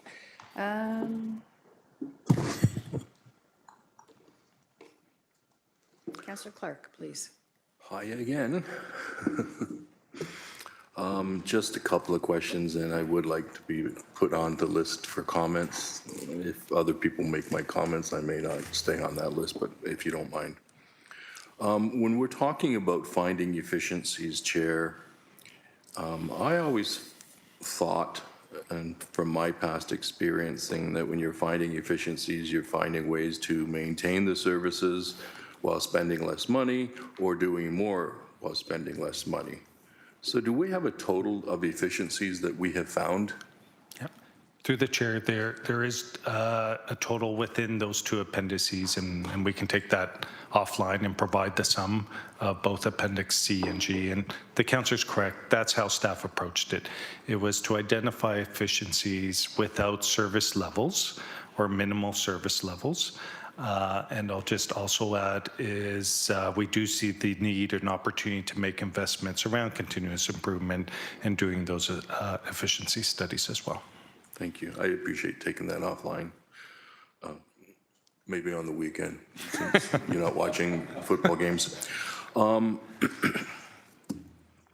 I inquire, and I'm trying to understand this, the mayor gave a directive to staff to meet the 4.25.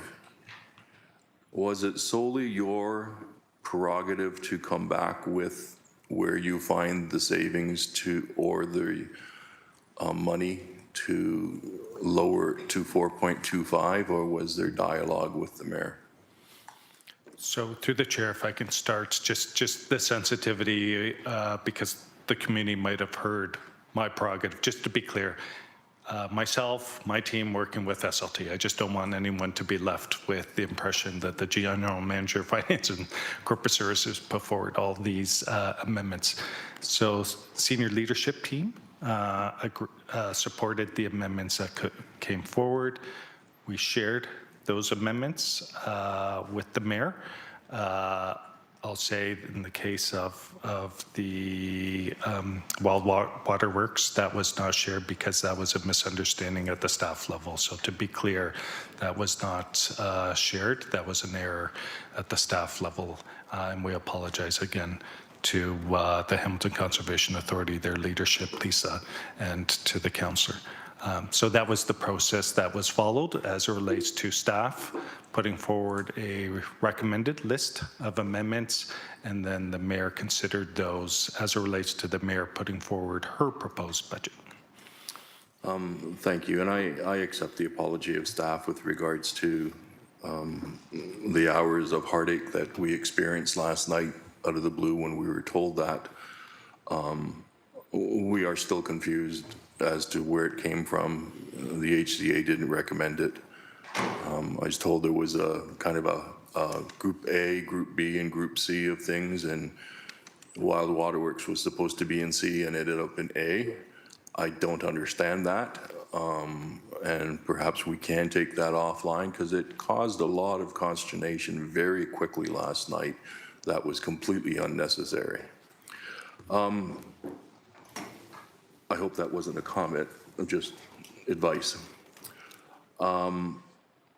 To Councillor Jackson's point about the average, $228, average house value $386,000 roughly? 387,100. Okay. Can I ask, so that 387,100, we know the assessments have not changed since 2016. In my ward, I've had thousands of new homes built. When a new home is built and say its value is a $1 million home, are they paying taxes because it's a $1 million home? Through the chair, great question. No. All properties are treated equally. All properties are assessed as of January 1st, 2016. If that $1 million home had a market value in January of 2016 of $600,000, they would pay the property taxes of that home. Another factor is... But how do you assess that when it didn't exist in 2016? So through the chair, it's not the city, it's MPAC who makes that determination, and they look at comparables within that part of the city as it relates to a like home and what the value of that home would be. Just another factor is assessed value does not reflect market value. And I appreciate that creates confusion because it's based on market value. At $387,100, again, there would have been a gap between what people were purchasing and selling versus what that average assessed value was. Yeah, it does create some challenges, especially for me to try and explain this mathematical conundrum. we publish that the average increase will be $280 or $228 for the year. Last year, when we published that, whatever the value was, I can't remember, 300 and something, I guess it was, I had several calls, several angry calls, because their taxes went up $1,000 plus. Some went up $100 a month. Some went up $150 a month. And when we publish the average is going to be this, and everyone else is paying this, you can understand why we would be getting those angry phone calls. So we need to fix how it's explained, because it is not explained well. And I referred a bunch of people to finance because I couldn't explain it. And then I met with the residents later, and they said they were still confused. So somewhere we need to make it very clear. The rest I'll leave for comments. Thank you.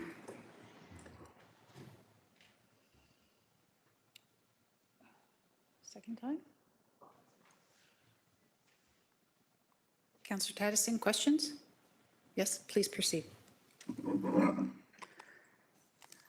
Simple questions. Just trying to understand, it says it's a $1.3 billion tax net levy, right? So in order to lower the taxes by 1%, say from 4.25 to 3.25, is that 13 million or more? Through the chair, each percent is 13 million. Okay. I don't understand that, because then if I go 13 million plus 13 million plus 13 million plus 13 million, I should have 4.25, and that's only like 50 million or 42 million. So I'm just trying to understand how it affects the rate. If we're gonna work hard and bring things lower, how much do we need to do? And you're saying it's 13 million, brings it down 1% from 4.25 to 3.25, is that correct? Yeah. So through the chair, I think what we're confusing is the general levy is increasing by 5.7%. That's the increase in the general levy.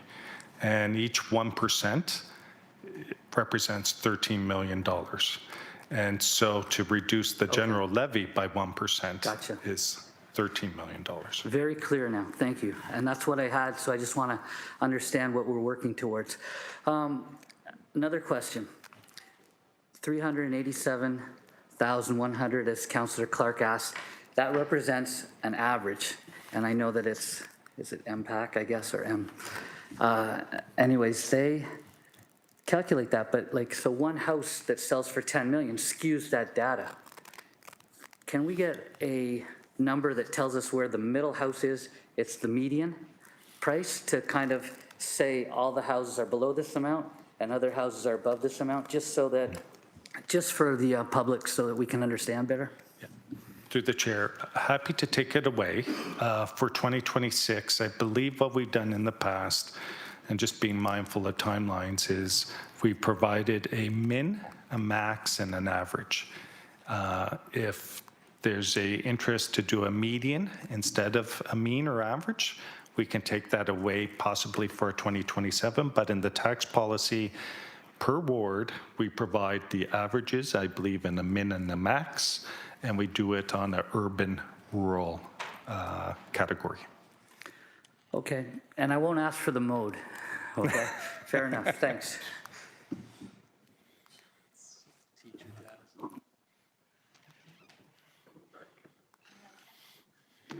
I have Councillor McMeekin, followed by Councillor Kassar, and then those are at least first-time speakers on questions. Thanks, Chair Wilson. Mike, I'm fascinated by discussion around assessments, and just by way of backdrop, we had a community council meeting in Waterdown. 40 well-connected, well-informed citizens who on most days gets it. But we had an hour-long discussion about assessment and understandings. Some people who bought new homes at 1.4, 1.6 and thought they were being overtaxed. And I tried to explain it was really retro to 216 and I guess there's a trust relationship there because that wasn't belabored, but a lot of confusion. So I'm just wondering, you may have a better handle on this than anyone else around this table. I'm trying to understand the reticence on the part of the province to not do the assessment. Is it tied to their wanting to change tax categories and rates? Is it tied to tariffs? Is it tied to businesses that are struggling and they don't want to do it in a difficult economic time? What's the rationale for delay? Because there are clear advantages to having the fresh assessment done, if for no other reason than to be able to explain it properly to people. Through the chair, and our discussion on assessment, I don't think Molly would have joined into that conversation. I don't know factually the decisions. I can suggest my interpretation of what's transpired. Post-pandemic, we saw significant escalation in residential property values. And that would have created, had there been a reassessment, a significant shift from the non-residential sector to the residential sector. And likely, and in some ways it might have been prudent in that there was going to be a correction, and to avoid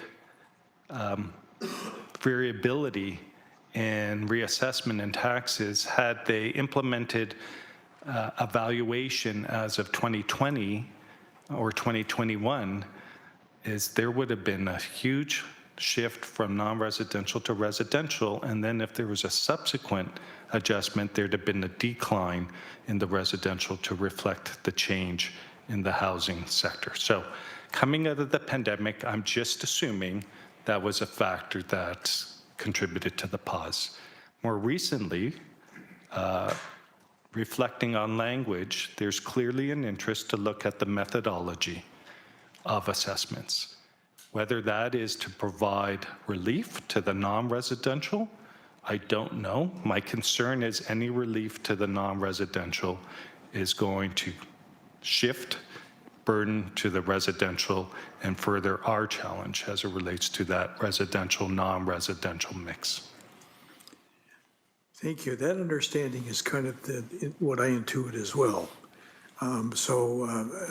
Let me ask a supplemental question because it came up with respect to condo rates being higher than everyday residential rates. I think somebody said it was like if X is the residential rate, condo and rates would be 1.2X. Is that true? So there's variability between multi-residential and condominiums, and it's the reverse where multi-residential is higher. But the other factor to this is MPAC assesses the values of those two properties on a different basis. Condominium is market value, multi-residential is income value. And so there's two different methodologies to determining the assessed value, and then there are different tax rates. That analysis should look at both of those factors. Okay.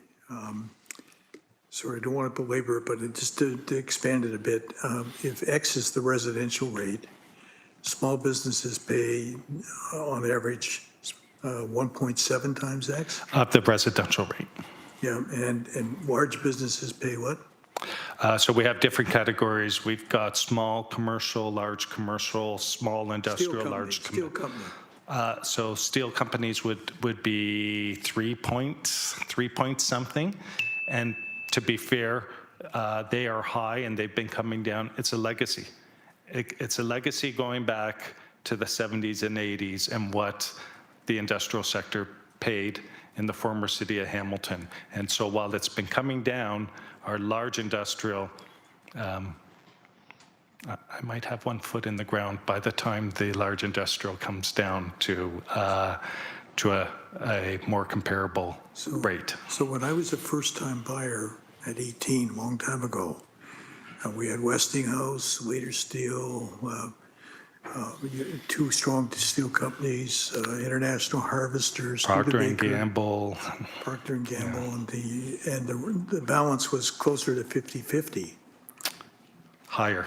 So it would have been 70-30 in terms Which of. explains, and I use that to explain to people why folks with the same assessed value in Toronto, Oakville, Mississauga, Halton, Burlington, paying on average between 28 and 30% less residential taxes because of the ratio.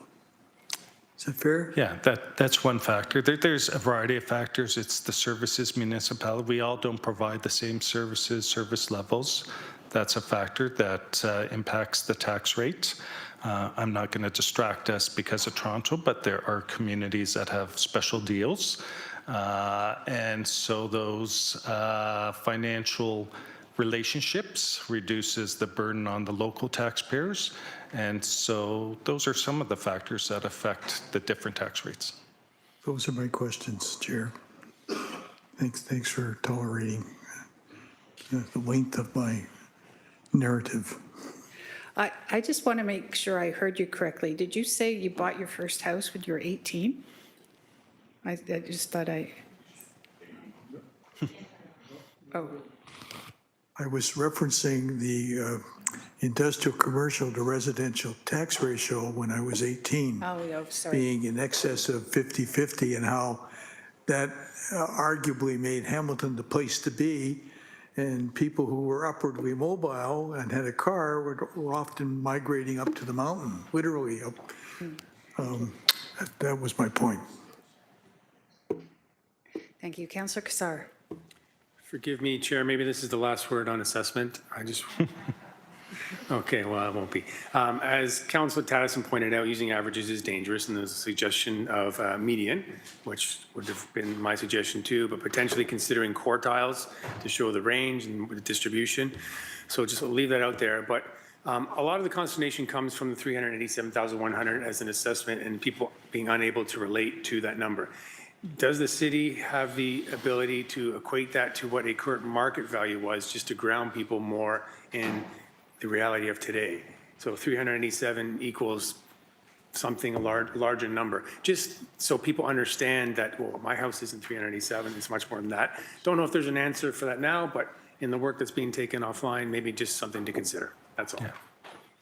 Through the chair, we'll note that, and what we can endeavor to do is look at what the average market value was as of January 1st, 2016, relative to MPAC's average assessed value, and look at what the current market value is in 2026. Just whatever can be done to bring clarity and simplifying things for residents, that's all. Thank you. Through the chair, we can take that offline and make it circle back, because I don't want to create anxiety while trying to create clarity. I don't want residents to assume that that difference is in some way reflected in how tax rates will be determined for 2026. Yeah. Fair point. Thank you. Thank you. The last question on assessment. A number of us were at Roma this past week, and there was a question directed to the Minister of Finance.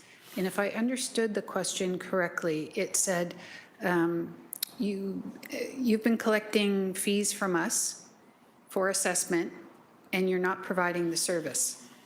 So we want our money back.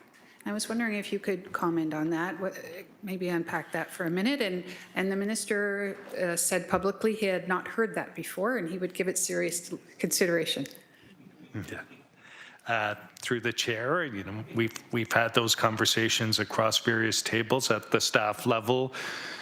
Given that we continue to provide a increased level of funding to MPAC, and their level of activity in municipalities, A, are not keeping pace because of reassessment, and B, they've downloaded some of their responsibilities around Section 357, 358 appeals. And so we too have asked whether or not those contracts could be adjusted. And again, they are factored into our corporate financials, and I believe are increasing at 4.6% for 2026. Thank you. And a question for me on just a matter of clarity. My colleague, Councillor Cooper, was asking about levels of service, and I don't want to be mixing exercises, but you did reference, I think, 2014. My recollection is that there have been 2 reports provided to council, and I don't believe it's been this term of council, thorough reports providing a menu of opportunities or options on how to amend service levels, how to find efficiencies. And if I recall, the outcome of both of those reports, there was no action taken. And I just want to make sure I'm not mixing reports and task. Thank you. Through the chair, sorry, I'm not sure who's chairing you. Through the chair, your recollection is correct. It was 2013-14 through the service delivery review that a number of opportunities were ranked. Some of those have since the city's pursued different strategies, such as the greenhouse, aviary, were 2 of the projects, but other projects, or sorry, other initiatives did not proceed. Thank you. Any further first-time speakers with questions? Seeing none, I believe that we have some members who would like to offer comment. Councillor Kretsch, please. Thanks, and just to be clear, these comments aren't directed at staff. We've all been called upon today by our mayor to be our best selves during this budget process. For me, that means being honest with the residents and my colleagues about my experiences during this budget process. And if it's okay, I'm going to borrow from the budget chair's speech and speak to the themes of collaboration, patience, and respect that she raised. When I watched what happened in Burlington this past year, in July of 2025, what I saw was a very collaborative process from Mayor Mead Ward. Not only did she take the time to make sure that the budget ask was in early, she brought it to the council table. That meant that every single one of the members around council got to talk about it, got to debate it, got to question it, and she got near unanimous support for her budget. That's collaboration. We've been talking about patience. I think I've been patient for 3 years, waiting and waiting for this process to get better, the process we were promised. The first year we sat here, I made lots of statements saying, can we have this, can we have this, can we have this? And when the strong mayor powers came in, I thought, great, we can just make those things happen. None of them happened. We're still waiting on equity-based budgeting. This year, I expected that we would build on what we did last year, but no such luck. This year, the mayor picked a target number, which I found really odd. Why? Because last year, there was no specific target picked, despite some councillors trying to get one to happen. And this is what the mayor said about it. She said, setting a specific target risks underfunding critical programs and infrastructure, which results in significant deficiencies for Hamiltonians and inflated costs over time. Those are her words from her own directive from last year. As we heard from the economist today when I asked him questions, he said, this kind of budgeting will have an impact on Hamilton's future. It will kick critical costs down the road, and it will shortchange our community. And when we talk about respect, I'll speak for myself, but I'm pretty sure I'm not the only one that feels this way. I think the process this year was absolutely disrespectful to members of council. Like, I'm aware of the strong mayor powers. Last year, as some of us kind of railed at those strong mayor powers and found them frustrating, you'll remember I said, look, we should give some grace to this process. It's the first time we're doing it. Let's be decent about it. Let's give some grace. And I think we've offered up enough grace.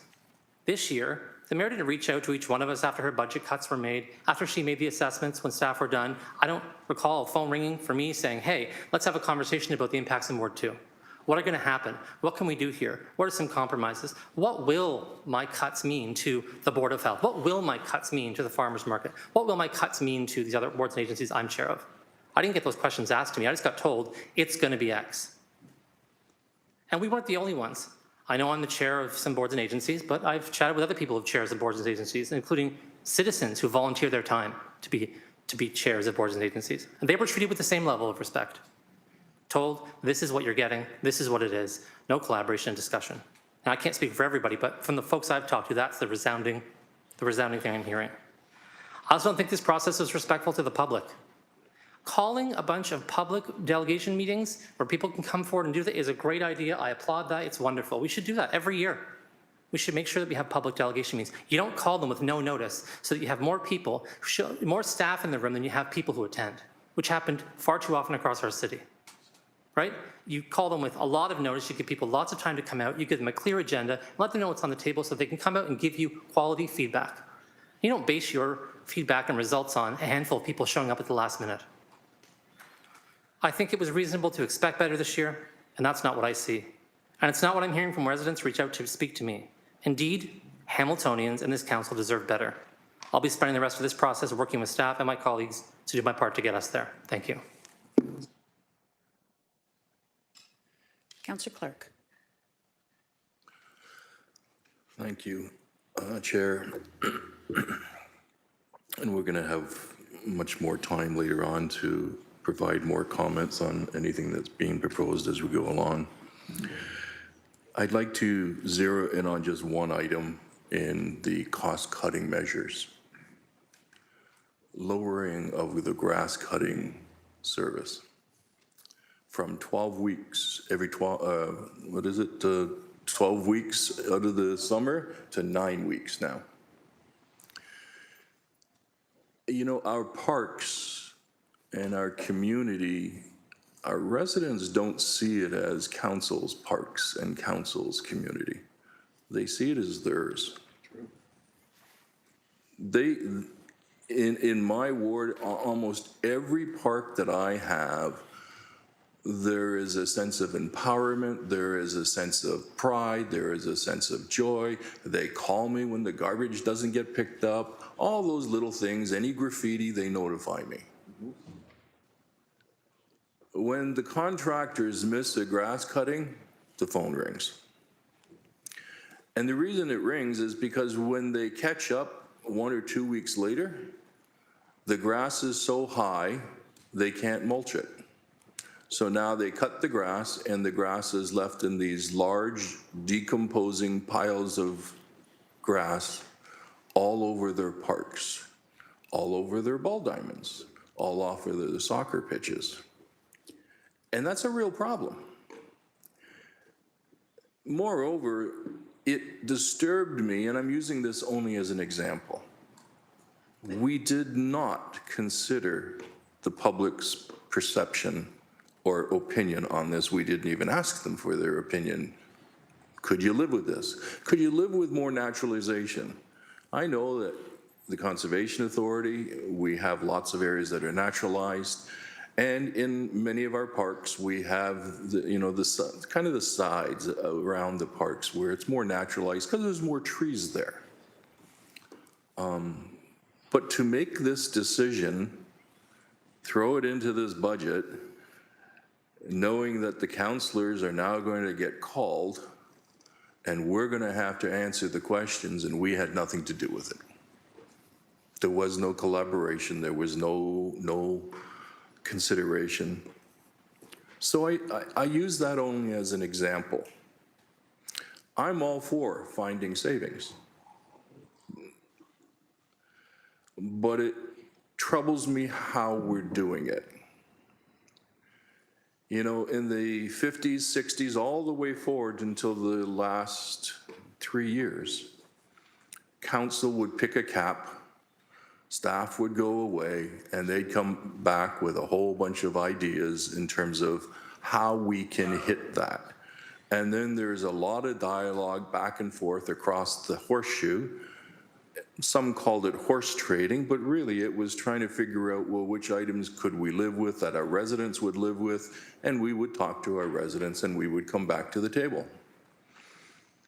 This budget process, while it does tell mayors with, I call them super mayor powers, and it's not a disparagement, it's just a euphemism, that they have to bring forward the budget, it doesn't say how they have to bring forward the budget. And so some mayors, they are collaborating with their councillors, they are respecting majority rule decisions around the budget, and they work with their council to get there. I was hoping that we were going to be a little bit more in that camp. Councillor Taddison and I had a good conversation over the last month, and we had proposed that we would move a motion for a 3% cap. So splitting the difference from the 2.5% that I had suggested, that council supported, by the way, in February of 2025 for the 2026 budget, to 3%. But then we were told, sorry, that's out of order. Wait a minute. Why is it out of order? It's the exact same thing as the mayor's doing, setting a cap at 4.25%. And so it troubles me that we're trying to find our way through this process, and I don't know where it got off kilter, but we can't blame the province or the premier for this. It's how we are interpreting the legislation and moving forward. So I hope beyond hope that there will be more collaboration, and I hope beyond hope that there will be some motions coming forward to find additional savings, because what I received today was a disappointment in terms of finding efficiencies. Thank you. Councillor Spatafora. Thanks, Chair. I'm not surprised. In an election year, all of a sudden, we're going to use words around affordability and efficiencies and all the things that people have been talking about, while the majority of the last 3 years have been spent on an absolute spending spree. We're going to probably end somewhere close to, and I know some of them are half funded by the province, but just think of the number of FTEs we've brought into this community on the backs of our taxpayers. We have raided, my words, some other people will use strategic, raided the reserves, which for some reason I think, at least the impression I get, is that the reserves are not taxpayer money. They are taxpayer money. And yes, they're important to have. I completely agree with the GMifying it. But we spent 3 years pulling all that money out. And I don't know that we comprehended what it was going to take to fill those gaps in once we stopped using the reserves. And as we heard today, our plan to build them back has to be slowed down because it's just not doable. That tells me we spent way too much money with our reserves in 3 years. We hired way too much people over the last 3 years. And now we're here because we're, I don't know how many months away from election, and we're focused on efficiencies, affordability, and right-sizing our corporation. I'm pretty sure there's a lot of people around this table that mentioned those words, efficiencies, affordability, right from day one. And we were looked at as, I don't know, uneducated, closed-minded, not forward-thinking, politicizing the tax process. I'm not politicizing anything. The truth is, we've had an affordability issue from day one, and we ignored it for 3 years. And now all of a sudden, miraculously, it's top of mind. We care about our citizens. We're doing all we can for them. Well, I think it's a little too late because 4.25, great. And the way we found savings was taking down a community arena because we're shifting it to another community arena. We're going to not cut grass as much as we used to cut grass to affect parks that our taxpayers use.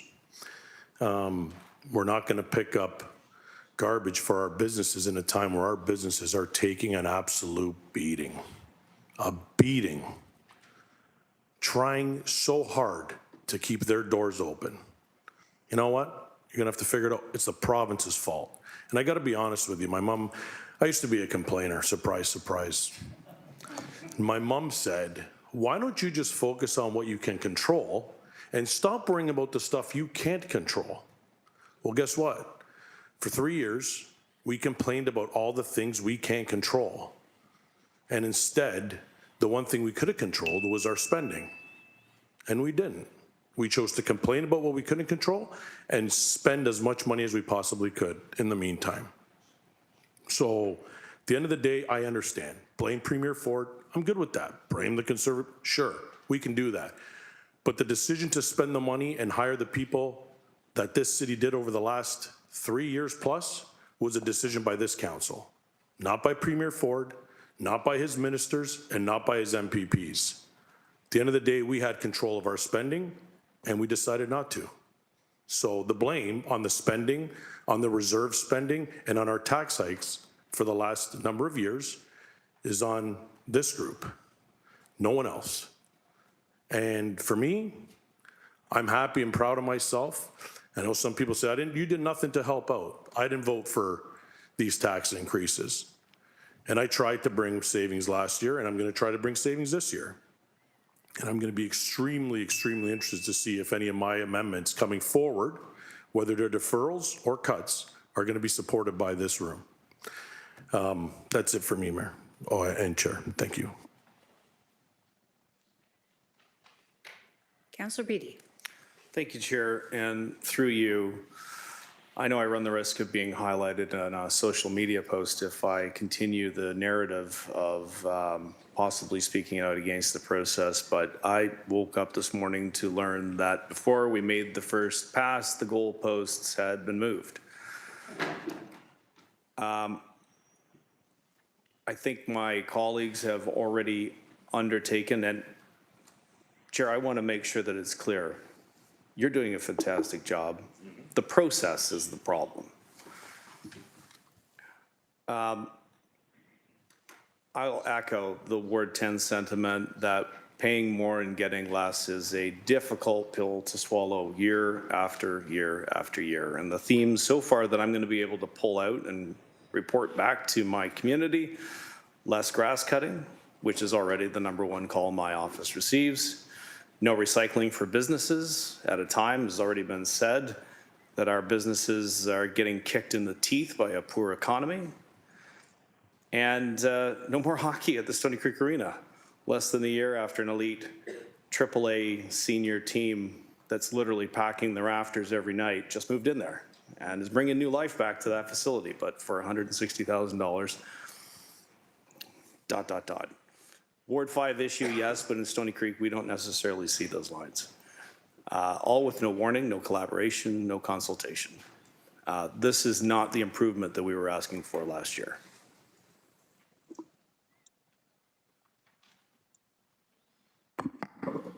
Councillor Tattison. Well, I've run some modest budgets in my day, unilaterally as a principal.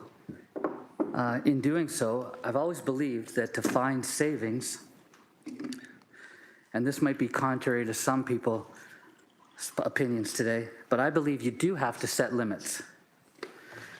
The limits I would set would go further than the limits that have been set today. But when you set limits, you create pressure. When you create pressure, you have creativity come to the forefront. People sharpen their pencils, they get down to business, they find out what's essential, they determine priorities, and they make judgments based on that. That's what I believe, and that's what I believe needed to happen. It started to happen this year. I'm not going to be so tough on people. I believe we're moving in the right direction by setting limitations. Did they go far enough? No. I've been saying this for 3 years. I've never supported the budgets as they've been presented because I think we didn't sharpen our pencils enough. You can't just tell people in your organization, do the best you can, and then come at it. You have to set those guidelines that make people reach the goal which lowers the taxes, which is going to improve efficiencies in the system and make it more affordable for our residents. So that's what I believe, and I think we're on the way with this start. I just don't think it goes far enough, and I'll be working collaboratively with all my colleagues to find more savings that don't hurt the things that are important to people: parks, rec, and roads. Thank you. Councillor McMeegan. Times like, Chair, at times like this, one is reticent to enter the fray, but let me try. I've often lamented that to get some important things done, levels of government need to work together. I call it a shared sense of purpose. And I don't think anyone would argue here that on some key issues like health care, mental health care, community care, homelessness, that the municipality is the least able on a fiscal basis to intervene and to make the kind of significant difference that needs to be made. I remember Hazel McCallion once saying to me when I asked her to explain democracy in Canada, she said, the feds have got all the money, the provinces have got all the power, municipalities have or will soon have all the problems. I think that was pretty astute. So I want to just flag that. There are certainly some areas where we could use, and I don't think there's been a council meeting I've attended in the last 3 years where someone around this horseshoe didn't dwell a little bit on that, the need for senior levels of government to work collaboratively with us. So I want to say that. In the first year that I had the privilege of serving, there was speculation initially about a 14.8% tax increase. You may remember that. And there was a motion put on the floor to cap it at 4% or less. We came in at 3.52%. We were able to work together somehow. We set a figure and we met it. It went a little higher because there were some provincial costs, as you may recall, Chair, that I think about 2.3% that were transferred around development charges and the like. So I just want to share that as well. The other thing I think I need to share, I mean, no one may be guilty, but we're all responsible at all three levels. Mom used to say to me, when you mess up, fess up. I think there's a couple of projects. I think of the cyber experience we had, the homelessness strategy that was referenced by Councillor Francis earlier, you know, where we faced some severe financial challenges, which had a real impact on what we were doing. Those things needed to happen, and we needed to respond to the cyber attack, and that's costing us a pretty penny, and we weren't prepared, none of us were prepared to let people die on the streets. We had to respond to the homelessness issue, and we did. Maybe we didn't do it as efficiently as, in hindsight, we wish we had, but you know, we don't have time for wishful thinking around this table. We've got time for, I hope, trying to build some hope and to struggle together as some of my colleagues have said, to try to dig out some ways where we can prove to the people that we're privileged to represent that we do understand that affordability and accessibility and availability are important concepts for each and every one of us around this table. So I offer that up for what it's worth, and hopefully a perspective that, in my humble opinion, needs to be shared here. Thanks. Councillor Cooper. Thank you, Chair. As I've referenced earlier, I heard it loud and clear. 20% tax increase, highest we've ever seen. Service levels, my life has got worse. You know, people can't take the hit. I'll say this, the gig's up. People in Hamilton, they're smarter than what some people around this table think they are. They know exactly what's going on here. Councillor Spetaforis referenced it. Credit rating agencies are onto us. We've seen ourselves get downgraded, and that's not because of cyber. That's because structurally run sound. Every issue at the city, the answer can't be more taxes. If you don't have a plan, then what you end up doing is you cutting the grass. You close down arenas. If you try to do this in a point in time like we're doing right now, you're going to make bad decisions. But people can't take the hit. This should have been a plan from day one. We should have known how we're going to transform this city. We should have known we were going to get the efficiencies. We should have had a vision. We had no vision. Councillor Spetafori was right on. We've just went on a spending spree. And now we're trying to clean up the mess because there's an election this year. If we have a 4.25% tax hike this year, in election year, even Mayor Chow knows it's got to be 2.2. And we can't get there. Well, I'll tell you what, folks. The reason I'm asking, and Councillor Spetafori is asking for the tax increases for the next number of years, is I'd be shocked if the next 4 years were under 8%. I'd be shocked. So we've got a little bit of time to do something. I'm concerned that we don't have the time to make the right decisions because it hasn't been part of our plan, hasn't been part of our vision. And the people in the community already know. I mean, we're all getting the phone calls. Every time you go in the community, people are complaining about their taxes and their services. I mean, we don't even have to talk about shutting arena. We don't have to talk about not cutting the grass. People already know their lives got worse. I can't tell you how many people told me they're moving out of Hamilton because their lives have got worse. And so, you know what, folks? I mean, I hope we can do something over the next number of weeks, but it's not looking good. I mean, 4.25, people have been clear. They cannot afford it, and we're bringing it back to them. Double, almost double what Toronto's doing. Thank you, Chair.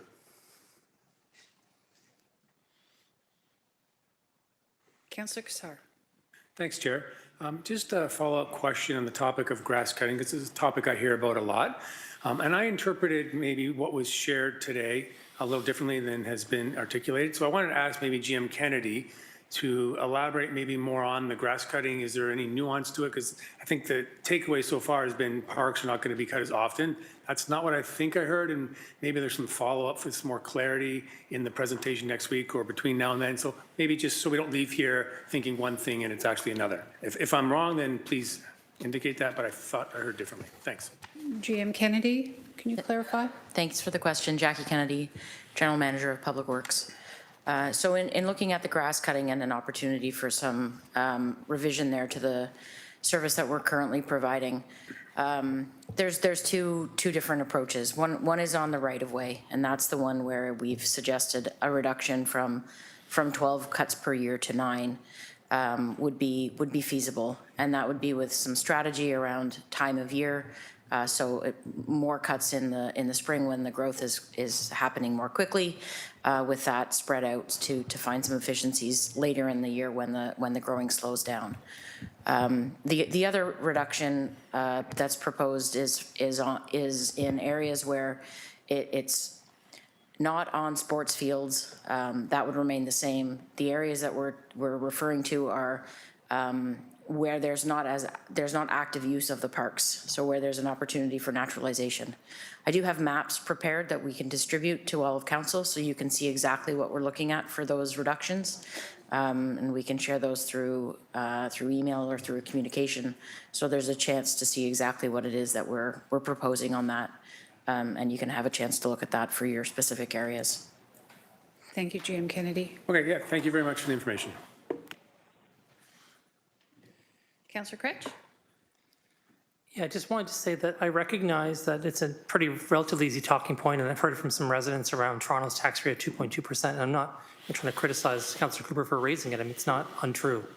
But Hamilton has been begging the province for the same kinds of permissions the City of Toronto has had for decades. The City of Toronto's Act allows them to levy all kinds of different things that we can do. They're also, because they're the largest city in Canada, the source of massive funding from the federal government, the provincial government. They're the source of funding for international tourism, and it goes on and on and on. All that stuff benefits their ability to be able to keep their tax rate low. So I think the chart that James Zagaric showed earlier was helpful, but if we took Toronto off the end, I think you'd see we're kind of in the middle, frankly, at this point, when we look at other municipalities that are like ours. So I think it's fair to say that because the City of Toronto enjoys the ability, like the City of New York does, and other kind of cities that are that scale, to raise money through taxes, by sales, and all other kinds of things. So I think it's worth saying. Thank you.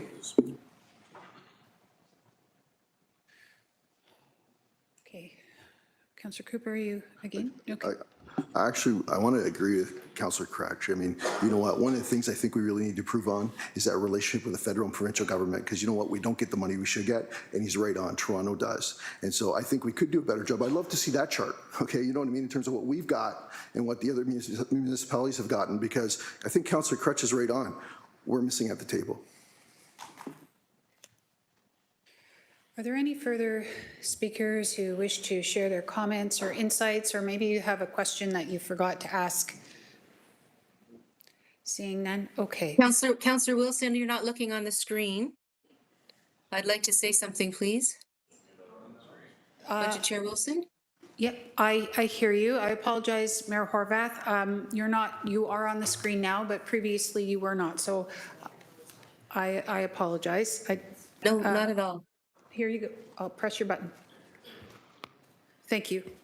Thanks very much. I'm going to be a little bit brief. What I would like to say is collaboration is with more than just one person. It takes two, takes three, takes four, takes five. And so my door has always been open. I've always invited councillors to come and chat with me about budgets. I don't get many take-ups. Some people do, and I appreciate that. Others don't bother. That's their prerogative. So I just wanted to make sure that folks out there, if there's anybody paying attention to this conversation, understand that that's definitely the case. Having said that, I'm not going to get all defensive. I've heard what people have to say, but what I will say is this, that we actually do have an opportunity, all of the councillors do, to decide what happens next in terms of the various amendments that come forward. Folks will remember that the last budgets, there were no vetoes. I'm not making that promise at this point, but what I can tell you is to suggest that somehow I changed the budget in a way that, or it was just my budget. There was a process that was required. I get it. People aren't happy. That's legitimate and that's fine. Everybody has the right to their opinion and their analysis and understanding of how things go. But having said that, I just really want to remind people that there are amendments that are going to be coming forward. Look forward to hearing those. Look forward to having those horse trading conversations around those amendments.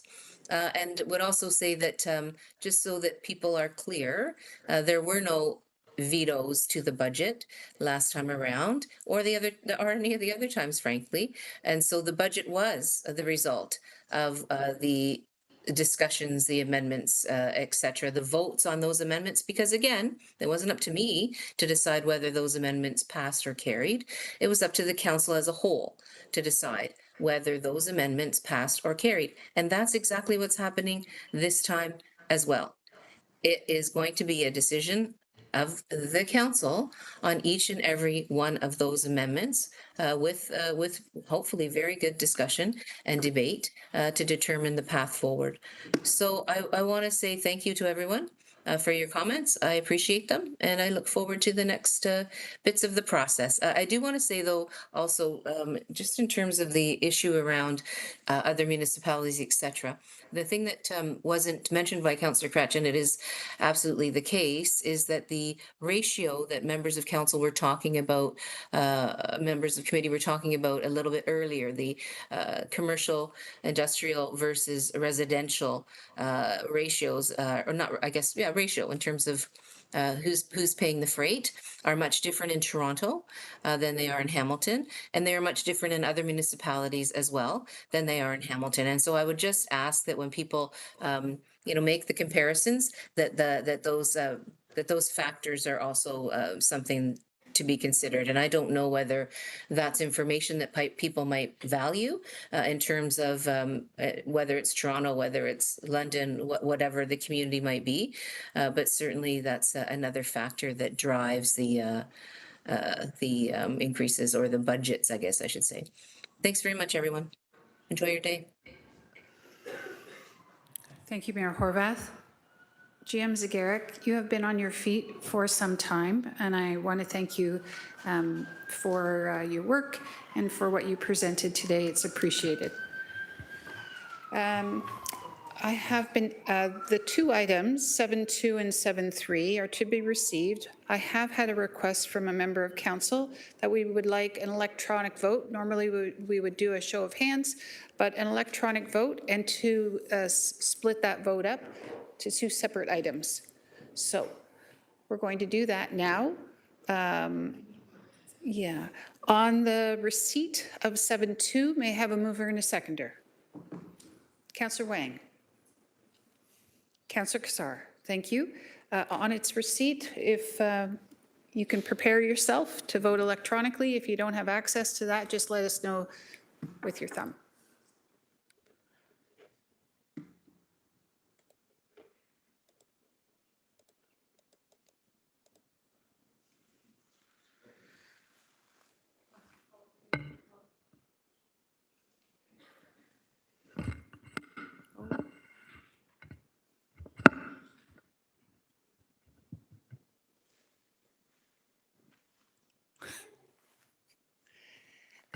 That is defeated, 5-11. My apologies, the tension in the microphone has just gone, so I'm going to hold it like this. On item 7.3, which is the 2026 tax budget overview, mover and a seconder for its receipt. We'll take the same mover and seconder, please, and an electronic vote.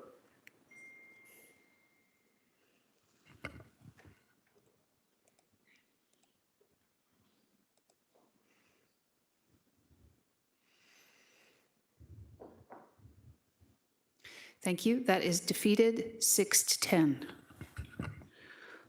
Okay. Are there any motions today?